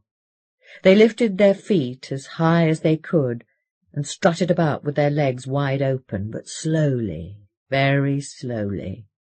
I didn't like it. There was something very nasty about watching this pregnant woman dancing like that here in front of me. Something degrading. He said it was to help his power, some such rubbish, but I think he was showing the contempt he felt for them. I could tell she didn't like the meetings. She went to as few as she dared, I think. She didn't like some of the things he did with the models. He gave one woman an abortion, without even touching her. Well, that was probably a pseudo-sciasis, a hysterical pregnancy. I think she'd have refused to go to the meetings if he hadn't had the model of her. She didn't like some of the things he made them all do. He made her think about herself or about the others. He made her do things so that he could watch. But she couldn't stop herself, she said. She didn't want to. It was only afterwards she was disturbed. The last meeting she went to, he made one of the others do something. Whatever it was, it decided her never to go again. But she'd just decided that when he told her she was pregnant. The doctor leaned forward. His chair creaked sharply. The sounds of the room flooded back around George. The curtains shifted, half awake. What scared her was that she hadn't known she was pregnant herself. Yet he did, as if he could look inside her. He told her that if she found she wasn't, she needn't never come to another meeting. So when she found she was, that scared her into going back. Then he said she must promise the child to him. But what about her husband? George demanded. What the devil was he doing? Keeping quiet. You see, he hadn't believed the witch doctor at first. He'd had to have the power proved to him, so she said, and after that he didn't dare open his mouth, whatever the proof had been. Well, she wouldn't promise the child. The witch doctor didn't argue. All he said was that if she didn't give it to him, she would bear a monster. Well, she didn't know what to do. If she went back, she would have to promise. If she didn't, she was making her baby be born a monster. I'll be honest, I didn't know what to believe, and she didn't help by going on about the things he could do, how old he'd told her he was, the things he knew that no one else did, and, oh yes, how he could sing without words in a terrible deep voice, and make her feel something behind her coming out of the earth or the basement wall or some such nonsense. I mean to say, would you have believed her? I don't know, George said, for the story had disturbed him, here amid the smell of antiseptic. At once he saw the doctor had hoped he would say no. I've seen pregnant women as good as mad, Dr. Miller said a little defensively. I thought there was a bit too much of her story, what with the black magic and her husband plotting against her, but I felt there was more wrong than just her mind. So I told her to go home and I'd talk to her husband. Well, she didn't like the idea, but she hadn't any others. I went to her house next evening. She must have told him I was coming. I don't know what else she'd said, but she had a bruise on her face as big as your fist. Well, I asked him what this voodoo nonsense was about, and he said she'd made most of it up. He hadn't told her the baby would be a monster. He'd just said I couldn't be sure. Oh, there'd been a faith healer, all right. She'd even asked him once for an abortion, but all the rest was her imagination. Even so, he didn't like the effect the man had been having on her mind, so he said she wasn't to go near him again. In fact, they were planning to move out of town. I believed him, because he was saying what I'd thought. The only odd thing was he kept shouting. I remember thinking he didn't need to shout to convince me. I think he was shouting himself down. He didn't want to believe they were still in the witch doctor's power. I think that was why he hit her, for saying what he wanted to forget. She didn't say a word, and I couldn't tell what she was thinking, so I told him to look after her, treat her more kindly. I didn't want her having any more bruises, and he knew that was what I meant. I tried to get him to tell me the witch doctor's name, but he wouldn't. Said the man was giving up his mumbo-jumbo. He was lying, of course. I must say I felt quite pleased with myself when I didn't see her again. I thought he'd begun looking after her properly. I should have looked in on them, I know, but I hadn't the time, he said harshly. She had a midwife. If they hadn't left town before the baby was due, I'd told him to get her moved before then. Of course she didn't trust hospitals. Then her next-door neighbour ran in here one evening to tell me the baby was coming. Though the room was thick with dust, the doctor made no move to switch on the light. He seemed glad of the dimness, glad to be able to gaze without seeing. Outside the window flowers nodded, bulbous on thin necks. The curtains scraped the floorboards softly, restlessly. George watched darkness fill the doctor's face. The midwife was out on call. The woman wanted me to go, No one else would do. Her neighbour pleaded with me to go. She said her friend was terrified, no telling what she might do. I only had a couple of patients waiting. I dealt with them as quickly as I could and hurried round there. She was lying on the bed. I could see the baby was due at any moment. She was gasping, but she managed to say she could feel the baby. She could feel how it was moving. She screamed that. She could feel it was a monster. That was all she had time to say, and all I could do was give her husband his instructions and begin the delivery. He had no face now, only talking darkness. Wasn't a difficult delivery, he said. I remember I was hearing children in the street. I could hear a football hitting the wall of the house. There was a bit of a breeze. It was an evening like the one we had today. I brought that out of her on an evening like this. Actually, the head looked almost normal. George stared at the darkness, which had fallen silent. The only sound in the room was the faint, oily creaking of the plastic curtains. The darkness was rushing at him, exploding behind his eyes. "Was it dead?" he blurted. "The baby?" It was the nearest he could come to voicing his unease. "Couldn't have lived," the doctor said. George heard shame, self-righteousness, the memory of disbelief. The desk light glared down its cone. Dr. Miller's face was expressionless. Perhaps he had prepared that in the dark. "Was it?" George said, startled by the light, and wished he hadn't begun the question. Incomplete, it sounded as if he'd repeated his previous question, like a relentless interviewer. He had to say, "Was it as bad as she feared?" "Yes," the doctor said. "Yes, it was." His eyes were blank, as if he refused to allow them to fill. George tried to look away, but the doctor took his gaze to be a question. "This is all I'll tell you," he said, and George felt he hoped it would leave him in the telling. "It was nearly 3 feet long." George glanced away at the glossy, lamplit patch of yellow wall, smooth as jelly, at the greasy-looking flowers that swayed on the plastic curtains at anything. "She never saw it. I took it away," Dr. Miller said, rapidly anxious to finish. But a couple of weeks later her husband came for tranquilizers for her. She'd already known the baby was a monster, you see. He couldn't persuade her different. And she was convinced the baby was still moving. Not alive, moving. She said the witch doctor could make that happen with his model. She said it would crawl out of wherever it was and come back to her. She'd been dreaming she found it writhing along the hall covered with earth. Her husband didn't dare ask her what it looked like. He said violently into his own silence. I gave him the tranquilizers. They moved to another house shortly after. I never saw them again. The dim flowers peered in the window, tapping. "What's all that got to do with Kelly?" George demanded, furious with the enclosing darkness beyond the lamp. The doctor mused, frowning. At last he said, "The woman I've told you about didn't promise her child. Christopher's mother did."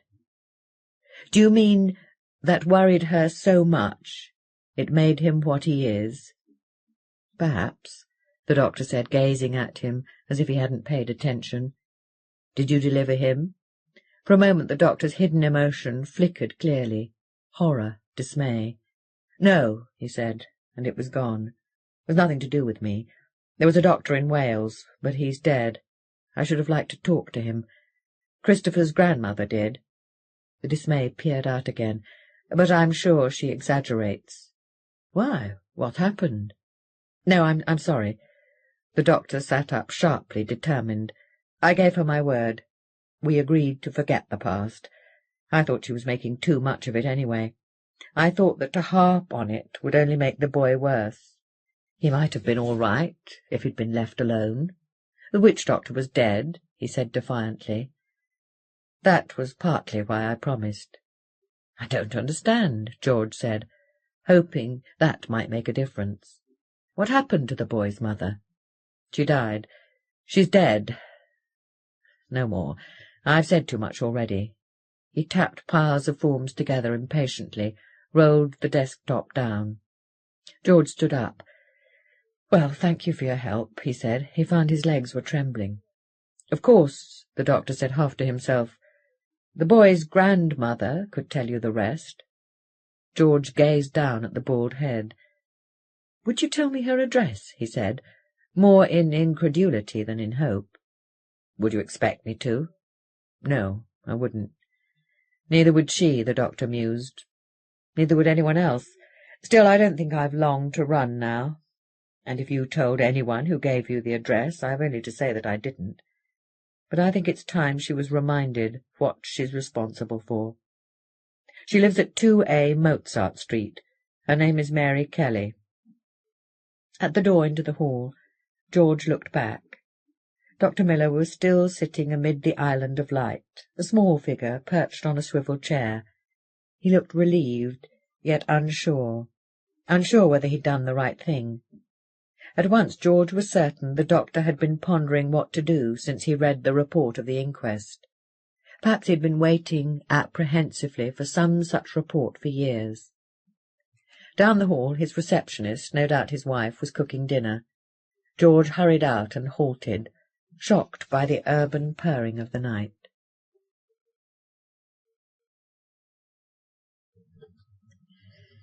Wednesday, September the 17th.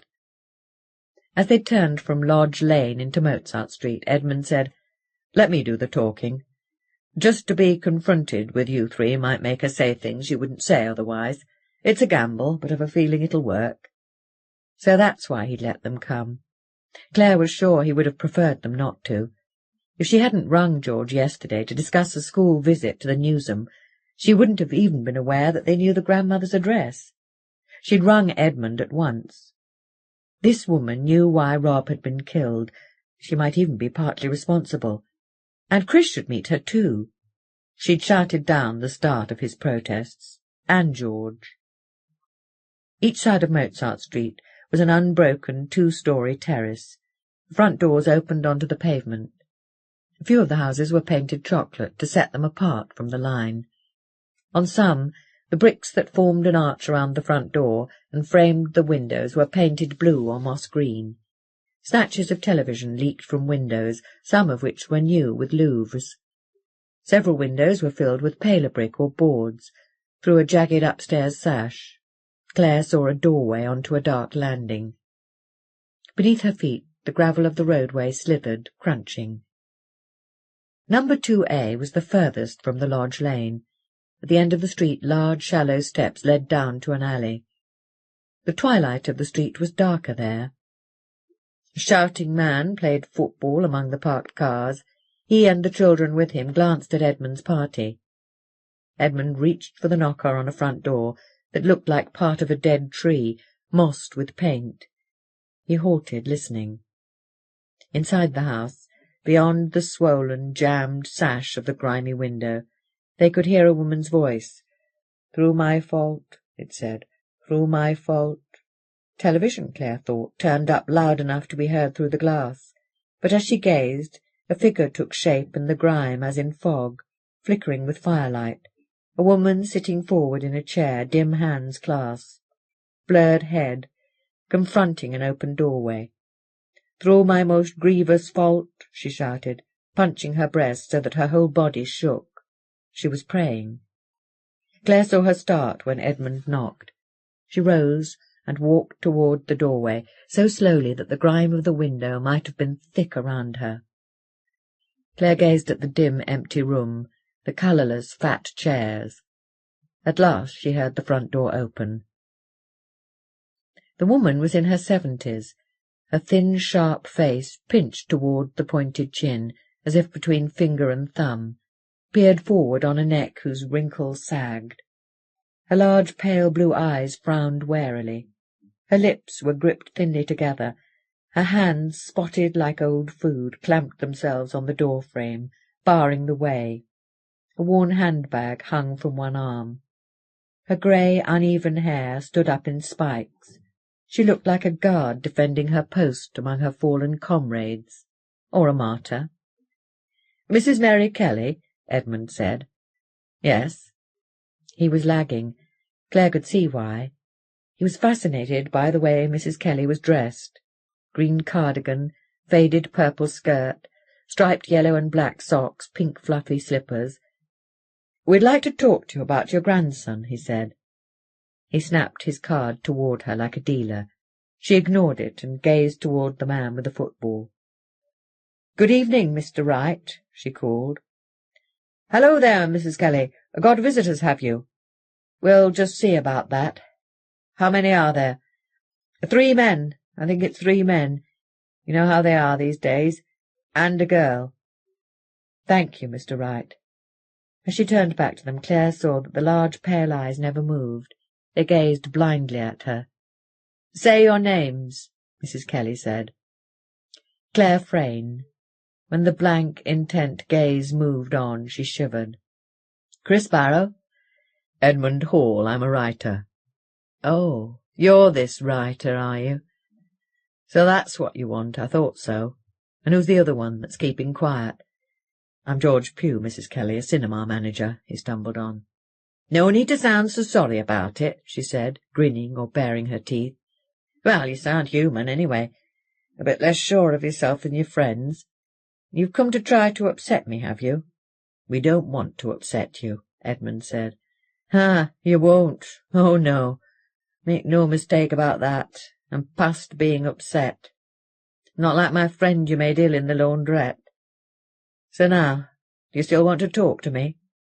Please, we'd like to hear anything you can tell us about your grandson. These people have relatives who suffered from him, you see." Chris was hardly a relative of his cat, but Clare suppressed her amusement. "So that's why it takes 4 of you to talk to me, is it? Because people suffered?" Mrs. Kelly smiled, then pounced. "Suffered in what way?" "Could we discuss it inside?" Edmund said. "There are children listening." And there were, sidling closer. "If I let you in, you're to follow me. I'll show you where to go, and you're to stay there. I won't have you excusing yourselves and wandering off. And don't you think you can creep out either. Is that understood? All right, Mr. Pugh, you come in last and slam the door." The house smelled like dusty old clothes in a mouldering wardrobe. Mrs. Kelly's voice echoed amid the hollow clatter of feet on the bare boards. "One more thing. Just remember my friends are outside. I've only to scream. Even the 4 of you won't stop me screaming." Clare slowed, gazing up the uncarpeted stairs. A rusty socket hung from a flex above the landing. Stripes of wallpaper stepped down toward her, almost colourless, beneath the twilight and dirt. "Never mind looking how bad it is," Mrs. Kelly said, startling her. "Mr. Wright's told me all about that. It's better than falling downstairs over the carpet. You just have to put up with it, as I have to." "I'm sorry," Clare said. "I couldn't see for a moment after the sun." The hall flung her voice back at her, making her stammer. As she followed Mrs. Kelly, the dusty furniture muffled her words like a hand before her mouth. The room no longer had a door. Despite the warm evening and the coal fire in the grate, the room was cold and almost bare except for several armchairs. A blackened rectangle of linoleum protected the floorboards from sparks, although the fire was caged. In an alcove 2 framed photographs, dim with dust, stood on a small table. Large and tiny pigeons hung in flight on the pinkish wallpaper. Halves of pigeons were trapped in the joins. Near the ceiling, ragged leaves of wallpaper hung down. In some of them, spiders crouched on tangles. "Sit down," said Mrs. Kelly. "I want you sitting down." The armchair puffed dust at Clare like a fungus. Mrs. Kelly grasped the back of the chair nearest the fire and lowered herself to sit facing the doorway. She put her handbag on the floor beside a large portable radio, the Liverpool Echo, the Catholic Pictorial, and the tabloid which had reported Edmund's search. "Now, talk away," she said. "As I say," Edmund said, "we'd like you to tell us about your grandson." "No, I'm sure you would. But why should I? Is it your business?" "I don't want to talk about him." She closed her eyes tight and opened them, unchanged, blank. "I'm tired. I just want to rest. I think I've earned that." "Do you know what he's been doing?" Edmund demanded. "No," and she smiled triumphantly. "You tell me." "He caused a man to be killed in a car crash and stole part of the body. And he murdered a woman and half-devoured her. You saw him doing these things, did you?" "I know it was him, Mrs. Kelly. So do you. If you're so sure of yourself," and her smile was malicious now, "why haven't you told the police?" "I've done that." He sounded totally convincing to Clare, but she knew the blind could hear lies where the sighted saw honesty. She held herself rigid in case an uneasy movement alerted Mrs. Kelly. Dust glinted slowly, floating. Shadows on the pigeons shuddered. "Then why haven't the police been to see me?" "Because I haven't told them your address yet. That's the one thing they don't know. But let me be completely honest. I'm writing a book about these murders. That's partly why I'm here." Her face was as blank as her eyes now. "But I want to see your grandson, get what's right for him. I used to know him at school. The police can only arrest him, but that isn't the whole answer." Clare heard him leaving his feelings ambiguous so that he could agree with Mrs. Kelly's. Had he done that with Clare? "And these other people are relatives, are they?" Mrs. Kelly said. "Who's the one who sends pansies to do his lying for him?" "Laundrette," Clare mouthed at Edmund, pointing at Chris. "I sent someone to talk to your friend," Edmund said, frowning. "That's the kind of person you associate with, and you want me to believe you know what's best for him, my grandson. I don't think there's anything more to be said." Clare chewed her fingers to block her mirth. Edmund had trapped himself in his own ambiguity. At the same time she felt helplessly frustrated. They had been close to the truth and he'd lost it. "Of course I don't know what's best for him. Oh, no, I'm only his grandmother. You should try living with him for a few years before telling me what's right. Then maybe you'd know what you're talking about." All at once Clare's frustration said, "Since you know, Mrs. Kelly, won't you tell us?" "You're going to have a try now, are you? Who are you?" "Clare Frayne. Your grandson killed my brother." The empty eyes gazed at her. The silence made her say, "I'm a teacher." "Teacher, are you? You all think children are angels these days, don't you? He was no angel, let me tell you. He was the devil incarnate." Edmund was nodding to Clare, but she didn't need his cue. "Come on, Mrs. Kelly, children aren't devils," she said. "In what way was he a devil?" But Mrs. Kelly grinned. "Oh, no, you won't trap me like that. I've got all the rest of my senses left, don't you mistake it." "I'm not trying to trap you," Clare said, full of frustration. Mrs. Kelly hadn't waited for her. She was muttering, "I know all about teachers. They're the ones who want to tell parents how to bring up their children. I'd like to see a teacher give 25 years of her life to a child and then have that child betray her. I'd like to see her telling parents what to do then." "Do you mean your grandson?" Clare said, keeping her temper. "He betrayed you." "No, I don't mean him." As if the silence had contradicted her, she added furiously, "I mean his mother. My daughter Cecilia." "Sounds like you haven't had much luck bringing up kids, right?" Chris said. "I've had the devil's luck. He must have had it in for me. I don't know why God lets him. There must be a special place for me in heaven. The devil made Sissy betray me, I know. And she turned to him for help, not to her own mother." Both Chris and Clare opened their mouths, but Edmund gestured as if he were a conductor silencing an orchestra. In the silence, the glowing embers crinkled like tinfoil. Mrs. Kelly said, "Just you have a look at her. Does she look badly brought up to you? Mr. Pugh, you look at her in the photographs." Clare watched George rub a hole in the grime for a face. The girl beneath the glass was about 11. Her large eyes gazed out of her large face. Her full lips were pressed together primly. "Is that her as a little girl?" Mrs. Kelly said. "That's her confirmation dress. It cost so much to make we were flabbergasted, but we bought it, just so she could go to the devil. In the other photograph the girl was years older, a woman in her 40s. Mrs. Kelly and a burly man stood on either side of her, arms about her shoulders. The girl's lips were fuller now. She looked sullen, trapped, Clare thought. "Can the others look at them?" George said. "Yes, yes, let them all see." Mrs. Kelly shook her head. "That's one of the three of us," she said. "I had that taken because I thought we were such a close family, so Sissy would have something to remember us by, and shouldn't have wasted my money." She took hold of the arm of her chair and squatted down to place coal on the embers with fire tongs. George moved to help, but she said, sit down, I'm not helpless yet." She threw on a shovelful of slack. Dark flames uncoiled, mostly smoke. "Sometimes I wonder what God is against me," she said from her chair. "He sent me some trials in my life, I know that. Sissy never had much in her head, but I'm sure the teachers made her worse. I brought her up as I'd been brought up, never did me any harm. We found her a job in a factory, but she didn't keep that long. Still, we were used to going without. My husband was only in the post office. We looked after her, never complained.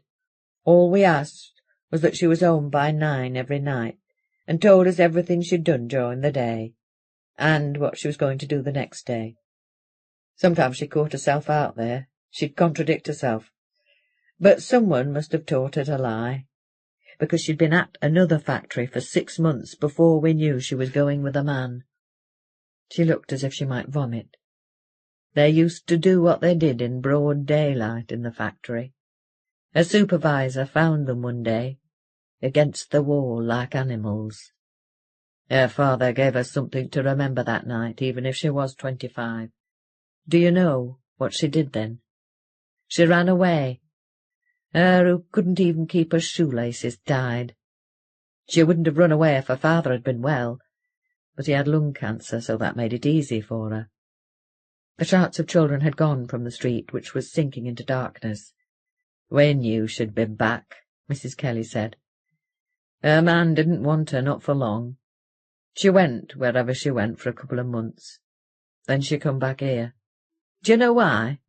Because she was going to have a baby. As brazen as you please, she brought that here." Her lips were white with primness. "Yeah, well," Chris said, "it's still life, though, isn't it? You call that life, do you? I wonder if you'd think so if you heard what that thing did. I sound cruel, don't I? A cruel mother not fit to bring up children. Oh, we thought as you do at the time. We thought it was still a baby after all. It deserved the same chances as anyone else. We told her she could have it, but we couldn't afford to keep it, not with her father getting worse. Of course, there was no question of her not having the baby, but it would have to be adopted. You'd have thought we'd told her to kill it. It mustn't be adopted, she kept saying. It mustn't go out of her sight, ever. We found out why later, but even if we'd known, I don't see what difference it could have made. She was ashamed to talk to us, and I don't wonder. At least she never talked about the man responsible. I certainly didn't want to hear about a man like that. So she just sat around the house and wasted away.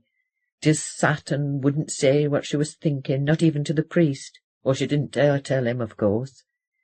And I had to watch her getting thinner. "I'm a cruel, inhuman mother, am I?" she shouted at the silence. "Let me tell you, I lay awake half the night every night praying for her and the baby. I wouldn't have wasted prayers on that thing if I'd have known. We thought it was the worry that was sapping at her, but it was what was inside her, eating her away. Then just before the baby was due she left, and the next day there was a letter saying she was going to kill herself. After the way we brought her up, she sinned against the Holy Ghost, against hope." She closed her eyes. The listeners waited, hoping she would answer the silence. Flames leapt through smoke. Suddenly Clare realized they must learn the contents of the suicide letter. She remembered what the doctor had told George about Mrs. Kelly's daughter. Hoping she sounded as stupid as the question, she said, But what reason did she have to kill herself? You may well ask. She had her reasons, but I don't want to talk about them. I want to forget it, if I can. Clare groaned silently. Then Mrs. Kelly said, No, I won't have you thinking I drove her to it. I tell you what she couldn't tell me face to face. Edmund nodded vigorously at Clare, flourishing his upthrust thumb. She wasn't satisfied having a baby out of wedlock, Mrs. Kelly said. Oh, that wasn't enough of a sin for her. She tried to get rid of it. She'd heard of a man who could get rid of babies by black magic, God help her. But he didn't get rid of it. He made her promise it to him. After the way we brought her up, she promised her child to the devil. And he told her nothing could take back that promise, not even death. She crossed herself, squeezing her eyelids tight. He must have seen how easily swayed she was. He roped her into all manner of filthy practices. She wrote them all down. She must have enjoyed thinking how it would upset me. I threw all that on the fire, didn't even let my husband see. This Satanist was a dirty old man, filthy, making use of gullible people. But he had powers from the devil. He'd kept himself young. He told Sissy all about that. Now he was growing old, he needed someone to look after him. I'd have looked after him, she said savagely. He wanted Sissy's child to look after him and to be taught all the filth he knew. I don't know what changed her mind, but she ended up hating him. She said she was writing to him as well, to tell him what she was going to do. This guy, the Satanist, Chris said, is he still alive? No, thank God. That's one prayer of mine that was answered. He should have suffered as he made others suffer, but he died in his bed of old age. Sometimes I wonder what God's doing. Your daughter, Clare said, she killed herself after the baby was born? Mrs. Kelly was silent for a minute. Once she made to speak, then her face collapsed and filled with darkness, shadows of the fire. On the walls, chairs of dark jelly danced and jerked, slowly quivering. Abruptly, Mrs. Kelly said, They found her in a cave in Wales. Someone had seen her going up a hill. She was dead, but that was alive, God help us. I'd taken a letter to the police. They told me when she was found and I had to go and identify her. Then they showed me the baby at the hospital. Chris was squinting at the photographs. He said, Have you got a picture of him? I've got nothing of him, and I want nothing. After what he did, all I want is to hear that he's dead. But you cared for him, didn't you? Clare prompted. I mean, you looked after him. Oh, yes. I couldn't leave him with strangers. He looked such a lovely baby. That was a devil's trick to delude me. And I wanted him because it was Sissy's. It wasn't my fault she'd gone to the devil, don't think that. But I thought I could save him from going the same way, making up for what she'd done. The cruel mother wanted to make up for her daughter, she said harshly. They kept him in the hospital for months. They said he should have died. I don't know if they meant he would have been better dead, but that's what they ought to have meant. When I went to collect him, a nurse told me, No, God help me, I won't talk about that. Her hands fastened convulsively on her chair. I tried to bring him up as if he were normal. The priest said he was still a child of God. It was up to me to put him on the right path. He said God must have let him live so that I could save him. I tried, God knows. I even called him Christopher, carrying Christ. I thought that might help. Clare winked at Chris. Shadows flickered in reply. We went without to bring him up. Oh, we were used to that. We even brought him special food to change his tastes. She shuddered, or the light did. I told him his mother had gone to heaven. Well, perhaps she had. God's mercy is infinite. He was far cleverer than Sissy. I often used to see him watching me. The devil had made him clever, pretending to be a little boy, waiting for the chance to be a monster. When he was 5, my husband died, I had to bring him up on the pittance they gave me. Oh, that didn't worry me, I could do without. But my sight was going. I was terrified of him, and he knew it. Of a 5-year-old child? Clare demanded. A 5-year-old monster, you mean? Oh, but children are angels, aren't they? I'll tell you something. When he was 11, he savaged another boy. Did you know that, Miss Teacher? I saw it happen, Edmund said hastily. I went to St. Joseph's, too. And you say he wasn't a monster? I took him to the doctors, but he was no use at all. Take him to a psychiatrist, he said. I'd as soon as take him to the Satanist. Not one of those men believes in God. I swore the doctor to secrecy and told him everything. Then he wasn't so sure of himself. I told him prayer and faith were the only things that could save that child, and he couldn't prove they weren't.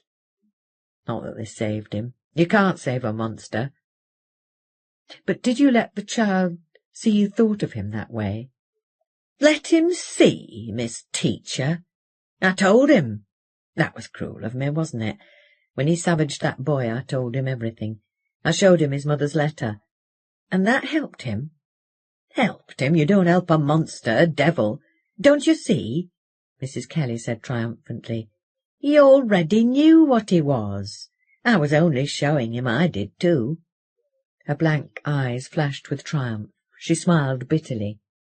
All at once Clare saw that she was imitating Betty Davis. She couldn't stand either of them. No, I didn't want to help him.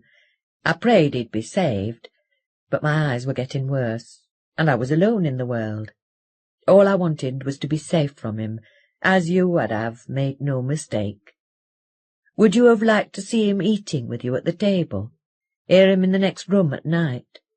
I used to lie awake praying, thinking he'd crept into my room. I'm sure my crucifix kept him away. I told him I always carried it with me. Do you know he was here when I went blind? He'd just left school. He tried to pretend he wanted to stay home and help me. I had to scream the house down before he'd go. My throat was sore for days. "Where is he now, Mrs. Kelly?" Edmund said. "I don't know." Her tone was flat. She wasn't lying. "And I don't want to. I never heard from him again, and that suits me fine. Have you got any idea where he might have gone? God only knows. He had no job when he left, gone to the devil probably." Edmund shook his head, baffled. Chris said, "What was the name of the guy you called a Satanist?" Edmund nodded at Chris, alert, but she said, "Oh, I know that all right, but I'm not telling you. He died before the police could deal with him. Let him stay buried." Clare's frustration spilled out in a long sigh. The bitter smile turned toward her. "Oh, I'm terribly unreasonable. The cruel mother who drove her child to suicide and made another child into a monster. Just you listen to me, Miss Teacher. I'll tell you how much of a monster he was. I'll tell you something I never meant to speak of again. When I collected him from the hospital in Wales, a young nurse took me aside. She had told me there was something they'd kept from me. She said, what they found in the cave." An orange face nodded forward. Clare recoiled before she recognized Edmund. In the firelight, Chris and George were orange too. On the walls the chairs leapt feebly, trembling. The room shifted uneasily. Firelight reached for the corners, plucking at them. "They had to cut him out of her, like a tumour," Mrs. Kelly said. "The doctors told me that. They found the cord was broken. That shows it was no part of her, doesn't it? Broken or bitten through. He was bone with teeth." "Bone," she said, sneering at the word. "And I took him, even after what the nurse told me, because he was Sissy's, because I thought my faith would prevail." "They found Sissy in the cave?" Around Clare, all the orange faces leaned closer. "She was dead, but they thought they saw a movement under her clothes. They looked. A woman looked.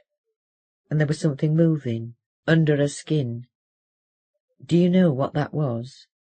"She's telling this third hand," Clare reassured herself. "The nurse wasn't even in the cave, and this woman exaggerates. but the orange faces surrounded her, and the voice said, "It was him. The maggot inside her, the devil's child." The voice tore at Mrs. Kelly's throat as she said, "It was his mouth. He was eating his way out of his mother." She preceded them to the front door, saying, "I'd just like to be sure you all leave." They heard her voice retreating down the hall. "Out of the depths I have cried to you, O Lord," it said. Clare rested her forehead against the corner of the house. Brick dug into her clutching fingers. The street moved, as if the darkness was slow water. She heard Mrs. Kelly's muffled prayers. She heard George say, "I thought this witchcraft business was just an excuse for him, the way they find excuses for everything these days. But maybe they ought to have let him die quietly in that cave." "I could give the police her address," Edmund mused. "But then they'd push me out, I'm sure of it. I haven't come so far now just to lose the trail." But he'd lost the trail already, Clare thought. She raised her head. At least she could think straight, now she was out of the orange light. She stared at the darkness on the steps beyond the street, stared toward Granby Street, Mulgrave Street, Prince Avenue. "Mulgrave Street," she said softly to Chris, who was gazing that way too. He was the only one who might take her sudden intuition seriously. "I'll bet that's where the Satanist lived," she said. Sunday, 21st of September. "Do you know," Clare said, "I haven't the faintest idea what we're looking for." "Maybe we won't know until we find it," Chris said. "I don't think there's anything to find." She halted the car beside St. Joseph's and gazed at Mulgrave Street. There were fewer houses than there had been a fortnight ago. "If he did leave here," she said, "they've probably pulled his house down by now. And even if it's still standing, I don't know. I thought we might be able to sense which one it was, but that was a stupid idea. Even if we found it, what use would it be?" "Yeah, well, it sounds useless, but what else can we do? Let's go along once more, okay?" She drove slowly back along Mulgrave Street. Terraces and scraps of terraces stood on the waste. Odd single houses were surrounded by rubble and earth. Toward Upper Parliament Street, hundreds of yards were enclosed by a wall of corrugated tin. Side streets crossed Mulgrave Street. Trees still sprouted from their pavements, leaves coated with smoke. Above the waste the afternoon sky was deep blue, clear except for a waning moon, like the last trace of chalk on a blackboard. At one of the barred crossroads, two learner drivers juddered timidly at each other. Clare halted Ringo at Upper Parliament Street. "Shall we call it a day?" she said. "Yeah, might as well." But he was squirming on the seat in frustration. "Let's get a coffee," he said abruptly. "The Arts Centre isn't far." But the building contained a couple of morose artists, annoyed by the interruption. No coffee. It had gone on a picnic. "We'll go back to my place," Clare said. In Blackburn Terrace, birds fell from trees and swooped back onto branches, like fruit taking back its fall on a reversed film. She was unlocking the flat before she remembered how untidy it was. Perhaps Chris wouldn't notice. He wasn't even following her. He'd stopped on the last but top stair, looking disconsolate. "Shit, I don't feel like I've done anything today," he said. "Sorry," she said. The search had been her idea, though he'd joined her readily enough. "We did our best." She went to him, put one arm about his shoulders. She could feel how tense he was. "I think this whole business may just peter out as far as we're concerned," she said. She massaged his shoulders. "At least we'll have seen the last of Edmund," she said as he relaxed a little. "He wanted me to write to the education offices on school notepaper. They might know where Kelly went after he left school. But I'm afraid I won't go that far, even though I said I'd help him. So Edmund and I aren't friends any more. Still, I think I'll get over that. Come on," for he felt softer now. "I'll make some coffee." God, it was untidy. Love has many weapons, of which she'd read 6 slickly written pages, had joined the scattered newspapers and crossword books, the children's essays, her class record book, the canvas guitar case lying partly folded like a Dali version of George, a mug swarming with tea leaves, a paragraph about Rob that she'd written and rewritten for Edmund. She stood gazing, depressed. "What's wrong?" Chris said rather irritably. "Oh, nothing. These things generally didn't mean so much to men. I just wanted you to see the place looking nice, not this mess. Christ, don't worry about that. You should see mine. I hope I shall." She hadn't known she was going to say that. Her heart quickened with the shock. When he didn't answer, she fled to the kitchen, saying, "I'll get the coffee." She felt foolish. Why had she fled? From Chris, of all people. Embarrassment was the last thing she should feel with him. It was the last thing he would feel. She considered her impressions of him. Vulnerability, innocence. He needed looking after sometimes. And loyalty. He'd held back the discussion at the pews for her. "You know," she called, "you're a lot like my brother was in some ways." "Yeah?" But no, she thought, not really. He hadn't Rob's aggressive unsureness, his self-pity, the things her disloyal mind had kept presenting when she tried to write her memories for Edmund. It was more that her relationship with Chris reminded her of Rob. Why? Because she looked after him? Because he was loyal to her? That hadn't been the basis of her relationship with Rob. She realized that halfway through a sentence for Edmund, as her senile, incontinent biro had stained her fingers, Rob hadn't needed her half so much as she had needed him. She'd needed him to fend off other people. She'd needed him to blame for spoiling her chances with men. That was why in her years away from him at teacher training college she'd never gone out with men at all, and in fact he'd shielded her from nothing except the fact of her own unsureness, her self-dislike. She had even managed to blame him for her dislike, her jealousy of poor Dorothy. None of these insights had seemed like a revelation. She'd sat calmly, biro in hand, gazing into herself as they slotted easily into her awareness. Her mind had known all the time, had been waiting for the chance to let her know. Chris had given it the chance. She had never felt so much at ease with anyone, not even with Rob. Chris made all that had happened worthwhile. She mustn't lose him now. The search was ending. She loaded the tray, shaking her head at herself.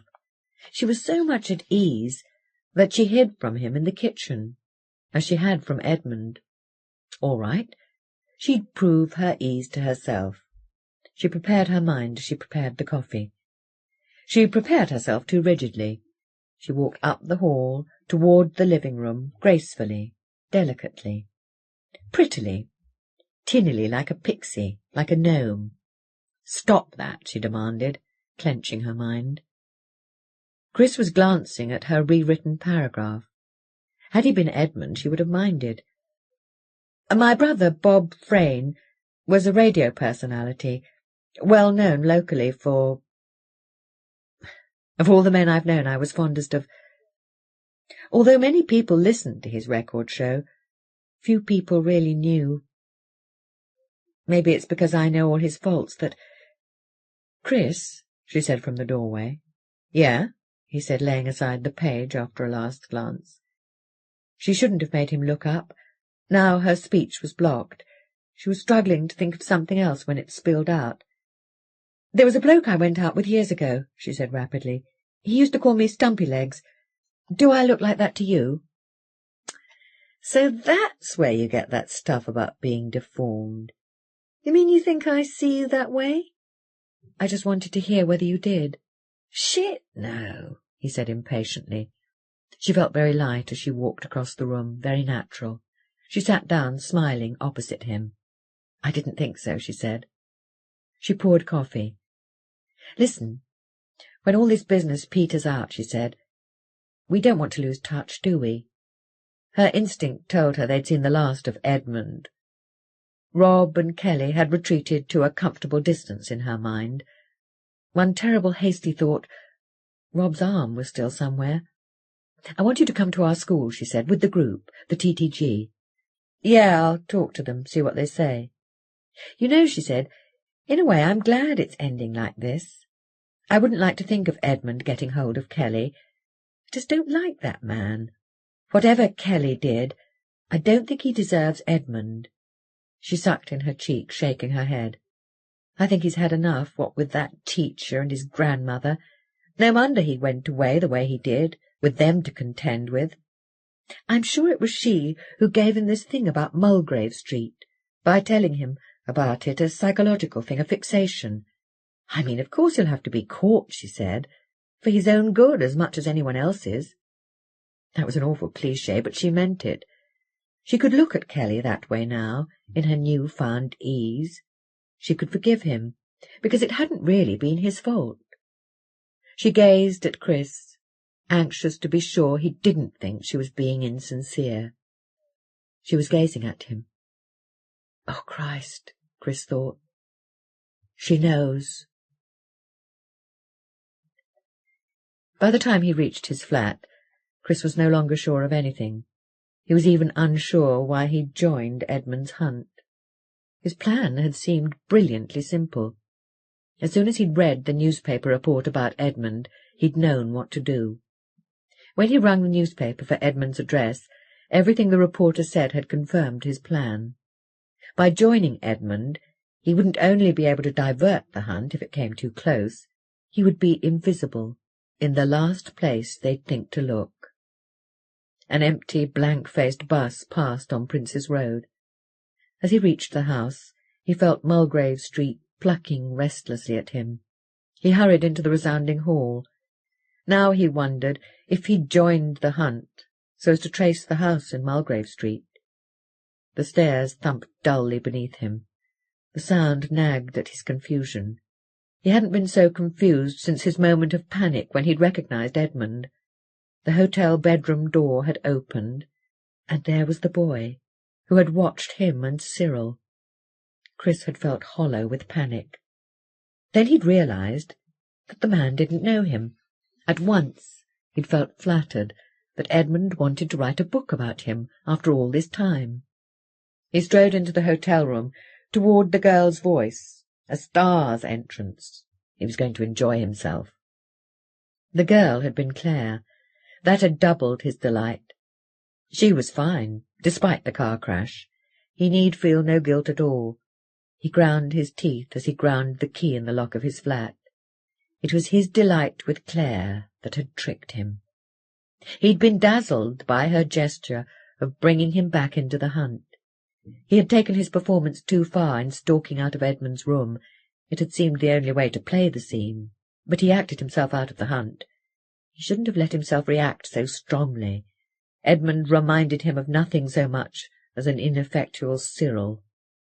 He tried to think of a way to rejoin the hunt in vain. Then Clare had come to him in Church Street and had handed him the answer. He'd felt overwhelmingly fond of her. He had enjoyed that day. He had been spilling his delight.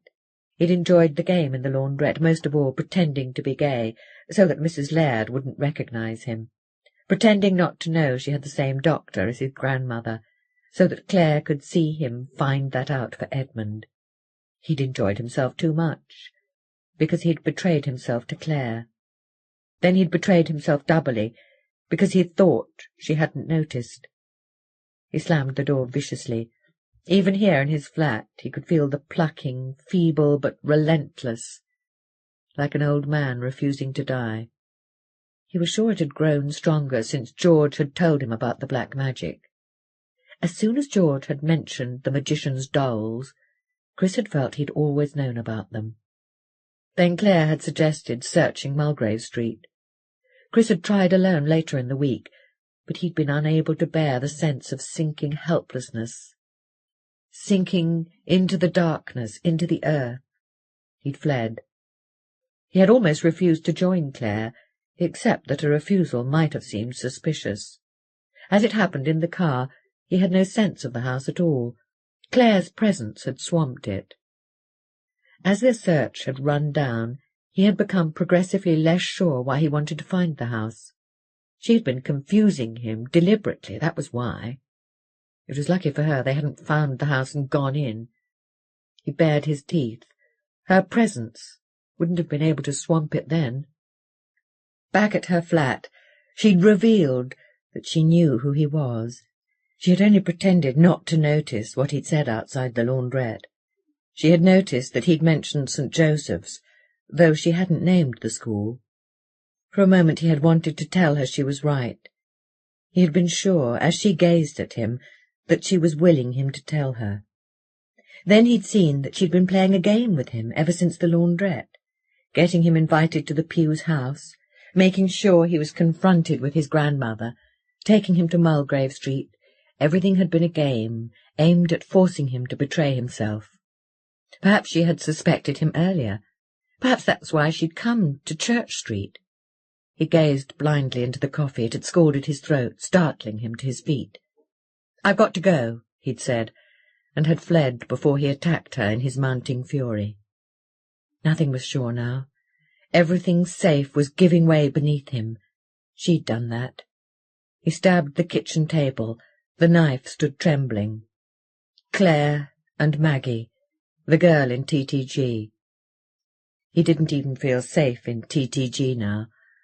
Of everything, it was the theatre, acting, that had made him feel most secure. He'd learned that at school, the only thing he'd thought worth learning. He'd been friendly with a boy in the Vale School Players. They'd masturbated each other a few times. His friend had liked dressing up. He'd invited Chris to rehearsals. Perhaps he wanted to see him dressed up too. Perhaps he wanted them to spend more time together. The master had asked Chris to act a small part. He'd done as he was told, as he generally did at school, indifferently. He struggled with the part, frustrated. He'd become furious with himself, with his ineptness, with the watchers. "Don't force it," the master had said. "You're trying too hard. Let yourself go. Just let yourself relax into the part." Eventually he'd asked if Chris wanted to give up, but by then Chris was furiously determined. The day after he realized there was no God, Chris had let himself go into the part without even trying. He couldn't have imagined how easy it was. The lightness and relief he'd felt on the way to school, free of his guilt, had been nothing to the ease he'd felt while acting. Later, if he ever felt uneasy with himself, it helped him. What he did to people was only acting, after all. It was only something he did, not the whole of him. Except for the day he'd returned to St. Joseph's with the Vale School Players, when the cat had distracted the audience from him. He had never felt easier than when acting, or with actors. Until Maggie had begun to nag him. The people in TTG left him alone when he wanted to be, didn't probe. But Maggie had been different, more aggressive. She'd given him hash cake to eat with the rest of them in her flat. He hadn't been sure he wanted to eat it. He blamed her. Then for hours he'd kept sinking into himself, as if into thick mud. He'd pulled himself free with a start, like the start of awakening, except that each time he began sinking again at once. No light had seemed to reach him. The others were far away, cut off from him by the gaps that widened his consciousness. It seemed impossible that he would ever escape. Eventually he fled to catch a bus downtown, anywhere to try to leave them behind, try and leave what was happening behind. Voices rose from the crowd on the bus, hurtling at him. Everyone knew he'd been eating hash. He'd taken refuge in Bonnie and Clyde, which was showing again, but he'd had to leave when the first of the Barrow gang was shot, face exploding into blood. By then the worst of his experience was over. Later, when he'd moved to his flat, he found he felt very much like that near Mulgrave Street at night. Another time Maggie had offered him acid, but he'd never touched drugs again. She kept asking to come to his flat. TTG met at one another's homes for drinks or a smoke. Chris had managed to avoid inviting them. He felt safest of all in his flat, where he could always make problems come right in his mind. In his flat he didn't even need to act being easy with people. He need only be himself. Then Maggie had begun. "When are we coming up to yours?" One of these days she'd try to get in without an invitation. He couldn't even be sure of his own flat now. He slammed the plate of cheese salad on the table. The plate cracked. Of all the things his grandmother had hung on him, vegetarianism was the one he hadn't slipped off. That and his first name, which he'd always assumed his mother had given him. Vegetarianism showed he didn't need to eat anything else. His toenails scraped at his sandals, nervous from the restless plucking. He knew where it came from now, the magician's house, somewhere up Mulgrave Street. It reached into his flat for him. He took off his spectacles, but then the walls were insubstantial as fog. He put on his spectacles hastily. He had been returning toward that house ever since he'd left Liverpool. When he'd left his grandmother, he'd gone at once to London, to stay with the actor who had introduced him to the Vale School players. After that he'd worked with various theatre groups, always nearer Liverpool, one back in Liverpool. He'd begun moving closer to the house. He chewed. His salads weren't as good as Diane's. He'd lived with her for a year or so. She'd made most of his clothes. Her thighs had gripped him softly. Her cunt gulped him. He'd thought he might have that with Clare. When his restlessness had grown imperative, he left Diane. "Tell me why. Just tell me why," she'd pleaded. But she was just a voice. Since the day his grandmother had screamed him out of the house when he'd offered to help her get used to her blindness, pleas and sympathies were things he didn't bother with. From Diane's he had moved here. He found he could hardly remember anything about her now. After he'd moved here everything was good, until he'd met Clare. He shoved his plate away and spat a mouthful of salad toward it. The plucking nagged at him. He felt enclosed. He would feel enclosed, even if he went out. Wrenched up the window over the fire escape and gazed down into the backyard, the blearing twilight. His cat was the nearest he'd come to regret. Killing Mrs. Pugh's fat dog had been like a revenge. He had enjoyed it all the more. His cat had been a stray he'd brought home from the art centre under his jacket. After the car crash, he'd realized the police might question everyone in the area. He'd lain in bed, pondering how to deal with them.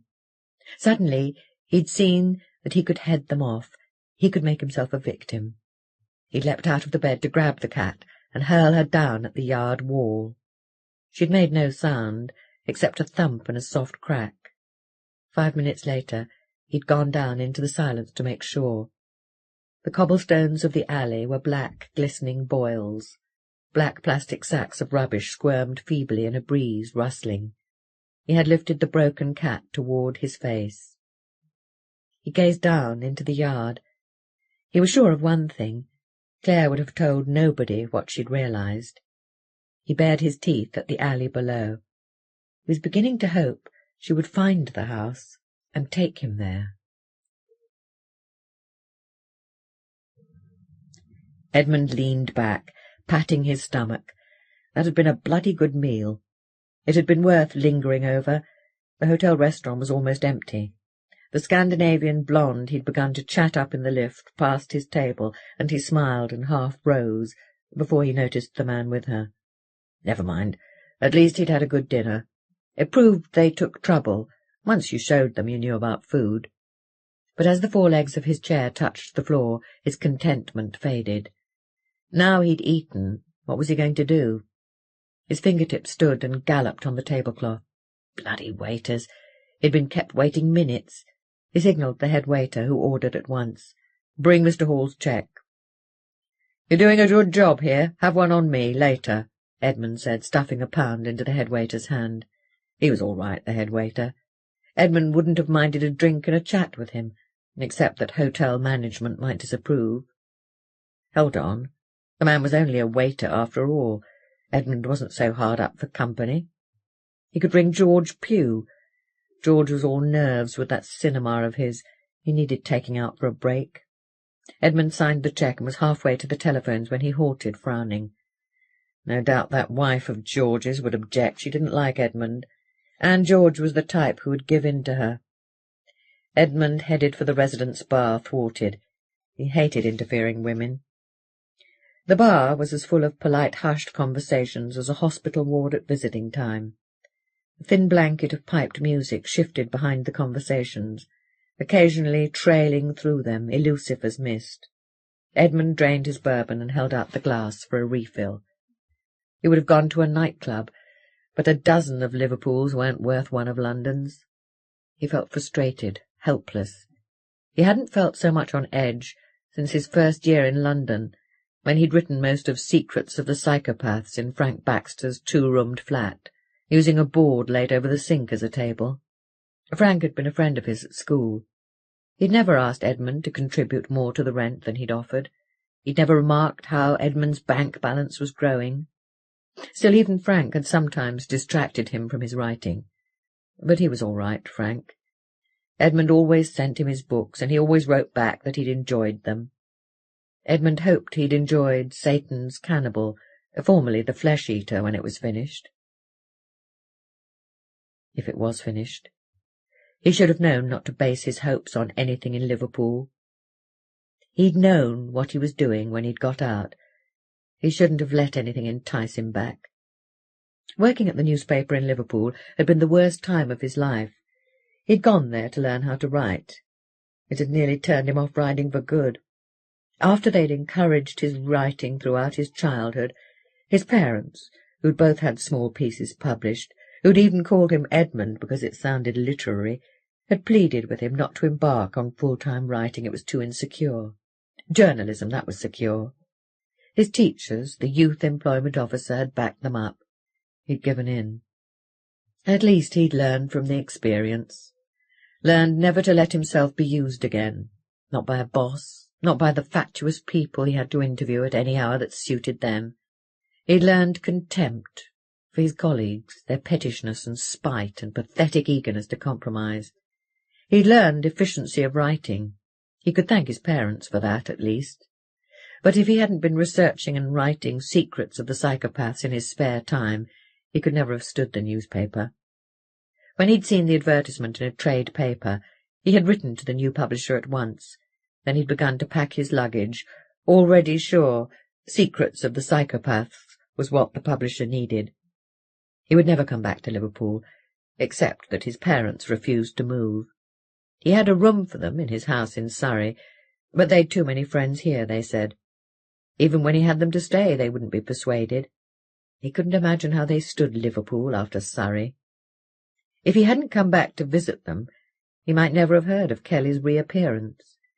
But on one of his visits, a young writer had invited him to a party where he'd met Desmond Harris, a newspaper reporter. Desmond had eagerly offered to keep him supplied with reports of any crimes he might be able to use.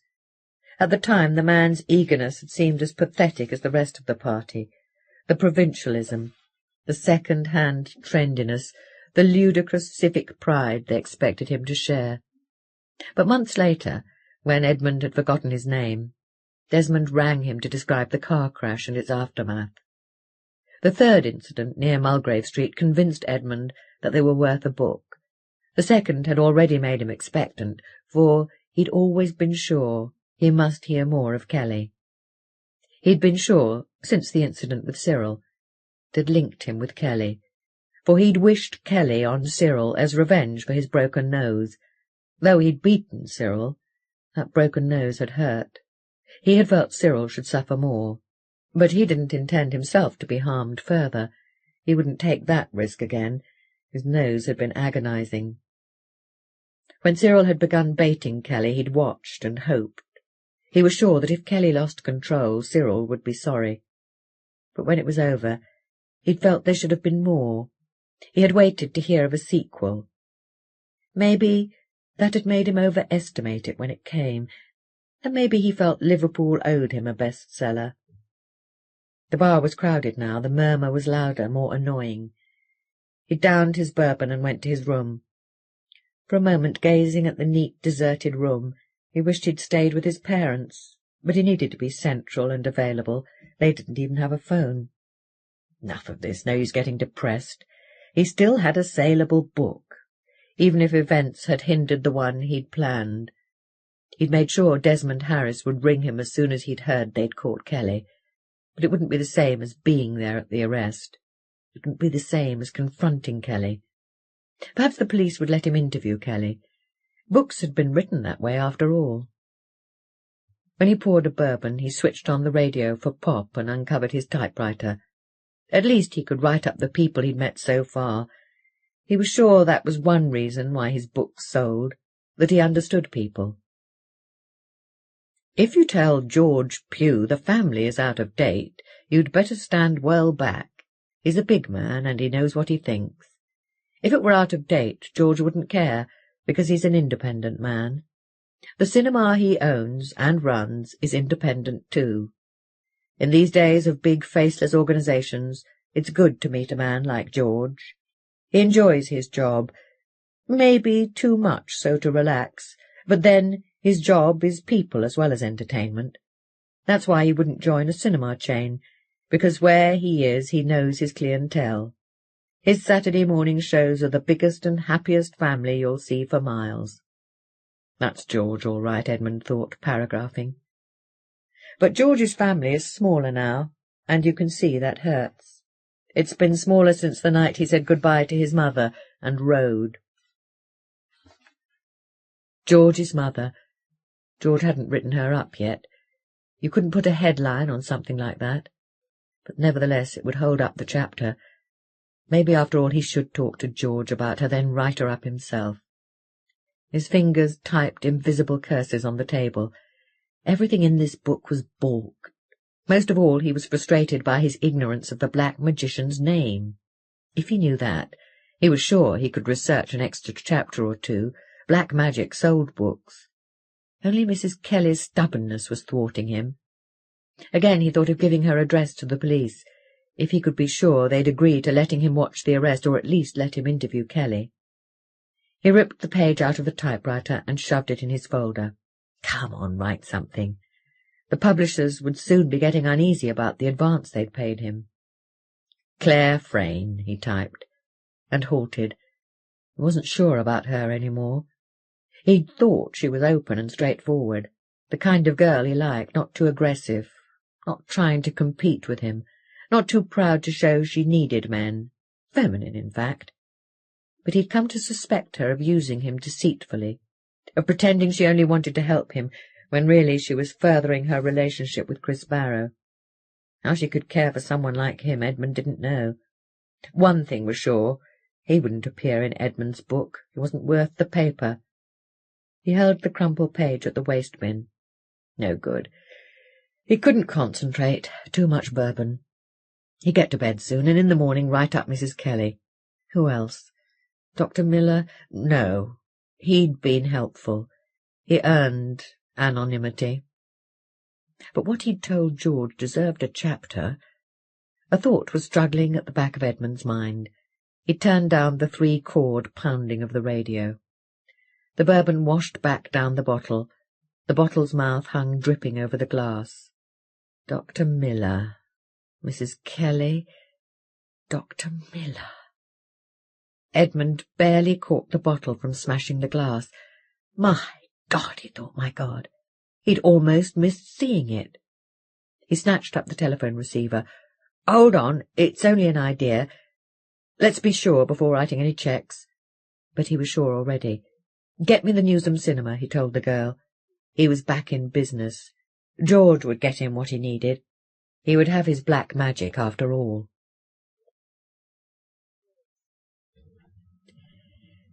Tuesday, September the 23rd. There's a man on the phone for you, Miss Frayne. 3 more of Clare's little girls were waiting outside the staff room to watch her reaction. Thank you, Debbie, she said, and saw them glimpse her eagerness. Why were there so many stairs? Her mind counted her footfalls, 48 loud, hollow blows on stone, retarded by the duller clunks of her hurry across 4 landings. Why couldn't they have a phone in the staff room? The playground dazzled her. John and Trevor are fighting, Miss Frayne, Lynn shouted. They hadn't better be when I come back.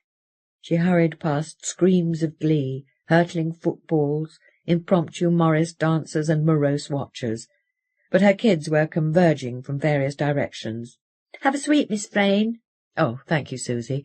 She popped the boiled sweet in her mouth, and almost running, Susie, or was it Yvonne, swallowed it whole. Oh, no, she groaned. The sweet bulged her throat as she tried to choke it up. It felt enormous. She could only keep hurrying upstairs. The sweet slipped down into her chest, held immobile and painfully hard for a moment, before slipping further, beyond discomfort.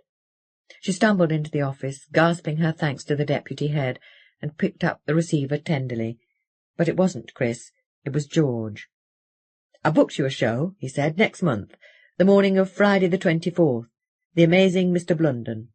"Oh, great, thank you, George. The kids will be pleased." She wished she felt more so. "Have you seen Edmund lately?" she said to say something. "He's been in touch with me. We had a row. Anyway, I think Chris and I have done all we can to help. We went looking for the magician's house on Sunday. Bit pointless, really." "Didn't you find it?" "We have, nearly." "What do you mean?" "Well, we missed something. Ted only realized on Sunday.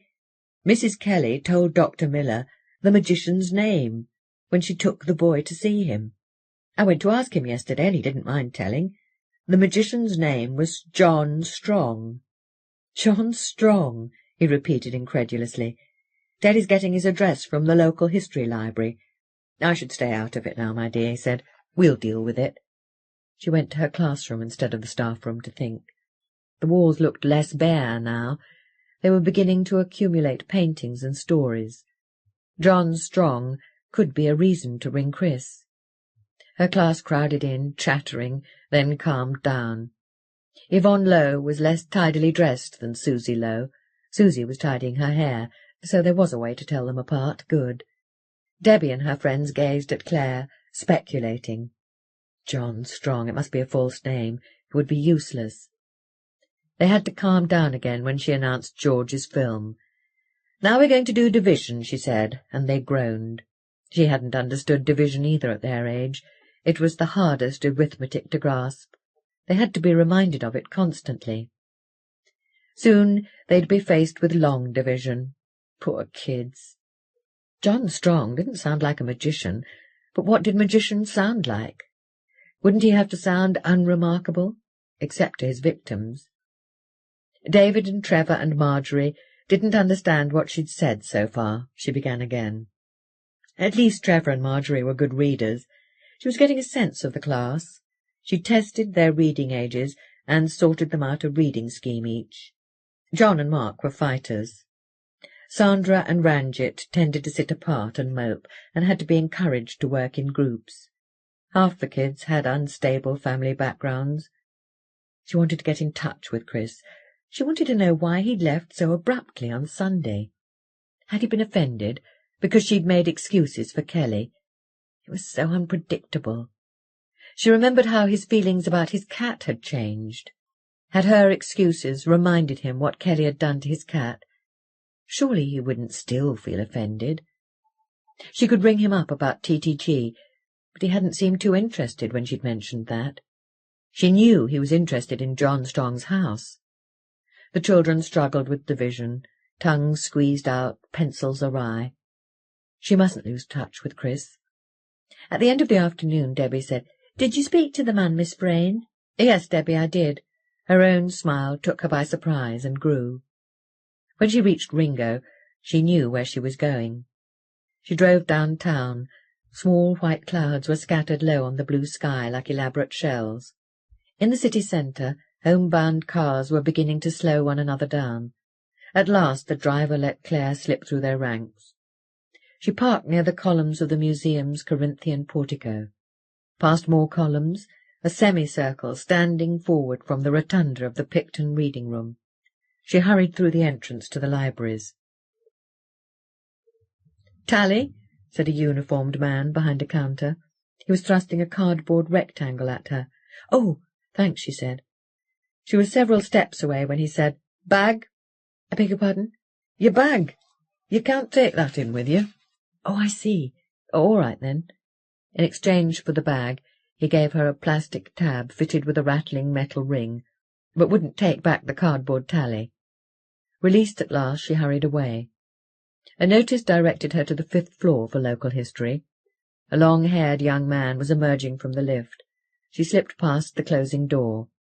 The dull green metal box, which felt crowded with her alone, creaked up to the 5th floor. The local history library was a long room full of tables. Sunlight poured through portholes in the ceiling. A woman in her 30s came to the counter at once, smiling. "I'm trying to find someone's address from about 20 years ago," Clare said. "John Strong is his name, probably in Mulgrave Street." "Good heavens! Is there a John Strong revival?" "I don't think so," Clare said, confused. "How strange! It's just that you're the second person to ask for his address today. I won't be a moment." She returned with a bound volume of voters' lists and rapidly found the page. "John Strong, 21 Amberley Street. That's just off Mulgrave, or is it? I'll be surprised if it's still standing. Are you researching his book too?" "That's right." In a moment she realized what they were talking about. If Edmund had read this book, whatever it was, so would she. "Have you a copy here? Well, there's one down in Picton. It's restricted, not on public access, but they'll give it to you if you ask." She scribbled on a piece of paper. "Just fill in these details on one of their forms, and you'll have it in no time. 1330924 Strong, Glimpses of Absolute Power." "He used to come in here, you know," the librarian said. "What was he like?" Clare said eagerly. "Well, I wasn't here myself. Mr. Carrick is off today. He was here then. If you come in again, you could ask him what he remembers, if you're interested." "Yes, I might." "What sort of thing do you know?" "Well, the trouble is there's no photograph of him on the book, and it sounds silly when you say it, but people used to say he had a horribly beautiful face, as if someone had put eyes inside a statue. Mr. Carrick does say he had the most perfect complexion he's ever seen, and he never seemed to look any older. Of course he was getting older, really. They could see him slowing down the last few times he came in here. But that thing about being horribly beautiful, there were people on the staff who couldn't bear to look at him, really, couldn't bear to be alone at the counter if he was here, even on a day like this. One girl used to say seeing him in daylight made it worse, as if someone had made a statue walk about and pretend to be alive. And yet his clothes were rags, more or less, as if they didn't matter. I wish there were a photograph, don't you?" A man walked by outside the window, on the 5th floor, but he was an overalled workman on scaffolding. "I'll tell you what Mr. Carrick told me," the librarian said. "John Strong always used to talk to you at the counter, unless you got away. It was all rubbish. Nobody could understand it, like his book. But Mr. Carrick used to have a feeling that the words didn't matter. It was the way he said it, the sound of his voice, the cadences. Like a song hidden under the words. I remember he said it reminded him of the music a snake charmer plays. He always used to get rid of John Strong as soon as he could, and call away anyone who was listening. Sometimes Strong would talk to readers in the library, and they'd go out with him. I expect they were friends of his, don't you?" All Clare thought, not quite soberly, was that he sounded even less like a John Strong. She hurried back to the lift. A stringy man emerged from it. "Book lift?" he snapped. "Pardon?" "Book lift, book lift." He rapped the words on the closing door with his knuckles. "Book lift only." He was carrying no books. Nevertheless, she used the stairs, green stone speckled with darker green and white, like a pointillist painting. The Picton reading room was 2 floors down. At the top of the dome, a round window spilled dazzling sunlight over the stone rim. Clare found a wad of forms in a pigeonhole among the catalogues that walled the curve. At the counter, a girl handed Clare's completed form to a younger girl, who went away swinging a key to let out the book from the Henry Millers. "I should watch out if I were you," said an invisible man beside her. It took her a while to locate him, whispering to a young librarian 100 feet away across the diameter. The dome was full of acoustic tricks. She gave in her tally for the book and carried it out beneath the dome. The echoes of her footsteps on the green carpet thumped distantly like a heart. She opened the book on one of the tables. The clack of its cover fluttered high in the dome. Readers glanced up reprovingly. Some of them did little else, glaring at the shrill of a telephone, frowning at the clank of footsteps on iron balconies around the dome full of bookcases. They should sit elsewhere, Clare thought. John Strong had published the book himself. Half the print was askew in the frame of the pages. The ink looked thick as paint. The P's and D's and others were stoppered with ink, as if the print were breaking out in crotchets. The grey paper was full of splinters. The book had been a fat pamphlet, bound later by the library. Glimpses of Absolute Power, set down and published by John Strong. Clare turned the page. I have undertaken this work late in life, for it was no part of my design. The truly great man confides his wisdom to a single pupil and companion, rather than publish it to the pores of the mass. But the truly great man is always at bay. Perhaps the mass may claim a petty victory in robbing me of my intended pupil, though it shall come to pass that my power rescinds that theft.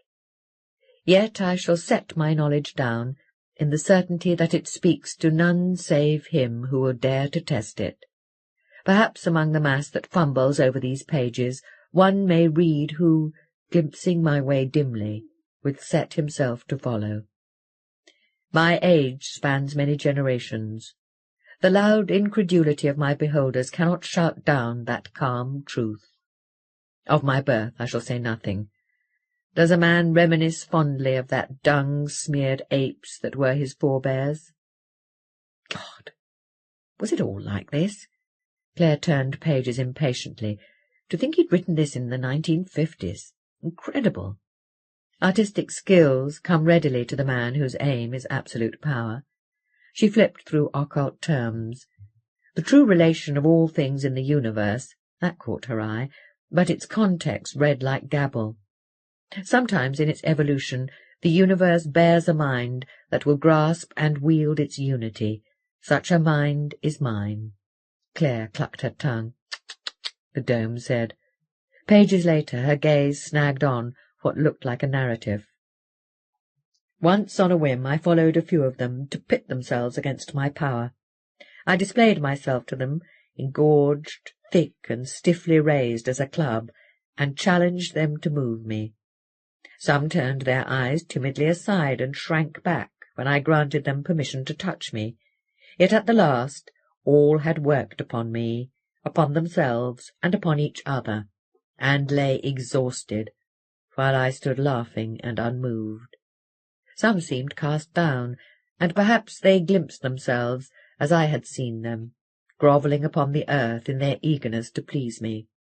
All understood my meaning well, when I spoke of the wand of my power. So that was what it was all about. Oh, dear. Clare couldn't see how his fantasies, surely they were only that, related to Christopher Kelly. There was no terror here. The book was just dull and repulsive. A cough reverberated under the dome, sharp as a blow, before snuffling out the life she carried. The image plucked at Clare. She turned back. The paper rustled loudly, dryly, like an insect. Its echoes rustled as she tried to hush it. It rustled. Before snuffing out the life she carried, it occurred to me to see her dance. I am sure even her fellows must have been amused in their dull way. With her swollen belly, she looked like nothing so much as a boil essaying the waltz. Clare stared about, to free herself of the book. The library looked distant, unnaturally bright. It offered her no support at all. Whispers drifted close around her. A cough clapped together like hands. Sounds nagged at her, insistent and intolerably sharp, as if she had fever. If what she'd just read was a fantasy, he had infected others with it. Dr. Miller had told it to George. The man had had the power to impose his nastiness on others after all. She rifled the pages, glancing warily. They fluttered dryly, rustling. She was searching only for references to Kelly, but images rose from the thick style as if swelling up from a marsh, dragging down her gaze. At first she pressed her lips together and choked and sobbed. But shortly she was imitating her doll perfectly and enjoying the sweetmeat as if it were drugged. One of her fellows puked and gazed at me in fear, knowing that her response had singled her out to be next. The words clung oppressively to her like feverish heat. She made to turn to the previous page to discover what the passage was about. Then she shuddered and rifled on. Iron clanked, footsteps thumped softly, whispers sibilated. But she knew that nothing could take back her promise, not even death. Clare started. She was back in the flickering orange room. Mrs. Kelly was speaking almost the same words. Her heart thudded in her ears, cut off from the echoes. "Get it over with," she read. Not even death. She knew that should she take her own life, she would feel beneath the ebbing of her spirit the movements of the promised child within her, preparing to cheat her, cheating and making its way to me. Clare glared before her, bright sunlight and echoes. She could see the dying woman in the cave, could feel her engulfing terror as she remembered John Strong's words. In a world where a man could believe he was achieving such horror, anything was possible. She could see the woman gazing down at herself in feeble, helpless incredulity. Abruptly, she pushed back her chair. A suite of them clattered under the dome. She strode across the carpet, filling the dome with footsteps, and threw the book on the counter. "You should burn that," she said. On the green stairs, she had to close her eyes for a while, for the flecks of colour were crawling on the stone. The porter gave back her bag in exchange for the plastic tab, but she left her tally in the picton. "You can't leave without handing in your tally," he said. "You just watch me." When she reached Ringo, she slowed, resting one hand on his hot roof. Should she abandon the search? She wanted no more of John Strong. But after all, his words were him. His house was only where he'd live. It wasn't as if it would be haunted. He'd died in his bed. Besides, it was an excuse to see Chris. Stupid, she thought. She'd no reason to be frightened of the house. After all, she would be with Chris. At the Arts Centre, Clare met the actress who had wanted to be invited to Chris's flat. She was making a long-fanged green monster man's size. Once she'd stared at Clare, her eyes ignored her. Her footsteps resounded loudly on the floorboards, claiming them as her stage. No, Chris hadn't been in today. No, she didn't know where he was. Yes, she knew his address. Clare had to ask before she would release it. Clare drove away down Mulgrave Street. It wasn't worth feeling resentful. The girl had just been jealous. Clare and her kids could have made a better monster. When she reached Prince's Avenue, she realized that she must have driven past John Strong's house, if it was still standing. Never mind. She'd save it for when she went with Chris.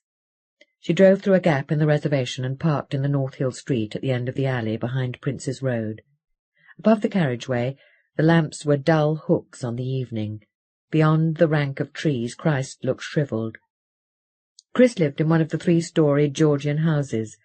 The front lawn was ragged. Chunks of brick crushed the grass. A girl in a caftan emerged from the house as Clare reached it. "The fair-haired guy? I don't think he's in. Left on the first floor, if he is." Clare looked for a bell-push, but it was missing from its plastic socket. Next to the pay telephone on the hall wall was pinned a large advertisement for a taxi firm. Friends of the landlady, no doubt. A skinny strip of thick green carpet trailed down the middle of the stairs. When Clare's heels slipped from it, they knocked on wood. Otherwise the house was silent. She knocked at Chris's door. She knocked again. Down the landing stood a dressing-table. One of its drawers splintered outward like the coffin in that television film she hadn't been able to switch off in time. She could just see herself in the oval mirror, struggling feebly beneath grime. As she knocked, something moved in the room, only the ghost of her knock. At last she walked downstairs, dispirited. Well, she'd tried. She was cleaning Ringo's offside window when she glanced up and saw the alley doorway. The doorway from the backyard of the house into the alley was empty. Its rotten door lay beside it in pieces. Clare gazed from the doorway to the fire escape, climbing the back of the house outside Chris's window. She stuffed her keys back in her bag and hurried into the alley. Outside the doorway she halted, besides a crowd of flat plastic bags of garbage. She wasn't really going to do it. It was silly. But she only wanted to look through his window. Suppose she were caught in the act. Then Chris would have to rescue her, tell them who she was. What romantic nonsense. All she wanted was to see his flat. She liked the way he hadn't tried to entice her up there. It was part of his appeal. But now she wanted to see. She remembered the way the actress had stared at her. At once she strode into the yard. It was full of dustbins, overflowing with garbage. She slithered on a piece of fish and almost knocked over the bins. The heat of the evening flooded her, thudding. She must be careful, even though she was sure the house was empty. The empty window threatened to fill as she stepped carefully to the fire escape. She tiptoed up. The iron creaked. The ground fell away through the mesh. At least Chris's was the only window she would encounter. The bricks of the house wall jerked down in steps close to her face. She reached Chris's window and gasped. She had thought he was being polite when he'd implied his flat was untidier than hers, but it looked like a burgled boutique. Clothes were heaped on the floor. An overturned mug had dribbled coffee on the floorboards. Part of a newspaper poked out from beneath the clothes. Rolls of rug were unrolling near the walls. Oh, Chris, she thought. He really needed looking after. Men. Found mutilated. That was all she could read of the newspaper. She frowned, peering, gripping the window-sill through the gap beneath the sash. The newspaper was yellowing. Why had he kept it? What did it say? She was pondering when she realized what she was holding on to. The sash was ajar. She glanced about sharply. In the yard, dustbins glistened. Opposite her, above the yard, windows were blank. Chris wouldn't mind. It was just that he'd never had the chance to invite her up. She only wanted to know what the newspaper said. She wanted to know. She raised the sash and climbed over the sill. Cat found mutilated, she should have known. No wonder she'd upset him. He was sensitive about his cat after all. He'd been trying to hide that. But it was morbid keeping the newspaper. He needed a new companion, she thought, someone he could trust. She glanced about the large room. Oh, what a mess! Next to an old record deck, a pile of records had toppled, slipping from their sleeves. Several yellowing newspapers nested beneath the front window, beside a stolen danger sign. The bed! She couldn't control her giggles. The sheets looked like a burrow. Chris must slide out of it in the morning, a tunnel into darkness. She muzzled her giggles with her hand. She was sure she'd heard a door open downstairs. She imagined someone standing in the hall, staring up towards the giggling they'd heard. Her nose snorted painfully within her hand. Silence. Perhaps they were easing the door closed to fool her. When she'd subsided, she let go of her face and saw what she had been staring at for minutes. Over the end of the bed, an old drab sweater and jeans were carefully laid. She frowned. She'd seen Chris wearing them. When he was acting? No, that had been the patchwork. She must be mistaken. It was just that they looked odd, laid there so carefully among the scattered clothes. She suppressed a giggle. He must wear them in the flat to feel comfortable. That was why he treasured them, just like a man. She could tell that the wardrobe and couple of easy chairs came with the flat. The whole place felt second-hand. The green flowers of the wallpaper had nothing to do with Chris. A poster for Bonnie and Clyde was taped to one door of the wardrobe. Didn't he keep anything in the wardrobe? There was a second lock on the door of the flat and a chain. Although she'd sensed his vulnerability, she hadn't realized he was so insecure. Beyond a partition was the kitchen area. The first thing she saw was the cat's dish, smashed against the wall. She could imagine his dismayed fury. If only he hadn't hidden his feelings, she would never have upset him. Perhaps in time he would let her see his feelings. On the table, old salad lay on and beside a cracked plate. She glanced at the stove. Oh, Chris! She wrinkled her nose. He was more helpless than any other man she'd met. How could he stand it? Well, she couldn't. He needed looking after, and she'd start now. The stove looked like a full day's job, but at least she could tidy up. She picked up clothes and laid them on the bed, squashing the burrow of sheets. Handling the patchwork trousers, she felt a twinge of jealousy. Maybe she couldn't have made them, but she wondered how well the girl he lived with had looked after him. Too well, maybe. Well, finding his flat tidied might shock him into improving. She hung clothes over her arm and went to the wardrobe. The door wouldn't budge. She tugged at it. The wardrobe's stumpy legs pawed at the floor. Something rolled about inside, but the door stayed clamped. She laid the clothes on the bed again and tugged two-handed. The wardrobe nodded forward, and she had to let it fall back with a thud. Its contents rolled and thumped against its back. She put one hand on the poster and wrenched at the doorknob with the other, but the swollen wood was firm in its frame. Only her hand slipped on the poster, and Clyde Barrow's face tore. Oh, no, Clare thought. Oh, where was the tape? Could she tape the tear back? She was glancing down in distress when she heard the door slam downstairs. "Mr. Barrow!" A woman was hurrying upstairs. "Mr. Barrow, is that you?" The landing thundered. A key struggled in the lock. Clare forced herself to move, over the sill, slamming the sash, down the clanking fire escape, skidding past the dustbins, along the alley and out. She didn't dare look back at the window. As she drove home through the terraced side streets, slowly after her headlong first few 100 yards, she felt light-headed. Children ran across the street shrieking. Oh dear, poor Chris. Tomorrow she'd look for a poster for him. But halfway home she had to stop the car to giggle. She was wondering what he would do when he saw what had happened to his flat.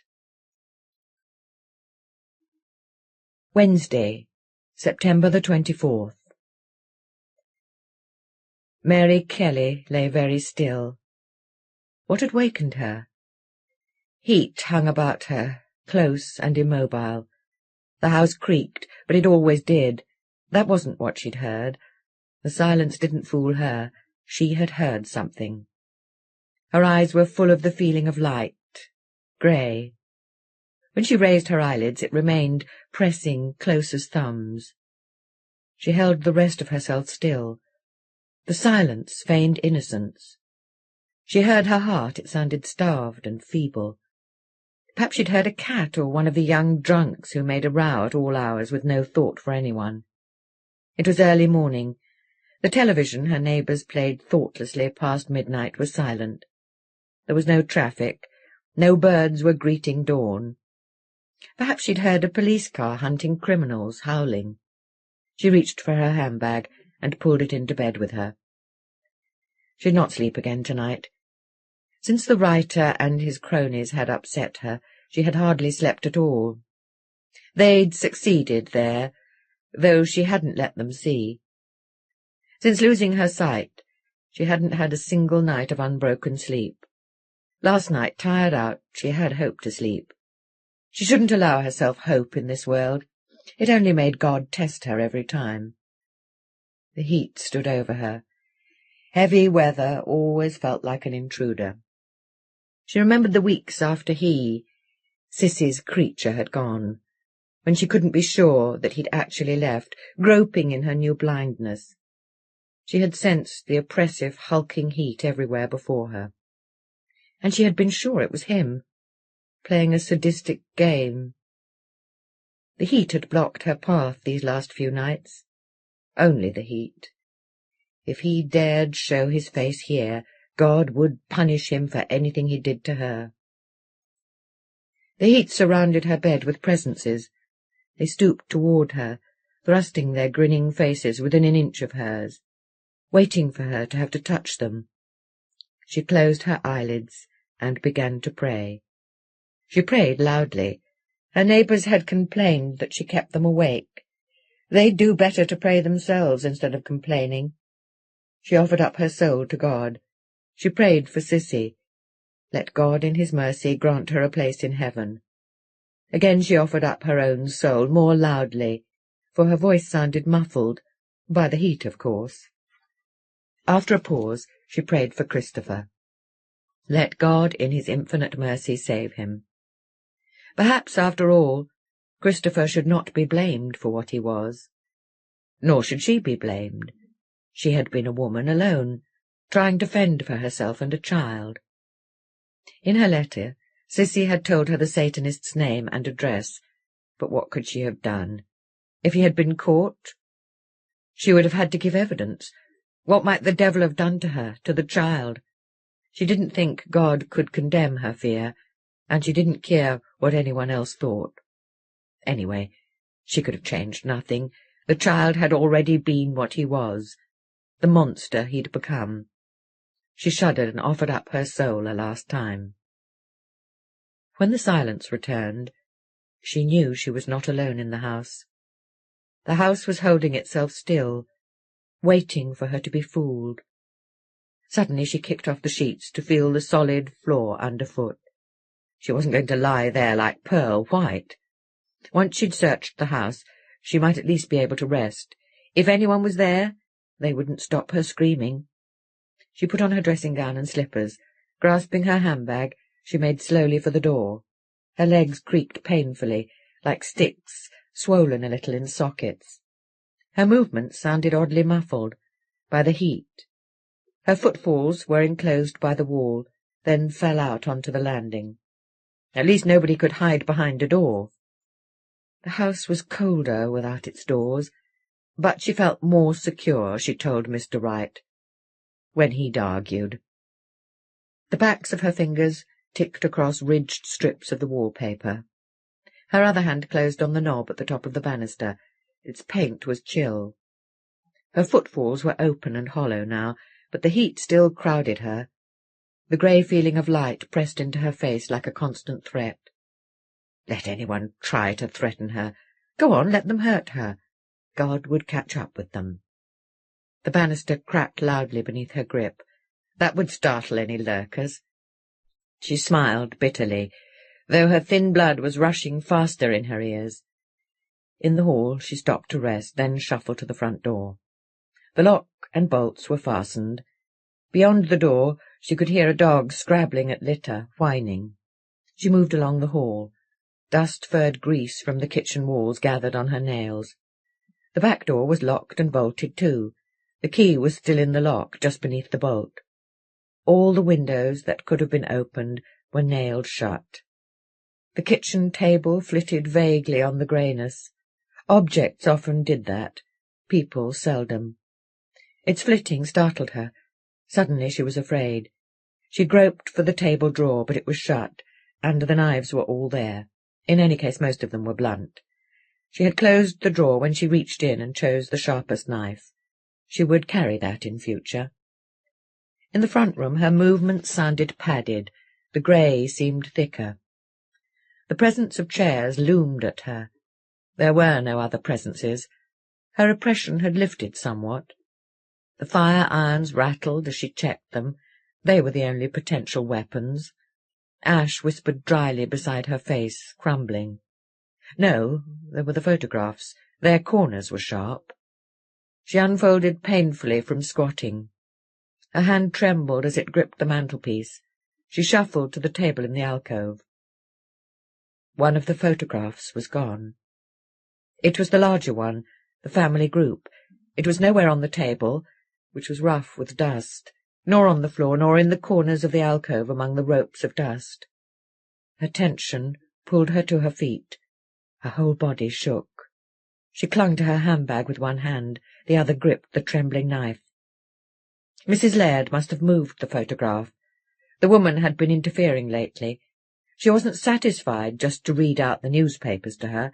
She had to keep going outside to the toilet, so she could see how bad the kitchen looked. Let her take herself back to the laundrette if she was going to interfere, her and her oily, soapy smell. She'd been dusting the house surreptitiously, Mary Kelly was sure. Or perhaps that interfering teacher had moved the photograph, the one who had come with the writer. Or Mr. Wright. He'd come the other day, pretending to make sure the wiring was safe. They were all taking advantage of her. Well, let them. God would see to them. He'd protect her. but she knew none of them would have moved only one photograph. Cissy's creature had been here. He must have come with the writer. She'd let no other strangers in. They had all been playing a game with her. They must all have been his friends helping him. He was welcome to the photograph. See if it did him any good. She had her memories of Cissy. They had been a happy family. They would be again, in heaven. God in his mercy would allow that. Claws scraped the window. Something snarled at her, the dog. That wouldn't frighten her, however hard it tried. She trudged upstairs. Her handbag hung from her elbow. Her hand on the banister still held the knife. Before she returned to bed, she would put that knife in her bag. The heat loomed at her, grey. It muffled her footsteps again as she entered her room. But heat didn't do that. It could pretend to be presences, but it never played with sounds like that. Only a real presence could do so. The presence of someone standing absolutely still in her room. Someone who'd been standing still ever since she'd awakened, waiting for her beyond the grey. She froze, but her foot had touched something. It hadn't been there before. She stooped. The heat bent menacingly toward her, at her back. She brandished the knife at it. The object on the floor was sharp-edged, square, glass. The photograph? No. A pane of glass, with a handhold of putty stuck to it. It could only have come from the back door. There had been no breeze to show her the gap. He had put the pane there to let her know how he had got in. "What do you want?" she demanded. She wouldn't let him frighten her. His voice came from beyond the grey, against the wall. He made no other sound. "The letter my mother wrote you," he said. She recognized his voice now, its coldness, lack of feeling. It had sounded like that when he had told her he was leaving. He'd disguised it when he'd come with the writer. "You want that to remember your mother by, do you?" she said. "To remind you of your birth, eh? Try and get it, then. Just try. I already have. You don't even know where it is," she sneered. "It was in your handbag." He was only guessing, only trying to make her betray herself. But she was already feeling in her handbag, searching, scrabbling. One of her nails cracked. The letter was gone. "You'd take that as well, would you, you thief?" she screamed. "You monster, you devil, God help you!" She launched herself at the place where his voice had been, lashing out with the knife. He hadn't moved. She felt the knife slice his arm like butter, like a maggot. In a moment, he had knocked the knife from her hand. At once, she knew he had been waiting for her attack, to give him an excuse to kill her. She heard him switch on the radio. Pop music spilled out, jangling and thumping. That was to drown her screams. Well, they wouldn't be drowned so easily. She opened her mouth to draw breath, but she had made no sound when the music came rushing toward her face, and the corner of the radio smashed her mouth. She fell heavily. Her lips began to swell around the hideous pain. Her mouth no longer felt like a mouth. It felt and tasted like broken, rusty stone. She could feel nothing else. She heard the music raised high in the air above her, distorting and blurring. Then it came rushing down at her. God help me, she thought through the pain. She knew that killing was only the start of what he had planned for her. Dear Chris, just a hasty one before the post. I found out about the black magician. His name was John Strong. John Strong, incredible, isn't it? He sounds more like a wrestler. But I read some of his book in the library, and that's actually very nasty. You can believe anything about him. Help, I can't get out of these brackets. And he lived at 21 Amberley Street, just off Mulgrave. Will you phone me if you're going to look, so I can too? I'm not doing anything on Wednesday, the day you should get this. Now I'm running to the post. See you. Love, Clare. Kiss, kiss, kiss. He hadn't intended to kill Clare. On Monday he'd realised he was trapping himself. He should leave Liverpool at once. To wait for Clare to go to the house on Mulgrave Street, or even to lure her there, would only be wasting time. He should escape while she was keeping quiet about him. He'd zipped some clothes into a bag and had hurried out, running for a bus. Each minute seemed longer. Red lights snapped into places at intersections. The bus dawdled for passengers to board. His nails had torn at the seat beneath him. At Lime Street Station he found he had left his purse in the flat. He would have tried for the London train with a platform ticket, but nobody would give him change for the ticket machine. The tail of the train had been drawn away very leisurely. Half the walk back to his flat had been steeply uphill. The heavy heat had paced him. It had felt more intolerable than his endless trip on hash cake. He was on the bus again before he'd noticed he'd left his bag in the flat. He'd run back, all his body prickling with heat and rage. There was something else that he'd forgotten.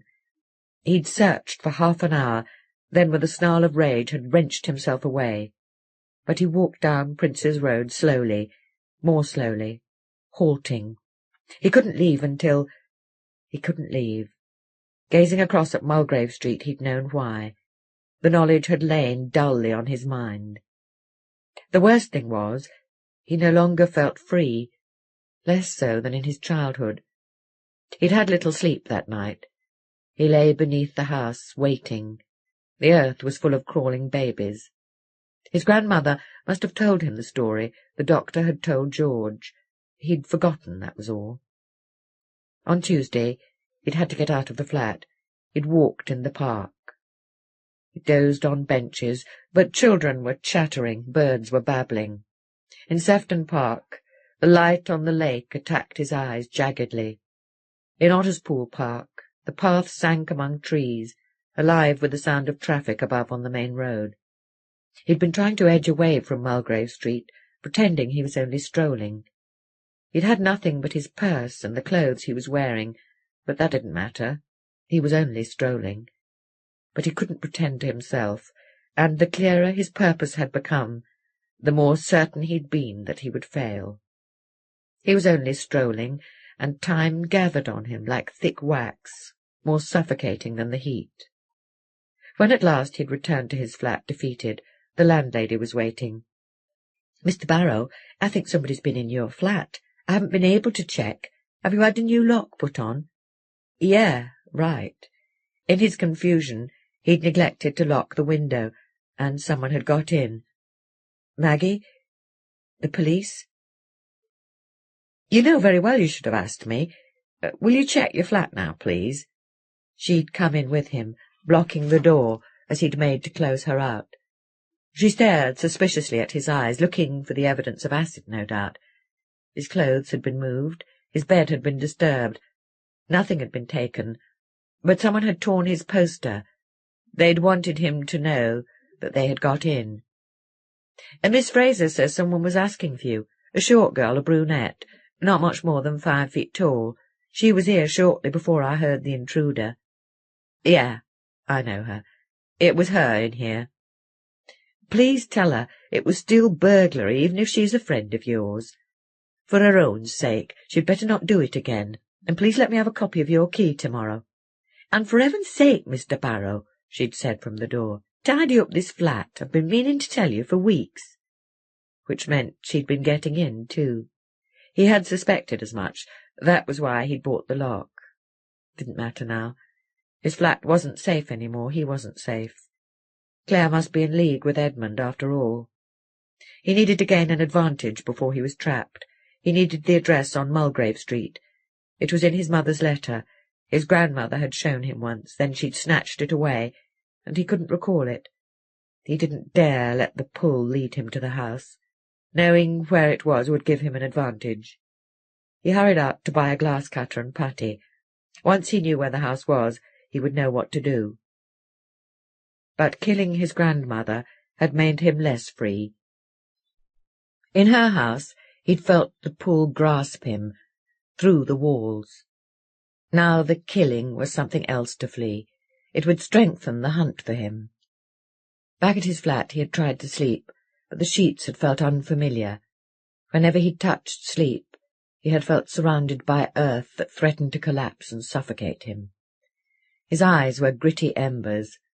Sounds crawled on him. The shallow knife slashed on his forearm throbbed beneath the plaster. He felt as if the daylight weren't reaching him. The landlady would be here soon, for her key. He was preparing dully to go to the house, hoping that would show him why he needed to go, when Clare's letter arrived. He gazed at it. She had been trying to drive him into confusion. Now she expected him to betray himself by refusing to go to the house. Or perhaps she thought his performance would break down in the house, with Edmund and George in the wings waiting to pounce. She was sure the house was crucial to him. And suddenly he knew she was right.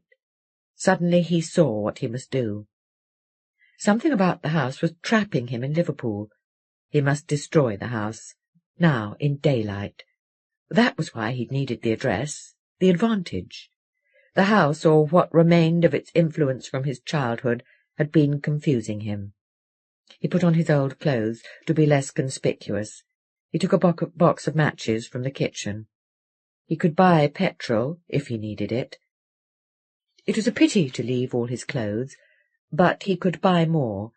His purse was in his pocket. He threw his keys on the bed. He wouldn't need them again. He strode across the reservation and into a side street toward Mulgrave Street. Most of the windows in the terrace were full of planks or doors like an infection. A few houses had resisted. Cars stood outside. Trees were stuck in the pavements. A decaying handbag hung from a branch. A bicycle tire drooped from another. A rag-and-bone man passed, wheeling a cart, with a thick, wailing, incomprehensible shout. In one of the occupied houses a broken window was backed with a piece of cardboard. "Eggs," it said in the frame of jagged glass. The cart clattered away. The man shouted thickly at the houses. Chris emerged onto Mulgrave Street. The deep blue sky fell open around him. White clouds lay tangled on the horizon like convoluted bones. The sunlight accumulated on the back of his neck. For a moment the landscape stirred restlessly. He gazed along Mulgrave Street, at its crossroads on the waste. St. Joseph's School stood alone, surrounded by railings. A master was gesturing ranks of boys into the school. Chris knew his face. It was the man who'd grabbed him the day he had come here with the Vale School players. His hands clawed at themselves. If only he could lure that man to the house. A black cat, with ragged plastered fur, fled past, glancing fearfully aside at him. Never mind, his rage would do for Clare, if she dared come near the house. It was her fault he had killed his grandmother. He would enjoy taking revenge for that, as he had on the dog for the death of his cat. None of the streets toward the school was amberly. He walked towards Upper Parliament Street. Lamp-standards stooped, long concrete necks over the roadway. Trees sprouted from the rubbly pavements of levelled side streets. Beyond a corrugated tin wall, a mechanical shovel howled and spewed bricks. A lorry laden with spades and pickaxes stood outside the wall. The pull felt less urgent, too generalized for him to locate. He neared a terrace. This must be it, but it wasn't. A lone post-box said whack and fuck. Must be the next terrace. That was the only one left standing. He stumbled off the pavement, which was cracked like ice, onto the waste. The wooden bone of an armchair showed through its torn plastic skin. The terrace wasn't Amberley Street. He gazed at the tin that filled the windows, bewildered. Beyond the houses, a doll whose cracked mouth was stuffed with mud sat in a pram without wheels. Beyond that he saw a single house, its yard walls still intact. A street lamp stood outside. There was even a street plank on the house wall. He began to run. Amberley Street. Hot dust puffed out beneath his sandals. It was a grey, three-story house.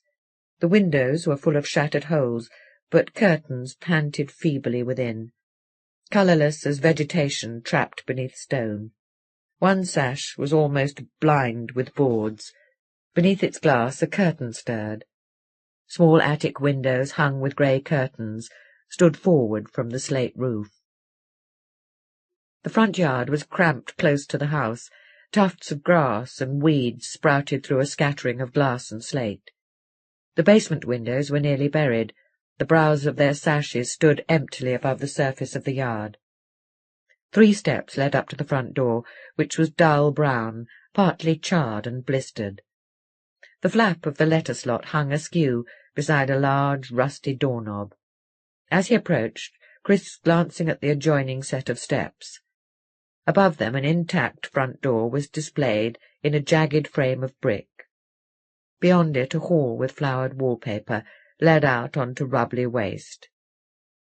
He took hold of the doorknob, which felt like a stone rolled in grit, and went into the house. The hall seemed hung thickly with dust. Most of that was the light.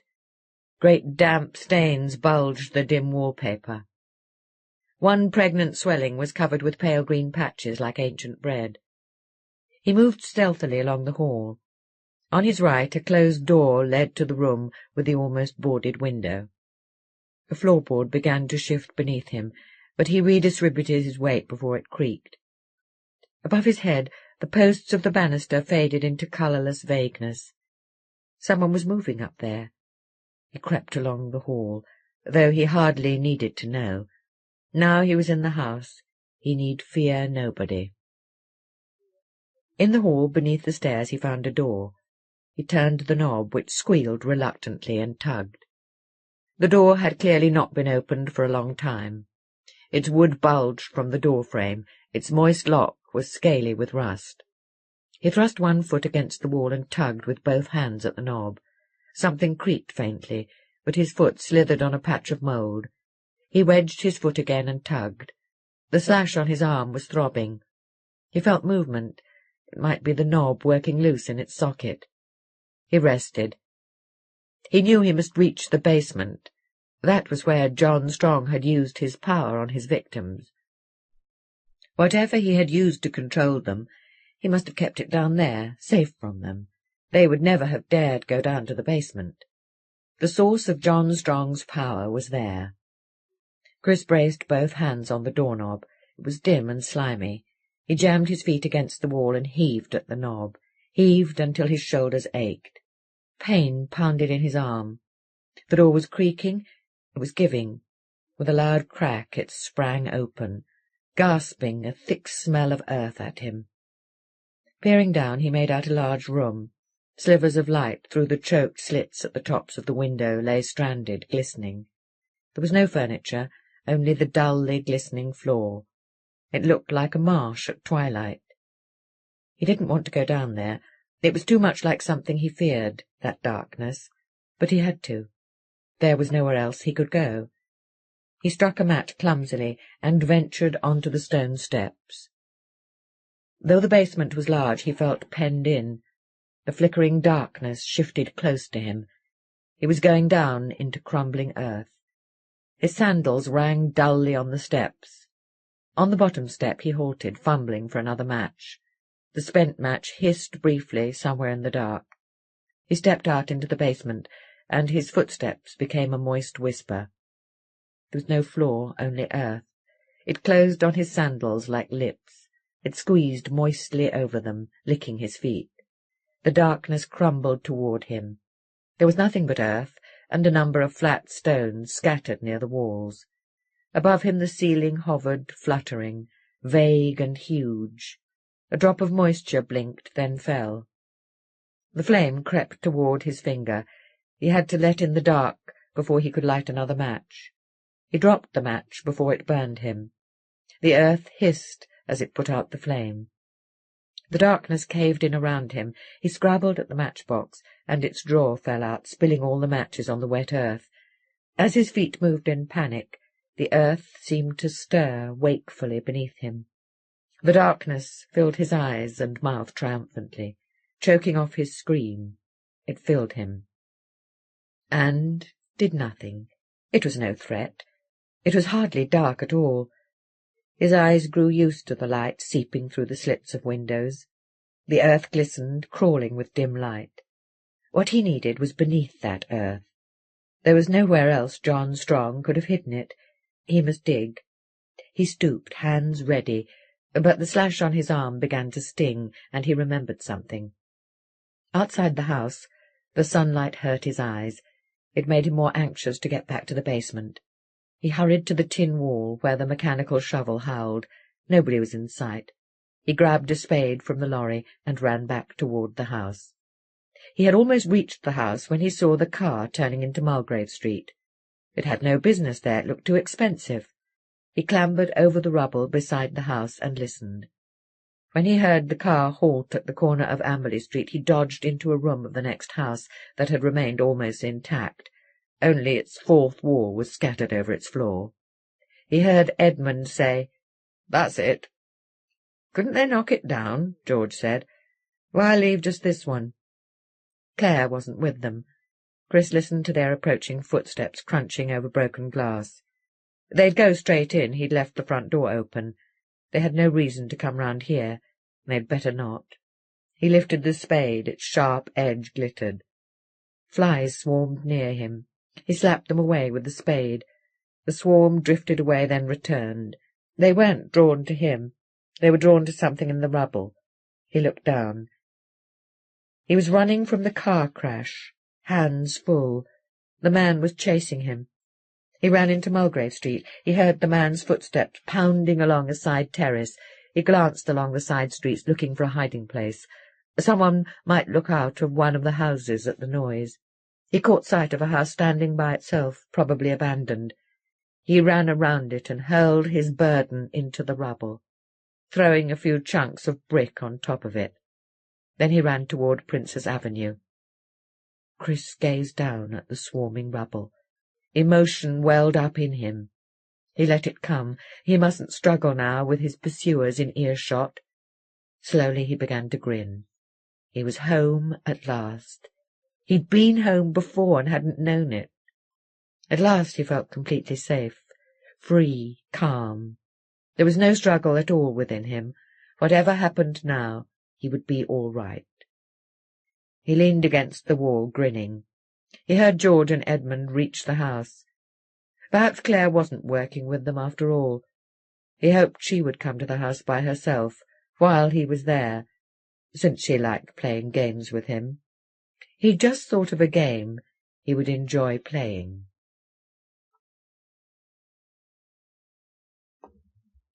Surely nobody could live here, George thought. The hall was damply chill.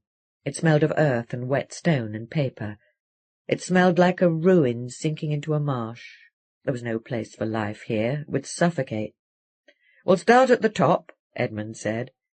Beneath the stairs a door stood ajar. George had assumed they would head for the basement, but he followed. The staircase was even colder than the hall. Each stair gave a separate sharp creak. A strip of wallpaper had flopped across the stairs. Small pale grubs squirmed on its underside. Some had been trampled. George imagined groping upstairs here at night. The first floor stank of urine. A flex like a rat's tail dangled above the landing. In the dimness George failed to see that the floorboards were scattered with plaster. He slithered. Hell is murky, but for once Shakespeare couldn't sum up the situation. The underbelly of the ceiling hung down, grey and sweating. A trickle of stained sunlight lay across the hall. The door was ajar. Beside it, the wall had broken out in pale pimples of chewing gum. The lower half of the door was covered with trails of urine. Edmund reached out gingerly and pushed the door open. The curtains were drawn, warding off most of the sunlight. In the room a young woman sat on a collapsed bed. George was sure she was young, but her breast in the baby's mouth was withered. She gazed out of the room at them indifferently. When George stepped forward, startled and horrified, she hurried forward and kicked the door shut. George saw that her pupils were huge and moist, but lifeless. He heard her dragging something against the door. "Junkie?" Edmund explained, shaking his head.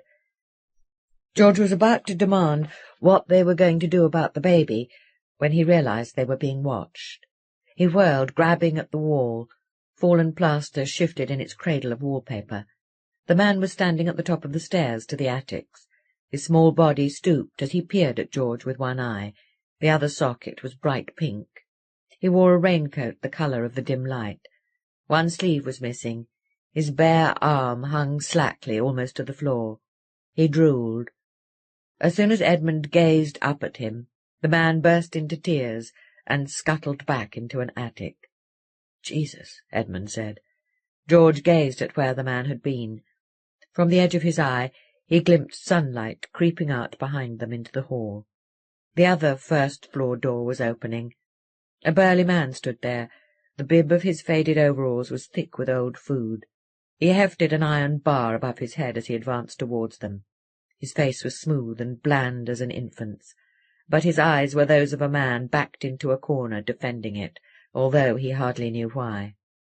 Behind him, George could see the room he was defending. Except for a pile of old newspapers against the wall, it was completely bare. "It's all right," Edmund reassured the man. "We've got permission to look around." The man kept advancing.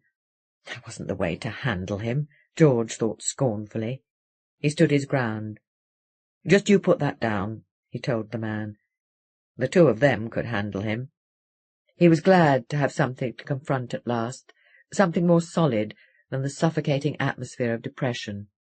But Edmund was plucking at his elbow. "It's all right, leave it, George. We'll talk outside." Suddenly George knew why Edmund had asked him to come. Not for help in the search, but for reassurance. Edmund was a coward. He hadn't even known anyone lived here. George let himself be urged out of the house. The man followed them at the bar's length. He kept the bar poised above his head. He waited on the front steps while Edmund and George got into the car. Then he retreated into the house. George glimpsed his face as the door closed. He looked more trapped than before. "Well, that's that," George said. Edmund was pondering. "Maybe not," he said. "We didn't look right. We couldn't live in a place like that. But you know someone who wouldn't look like an intruder? Chris Barrow." He started the car. "There's an arts centre somewhere near here," he said. "They'll know where he lives." Everyone had a partner but Ranjit. "Now, you do something," Clare told him, "and I must copy it exactly." Around them in the hall, the children were being mirrors of each other. Ranjit lifted his right hand timidly, so did Clare. He lifted his right leg, so did she. He looked as if he felt awkward and foolish. So did she, probably. When there was an odd child out in the warm-up games, Clare would partner him. It was always the self-conscious one nobody else wanted to play with. Clare was skilled in helping the odd ones, for she had had to lose her self-consciousness too. But today she felt foolish as well. She had been foolish, incredibly foolish, at Chris's flat. She daren't go back to explain. After dinner she'd decided to write to him, but she couldn't think of words to explain her behaviour. She was exhausted after school and her adventure. She had torn one letter up, had scribbled the note asking him to phone her. When she saw him she'd be able to explain. Ranjit made a face, so did she, and he laughed. He was gaining confidence. "Now you copy me," she said. As soon as she'd woken this morning, she had remembered what she'd done. She could hardly believe she'd been so idiotic. What must poor Chris have thought, finding his flat burgled, his poster torn? She smiled encouragement at Ranjit as he joined the others. They were being trees, dying of pollution, their own idea. Pollution was the term project. She watched them, glad to relax for a while. During the night, she had seen someone lying under a sheet. As she'd approached the feet, or what she had taken to be the feet, stirred and scuttled out from beneath the sheet, leaving a spreading stain at the ends of the legs. The children improvised in groups, dropping litter, lecturing each other. John was trying to turn his group into a fight. Earlier he had been sobbing. "They're taking his grandma away," Hilary had told her. Clare joined the group and began to drop the litter, so that John had to shout at her and exhaust some of his feelings. She only wished Chris would ring, so that she could tell him how sorry she was. Not over the phone, she'd arranged to meet him. Marjorie's group improvised, then Tommy's. "English people always pick up litter," Tommy told Ranjit. Her phone was ringing. Clare glanced uneasily at Ranjit, but he retorted, "You have more litter to pick up." He grinned when everyone else laughed. The phone had stopped. Someone was hurrying toward the hall. Clare gazed at the door, but the deputy head had hurried by. Oh, why didn't Chris phone? Had her burglary made him feel so vulnerable that he didn't trust anyone? Was he sitting in his flat, brooding? She gasped. Sandra's group faltered, glancing at her. "No, it's all right," she said, flustered. "Go on." She had just realized how much of a fool she was. Chris knew she had been the intruder. The girl in the caftan must have described her to him. Clare's letter must have read like a deception, a trick. That was why he wouldn't phone. Sandra had spontaneously become a piece of litter, fluttering around the room. If Chris wouldn't phone, she must phone him, insist on meeting him. He mustn't think she was trying to trick him. Sandra was rolling at people's legs, showing off. "Now, Sandra," Clare said, "that was good. Don't spoil it. Hurry up, 12 o'clock. Hurry up." Mrs. Allen, the deputy head, was in her office. "Of course you may use the phone, dear. Is everything all right?" "Yes, I think so." But Chris wasn't at the arts centre. No, he hadn't been for days. "Thank you," Clare said, cutting her off hastily. She hadn't much time. "If anyone wants me, I'll be back after lunch," she told Mrs. Allen. "All right, dear. Off to see your boyfriend?"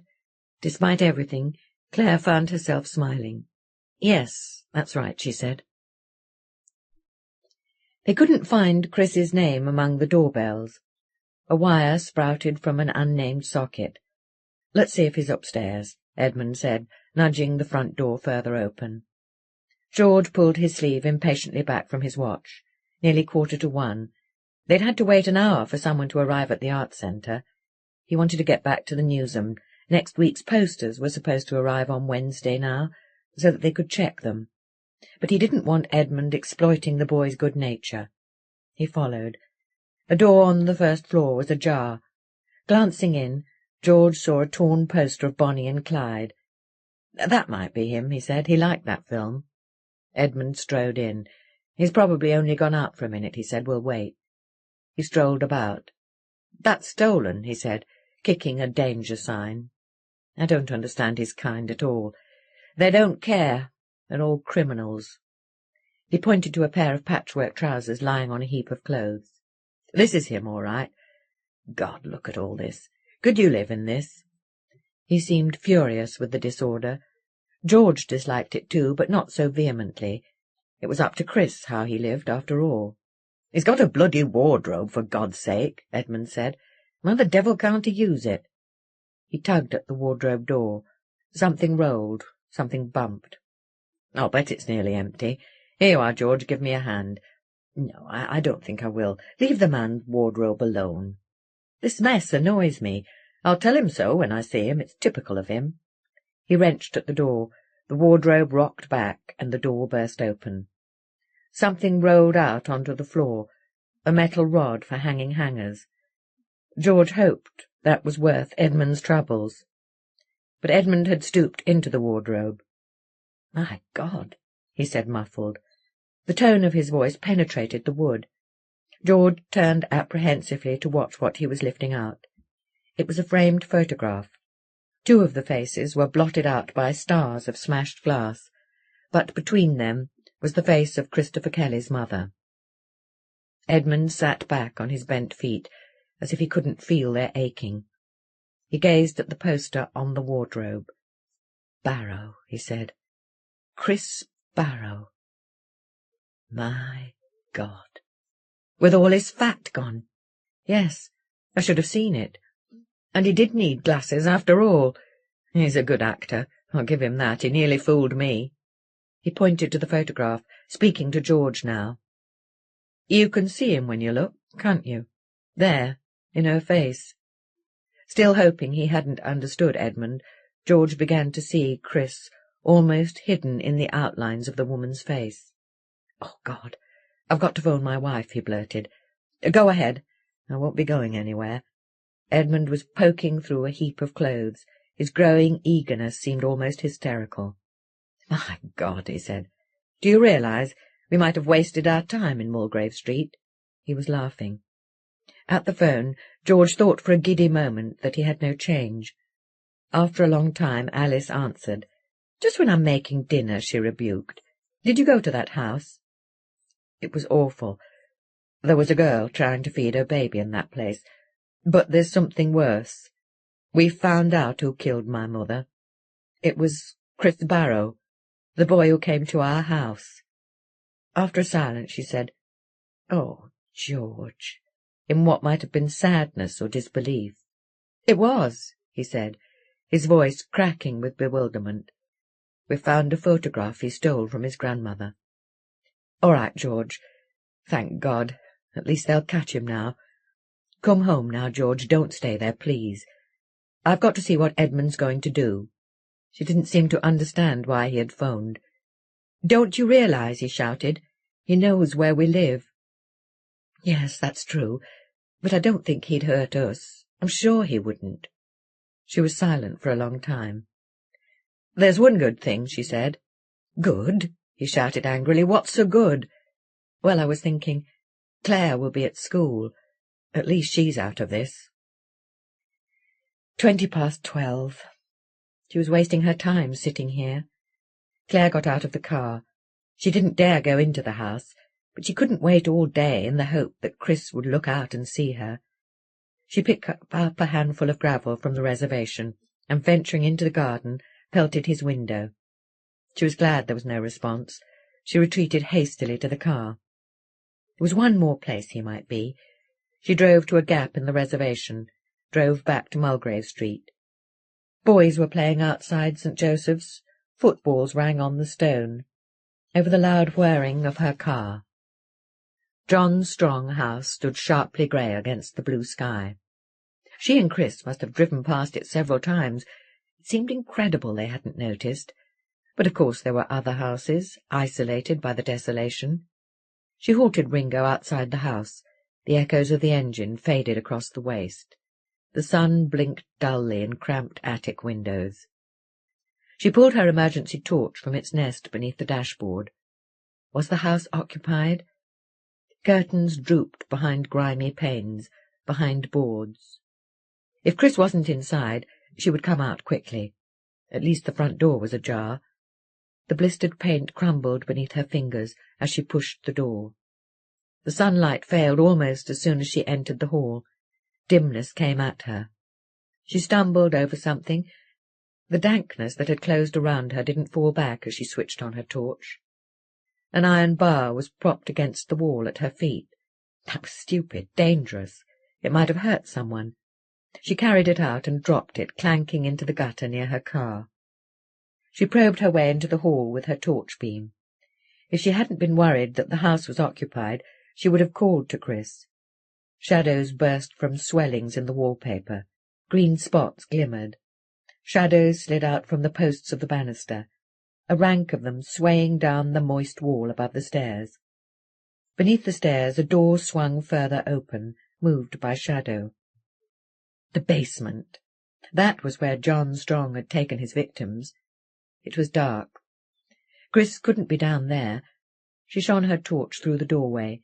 Bare plaster glistered on the wide walls beneath the bellied ceiling. A spade. A new spade stood in the earth of the floor. Hanging from the handle by a drawstring was the purse from which Chris had bought her lunch.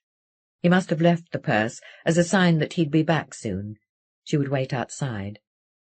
She stood by Ringo. How could Chris have left her a sign when he didn't know she was coming to the house?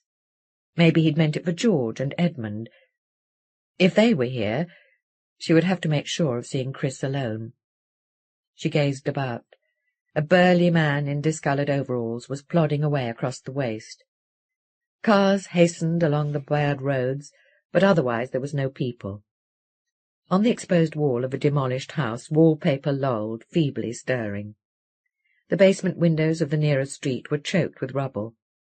The front steps of the house were thick with shattered slate. The sun hung brightly above the waste.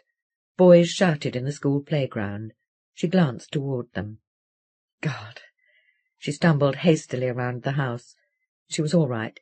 He hadn't seen her. She would have to stay hidden as long as she waited for Chris. The master she had tricked was on playground duty. He would be there all lunch hour. She surveyed the area beside the house. The surrounding earth was a network of bulldozer tracks. If anyone lived in the house, he must have sat in it to prevent demolition. Why should anyone want to protect it? Because he had nowhere else to go, she supposed. Rubble scraped beneath her feet. In the remnants of a room of the adjoining house, flies gathered over fallen brick. She touched the bricks with her foot, then drew back. She gazed at the side of John Strong's house. Pieces of ruin clung to it, rusty struts that had held a bath, a line of tiles above the struts, a fireplace with a metal cowl, collages of layers of wallpaper. Fallen slabs of floor surrounded her. At the first floor level, a thick rusty girder protruded for yards. Rope was wrapped round the girder. Sharp bricks were piled on the girder above the rope. Something lay under the bricks. Eyes. A face. A cat tied to the girder, pelted to death. Clare flinched. This was stupid, lurking here behind the house. 25 to 1, she was wasting her time here. But Chris might be back soon. She didn't mind waiting. She just wanted something to do. An ice cream van was playing in the side streets like a giant, rusty musical box. That decided her. It was broad daylight. Why was she skulking timidly when she could be helping Chris? Maybe she could finish his digging before he came back, find whatever evidence of John Strong he was looking for. Helping him might make it easier for her to talk about the burglary. She secured the torch by its metal tab to her belt and hurried into the house. At the top of the basement steps she hesitated. Walls and earth shifted as the torch beam touched them. A moist chill floated up at her. The ice cream van boomed, worn and blurred. It sounded like a familiar old toy, rusty with playing. Come on now. She descended the steps. At least her sandals wouldn't be spoilt by the mud.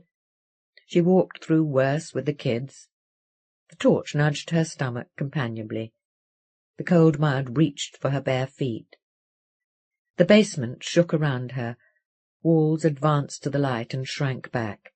She had to train the torch beam on the ceiling to reassure herself that it hadn't bellied farther. Certainly it looked as if the floor above was sagging.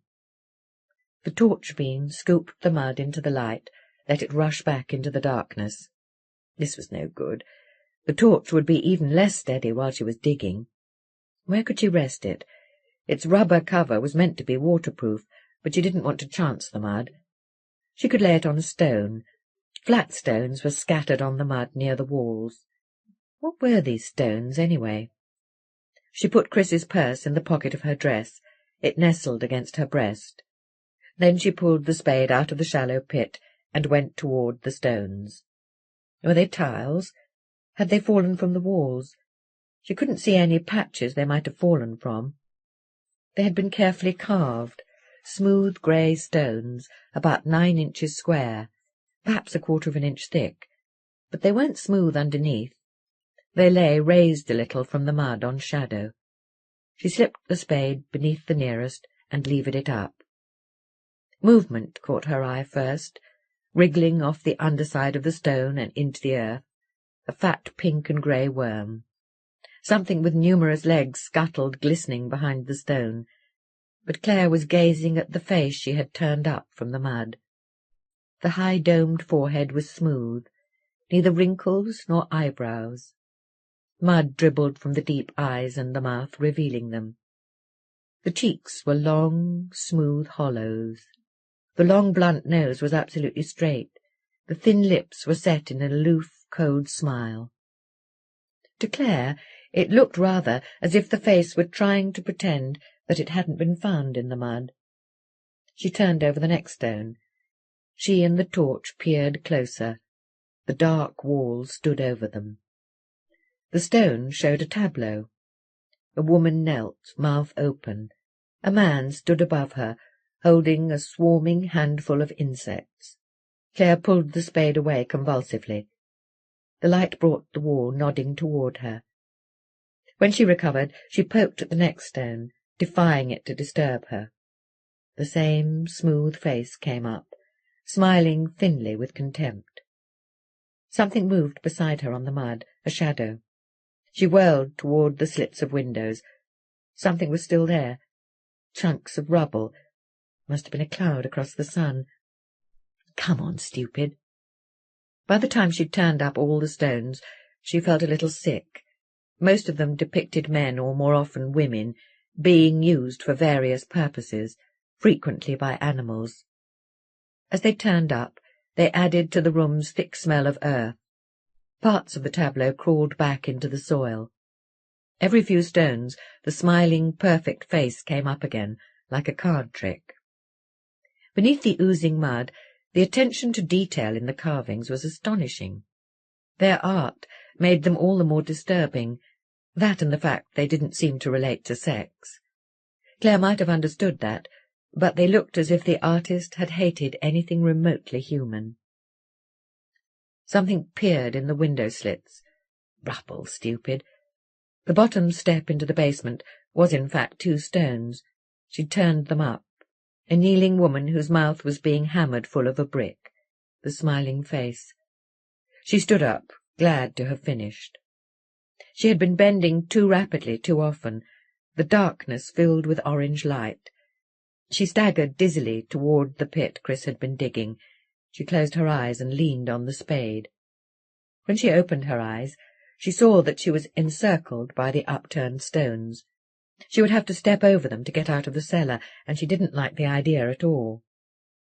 Why on earth not? They were only stones. John Strong had carved things on them to frighten his victims, but they didn't frighten her. They just disgusted her. Why should she want to step over them now? She could if she wanted to. She was supposed to be digging. It was only 10 to 1. Chris would be back shortly. She hoped he'd hurry. A dog was chasing the ice cream van, which played on obliviously. The dog tried to shout it down. Clare smiled. Daylight was only yards away. Splinters of sunlight lay between the pit and the stones. She rested the torch on the edge of the pit nearest the steps, pointing down where she intended to dig. She didn't want it lying on any of the stones. It had better be waterproof, that was all. The pit robbed her height of a few inches. It was all right for Chris, but it made her feel like a child lost in a huge dark bedroom. How silly! So long as the sides of the pit didn't cave in on her poor old sandals. The crumbling edges tumbled down the sides. The pit was several feet square on the way to 6 inches deep. The earth was harder than the mud had looked. Should she widen the pit? But Chris might have had some reason for digging in this spot. It looked as attractive as anywhere else in the basement. She dug. The torch gazed brightly at the thrusts of her spade. Above the torch, at the top of the steps, was the dim rectangle of the doorway. She hurled spadefuls of earth toward the stones, most of which had propped themselves up when she'd turned them, rather than falling. John Strong must have meant them to do that. She dug vigorously. She'd show Chris. Too vigorously. All at once she felt her exhaustion and lack of lunch. Prickling heat poured over her amid the chill of the basement. The darkness throbbed orange. She had to support herself with the spade. After that she dug more slowly. 5 to 1, come on, Chris. Earth stirred moistly on her spade. She hoped it wouldn't wriggle, slough off its crumbling skin of earth. But the earth seemed free of crawlers here, and felt comfortingly solid underfoot. She threw the spadeful wide, spattering the stones. If she was burying them, good. Let Edmund dig them up if he wanted them. No doubt they were the sort of thing that would interest him. Someone was moving upstairs.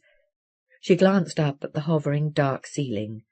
There was movement on its underside, running along the ceiling in the dark, falling near her, moisture. For a moment she thought the ceiling was caving in, but she'd heard someone upstairs. She felt the spade rest in soft, yielding earth at the side of the pit as she listened. A baby? A baby crying? It couldn't be, not in this house. But the sound was certainly overhead. Of course it must be a cat. When her pulse grew less insistent, she recommenced digging.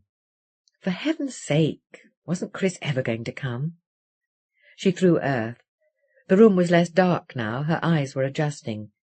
She found she'd preferred the grey. Grey light gathered very slowly on the stones, the basement filled with the same dim, smiling face, watching her from every side, watching her dig herself deeper into the earth. She threw a spadeful straight in one of the faces. Go on, piss off. He'd disturbed her with his book. He wouldn't disturb her again. The dim light accumulated on the walls, the ceiling, the shifting drops of moisture. It brought the room closer, made it more difficult to ignore. She was a little girl lying in bed, surrounded by 6, 7, 8 smiling faces, almost as vague as the dark, waiting for her to cry out. Oh, no, she wasn't. She hurled earth at them. The next thrust of the spade touched something. She gazed at the torchlit patch of earth. Perhaps it was only a stone. She pushed the spade down gently, timidly. She didn't want to break her find, if it was worth having. She wasn't scared of what it might be. She wasn't. She dug the spade beneath the object. Come on, get it over with. She heaved. The earth cracked, glistening in the torchlight. The crack caved in. The spade levered up, spilling earth. In the mound of earth on the spade, she could see a small, pale form. She could see its tiny, whitish, bald head. She couldn't touch it. She shook the spade gently, so that the mound fell away from the figure. Earth crumbled from the head. In the torchlight, she saw the tiny, perfect face, smiling contemptuously up at her. The first time she had turned up the face, she'd known it was John Strong. He was naked, pale grey, and smooth as an infant. His erect penis reached up beyond his belly. He lay smiling up from the spadeful of earth. Had he needed to bury this doll to preserve himself? Unimpressed now, Clare pushed at the doll with her finger. As it rolled over, a slug squeezed out between its legs. She hurled the doll away. It flew from the spade and broke on her torch. Clay limbs fell apart on the mud. The head landed upside down, smiling. She shoved it further from her with her spade. Then she pulled the torch away from it, closer to her. Well, that was that. If John Strong had left any of his power here, she'd destroyed it, and good riddance. She picked up the torch and poked its light at his faces. They came forward at once, still smiling, their eyes filled with shadow, gazing at her. Their mouths worked. The light flinched away from them toward the steps. A fly buzzed beyond the steps in the hall. Distant cars whispered. Otherwise the house was still. The ice-cream van had moved on. The chill of the basement settled on Clare. Drops of moisture shifted overhead, glinting dully, not quite falling. She'd wait outside, after all. She would have to be heading back to school soon. She'd be catching cold if she wasn't careful. Her feet were cold already.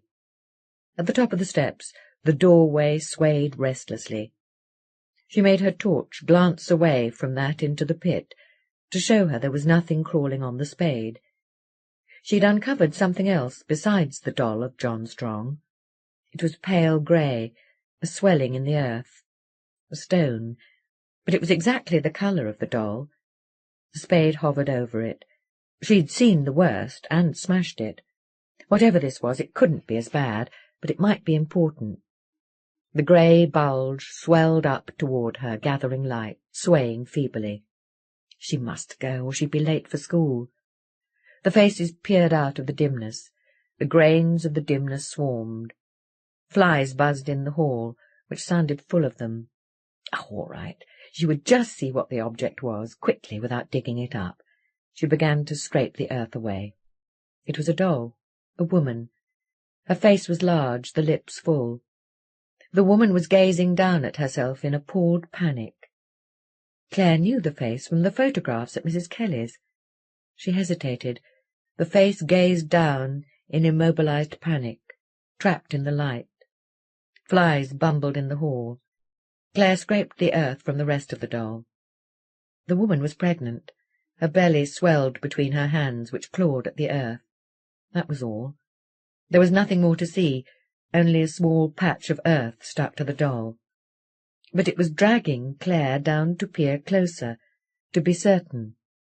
It wasn't a patch. The earth had collected in a hole in the belly of the doll. A mouth. Clare stood up too quickly. The basement rocked unsteadily about her, orange. She closed her eyes, waiting for the orange to drain. She was intensely aware of the doll at her feet. For the first time she was convinced of the power of John Strong. He must have been able to do everything he said he could. The pregnant doll made her feel that his power was still here. She kept her eyes closed. She must be calm, mustn't flee in panic, she might fall. The orange faded. Pick up her torch, the spade. Chris's purse was safe in her pocket. But the sound of the flies distracted her. Her ears seemed full of it.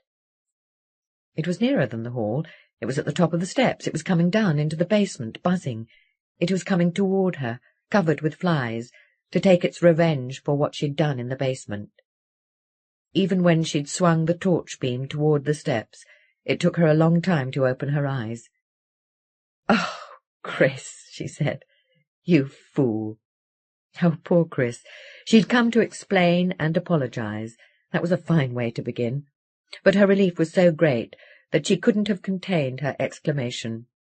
"Oh, I'm sorry, Chris," she said, laughing. "Safe now. Come and see what I found." He didn't move. He stood halfway down the steps. His hair hung lank beside his cheeks. His spectacles glared with torchlight. He was wearing old clothes for the digging, the clothes she'd seen laid on the bed. Flies circled him. He held out one arm before him, stiffly. "Oh, don't play now, Chris. It's nasty down here. I've got to go in a minute," she said. He was descending the steps, slowly, silently. He was pretending to be John Strong or someone. Perhaps he actually wanted to scare her for intruding into his flat. His long, pointed face was paler than she'd ever seen it, intent, unmoving. "Chris!" she said sharply. He had reached the bottom step, still holding one arm stiffly toward her. He looked paler than his face. "Don't," she said. She dropped the torch beam toward the stiff arm. He was holding it in both hands. It wasn't his arm at all. It was one of those things they sold in joke shops. It was rubber. He'd bought it to make sure she was frightened. But she could see the flies. She could see the clothes Chris was wearing. And at last she recognized them. At last she saw Rob, his raw shoulder pressed against the passenger door. She saw Chris gazing in at him, at her, his orange face at the window. She saw him running into the mirror, stooping to the explosion of blood on the gravel, standing up triumphantly, hands full. The worst thing wasn't what Chris had done, but the sight of Chris. Chris. He left the steps and came toward her, throwing his burden carelessly toward the hall. Now that the light had left his spectacles, she could see his eyes gazing at her. They were as dead as a doll's. She must get past him. But he was between her and the steps. She must defend herself with the spade. But she felt as if she and the spade were stuck in a marsh. Why couldn't she move? Why couldn't she pull up the spade? Because if she did, she would fall. Only the spade was holding her up. She felt exactly as she had just before she fainted at the hospital. She mustn't. If she fainted, she would be at his mercy. But the spade was slipping. She was tottering sideways. She threw herself back and lunged for the far edge of the pit. She could hear him behind her, approaching softly across the mud. His sounds were softer. They were rushing away from her. They had rushed into the distance, leaving her with no support at all, poised on the edge of darkness. She fell.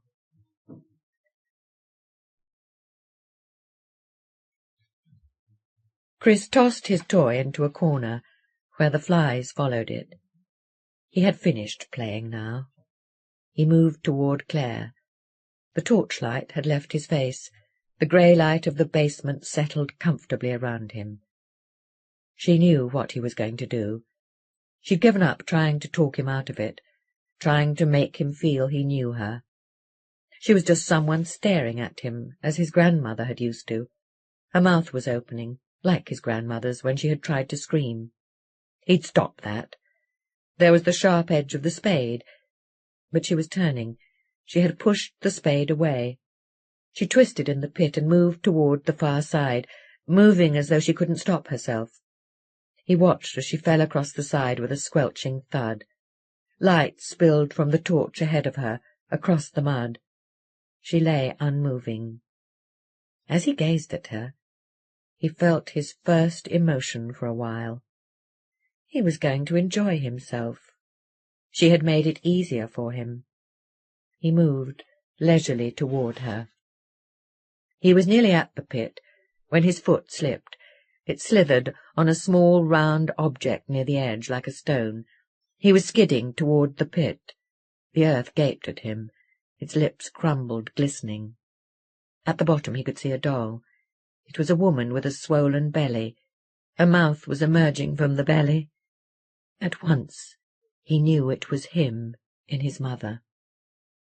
He couldn't keep his balance on the edge. He was falling toward the doll. He managed to take most of the fall on his left foot, but his right came down on the doll. Beneath his weight, he felt the doll sink into the earth. It was taking him down with it. It was dragging him down into his dream, to lie beneath the earth. He heard earth falling behind him into the pit. Soon he wouldn't be able to see even the dimness, only the earth packed on his eyes. His mouth and nose would be full of earth, his ears would be plugged with it. In sudden panic, he wrenched up his foot and stamped the doll into fragments. He stood in the pit. The earth had ceased falling. He stared at the grey fragments around his feet. They had seen him and his mother. He had been lying there in the earth. He'd broken himself in pieces. He couldn't understand what that meant. He gazed down. At last the torchlight attracted his gaze. Clare lay near it. That confused him more. What was he going to do about her? The others, her brother, Mrs. Pugh. They'd been dead before he'd done anything. His grandmother had struggled to protect herself. He'd enjoyed that. But Clare lay breathing, yet still. It bewildered him. He would wait until she moved, so that he could stop her. He climbed out of the pit and turned the torch to show her face in the mud, her breathing torso. Then he stepped back to watch for movement. He was still watching when he heard someone creeping along the hall. He turned toward the steps. Sunlight from a window slit fell across his face. He watched the grey rectangle of the hall. A figure appeared, peering down. The figure came forward into the doorway, stood at the top of the steps, staring at him. It was Alice, George Pugh's wife. The sunlight clung to his face as she scrutinized him. She was trembling, trying to conceal it. Let her come down if she wanted to. He had nothing against her. At last she came down the steps, as if there were nothing else she could do. Her face was set hard. It looked in danger of breaking, releasing a flood of emotion. She swatted flies viciously away as they rose toward her. She passed him on the far side of the pit, gazing at him all the while, and went to Clare. He turned to watch. She was thrusting the torch at Clare's face. breath slabbered in the mud at Clare's mouth. Alice was slapping her face as she lay in the mud. She stooped further and tried to drag Clare to her feet. After an effort, she let her fall back and stood panting. She'd never do it. He could help. But as he went forward, Alice brandished the torch at him, battering his face with light. "Don't you come near," she said. She crouched over the girl, like a cat protecting her kitten. He hadn't done anything. He hadn't touched Clare. He wasn't going to hurt her now. He'd show Alice. "I'll help," he said. His voice seemed distant. He stooped to Clare, gazing up at Alice. She shone the torch into his face. All he could see was the glare aching in his eyes. At last he heard her say, "All right, you carry her." She sounded weary, helpless. She shone the light on him as he picked up Clare's small body and carried her easily toward the steps. The knife wound stung. As he passed the pit, he kicked earth down on the grey fragments. Near the pit, a small grey face smiled upside down at him from the mud.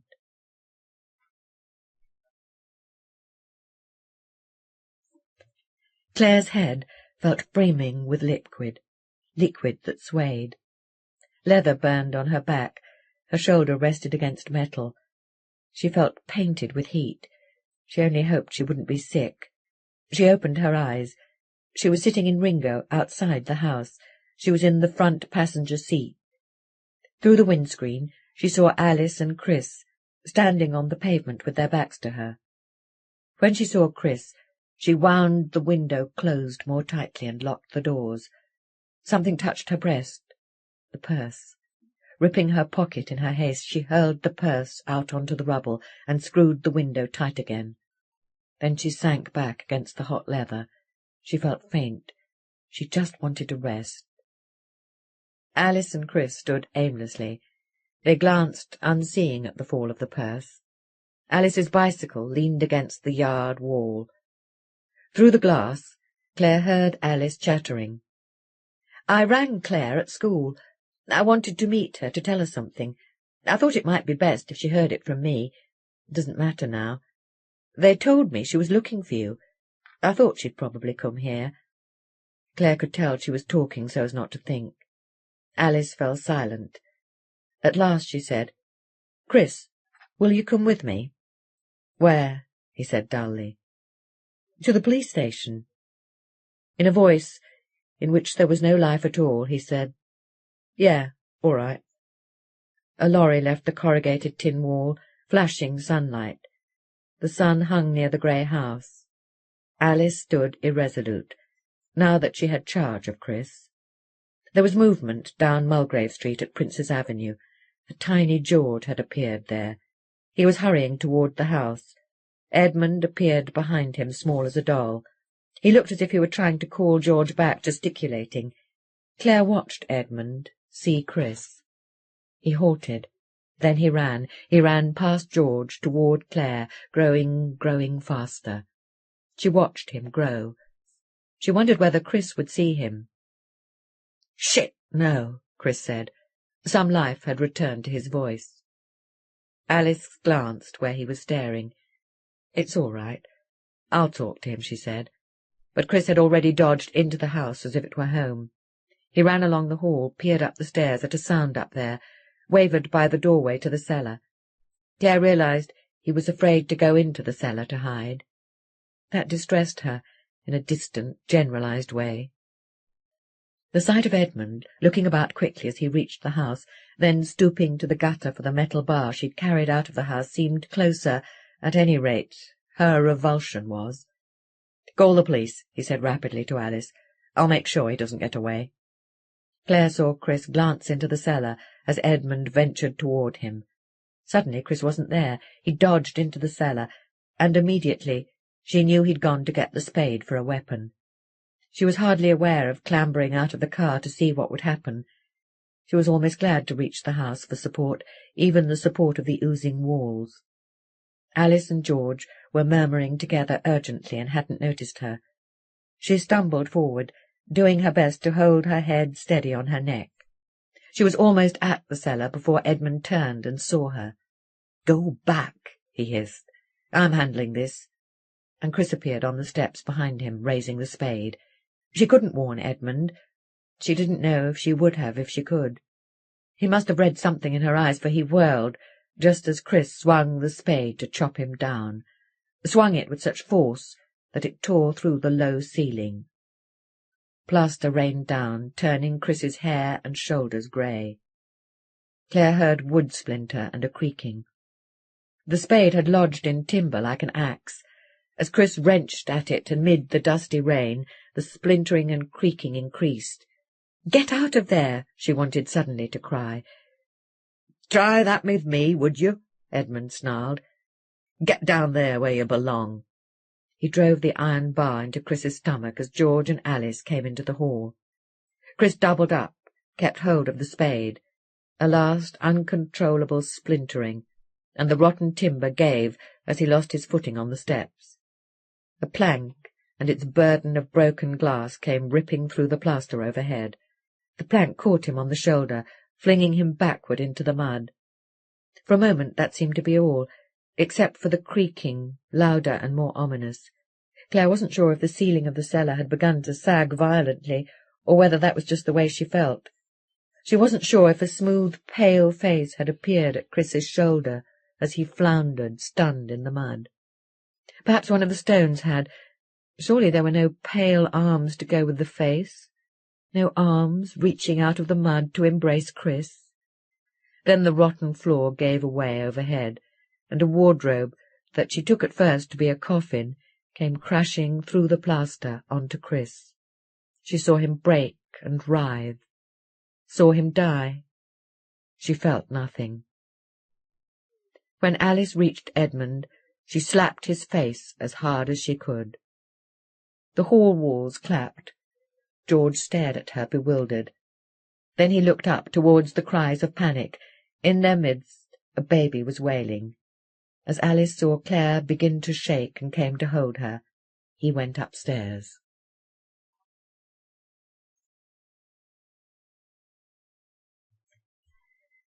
Saturday, April the 17th. If I hadn't followed George in case he needed help, Kelly might be at large today. But we did more than stop a criminal from committing further horrors. George went back to the house to rescue that baby, and George does what he sets out to do. I like to think that by starting the search for Kelly, I helped save that baby. I think that makes everything worthwhile. The End. Of a book by Edmund Hall. Coming soon, The Terrible Terrorists. The switchboard was winking at Dorothy. BBC Radio Merseyside, she said, and sent the call to its extension. Rain rushed at the window. It reminded her of a car wash. Across the roofs, the Liver building looked like a bedraggled charcoal sketch. Someone was waiting at the reception counter. She turned and saw Clare. Clare was early, unexpected. Dorothy made a hasty grab to hide Satan's cannibal too late. "It's all right, Dorothy," Clare said, smiling slightly. "I've read it." "Oh, that's good." She was glad Clare felt able to. "That's a good handbag," she said, while she regained her pose. "Haven't you seen it before?" "No, you wouldn't have. It's the one my parents bought me last year." The wind hurled rain at the windows. "We won't go far for lunch," Dorothy said. "Do you fancy the Master Mariners?" After a silence, Clare said abruptly, "Yes, all right." "We'll go somewhere else if you'd rather." "No," Clare said. "We'd better go there." Carol arrived to take over the switchboard. "I'll just be a minute, Clare," Dorothy said, and hurried to Studio 2. As she opened the door, Bob's voice boomed out. "Now, here's a real working-class sound. You can tell he knows what he's got in his head." "Will you put that tape in my pigeonhole when you've finished with it?" Dorothy said. "All right, love," Billy Butler said. When Dorothy turned, she saw that the door from the reception hadn't closed behind her. Clare had heard Bob's voice. The lift door winced away from Clare's foot. Dorothy followed Clare's expressionless back. Bill asked to listen to that tape, she explained. He wants to trace a record Bob played. Do you listen to Rob's tapes? Clare would never call him Bob. Well, Bob was hers too. If calling him Rob made her memories more secure, Dorothy wasn't going to argue. I listen sometimes, she said. I used to enjoy listening to his shows. They sounded as though he'd never let anyone tell him what to say. But now I don't know. It sounds as if he's just talking to himself, not to us at all. All his fibs about the working class, you mean? The lift halted at the second floor, yawned, recommenced sinking. I mean, some of the parents of my kids are thieves. Some of the women live with more than one man. The kids don't know who their parents are. Some didn't want their kids at all and still don't, Clare said. And Rob was trying to idealize all that. They're only people. It does no good to blur them into something else. It's funny, Rob was trying not to sound class-conscious. He never realized that was exactly how it made him sound. Though the rain was abating, the crowd sheltered. Dorothy and Clare had a clear path.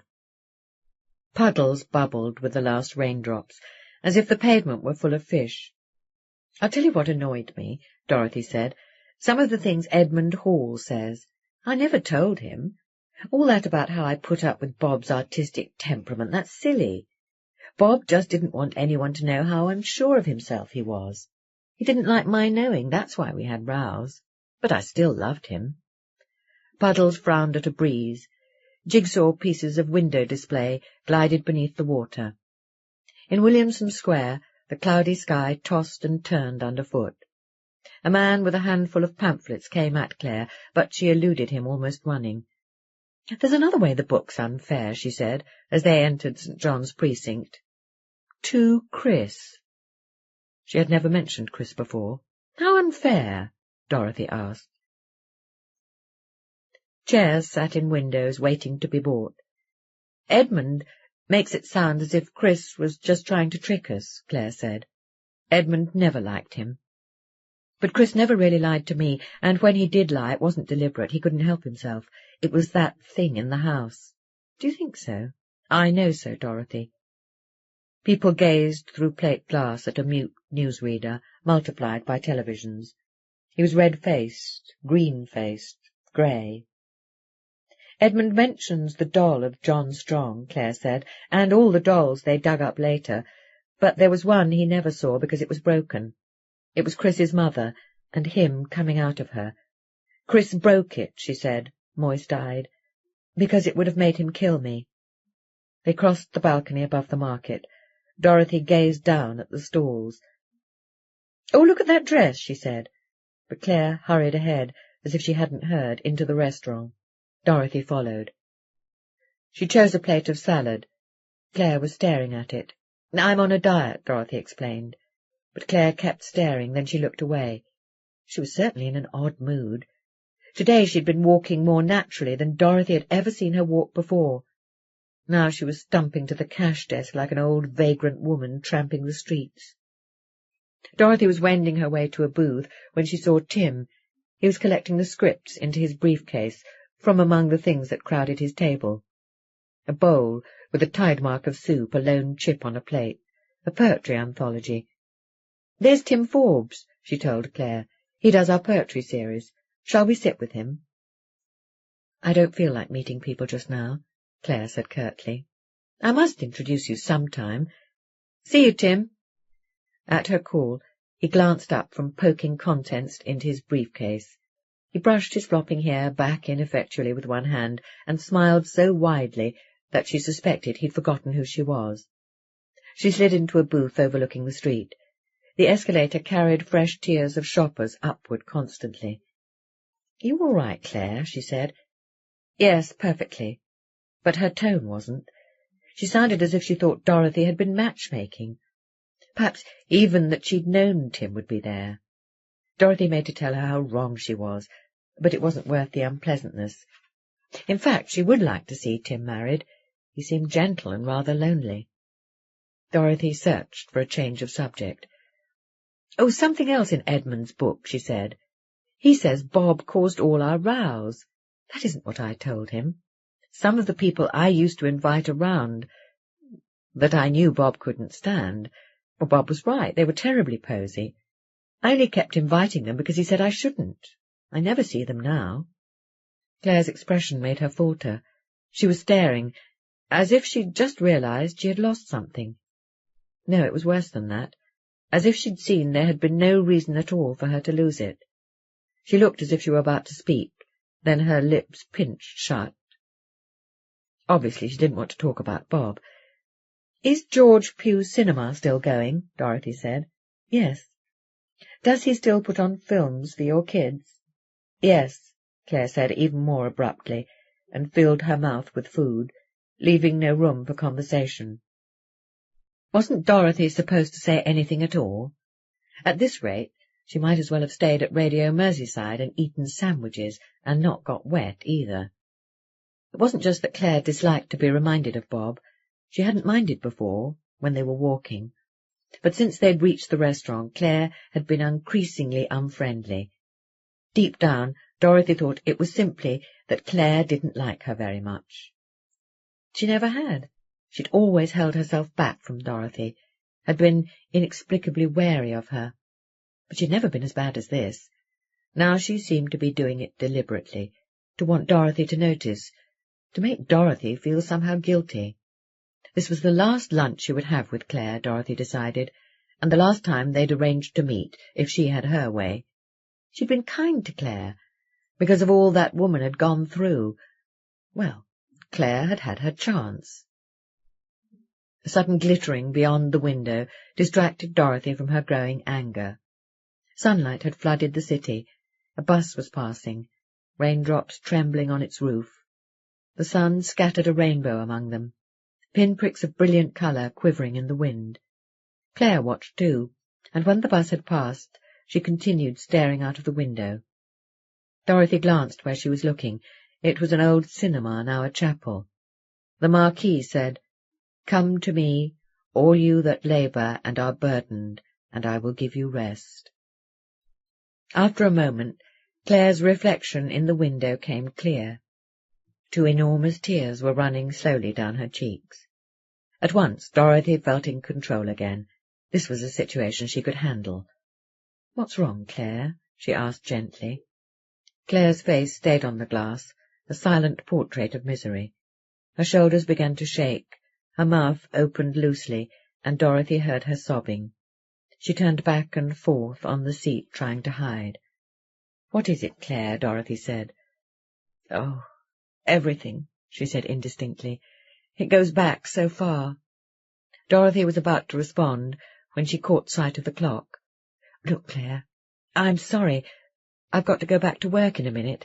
Come to dinner tonight, and you can tell me everything." Clare drew in a long, shuddering breath, interrupted by a sob. "There's so much of it," she said. Then she was rubbing her eyes viciously. "It's all right, Dorothy, thank you, but I'm going to be busy tonight." "Do it tomorrow, whatever it is. You need to talk, you know you do. Please come tonight, and promise you'll tell me, please." "You don't want to hear my troubles," Clare said, smiling to show she was over them now. "Yes, I do. Please come." Dorothy gazed at her. "I get lonely sometimes," she said. After a pause, Clare said, "All right." She sounded weary, rather helpless. As they emerged from St. John's precinct, the first drops of a new rain were feeling out the pavement. "I'll see you about 8, Dorothy said. Clare nodded slightly, unsmiling, and hurried away. Dorothy watched her small figure dwindling into the crowd. She looked aimless, like a lost child. In a few moments the crowd had engulfed her, and Dorothy could see only the taller heads. Now that she had been able to cry, Dorothy hoped she would be able to talk. Dorothy began to run, to outdistance the rain.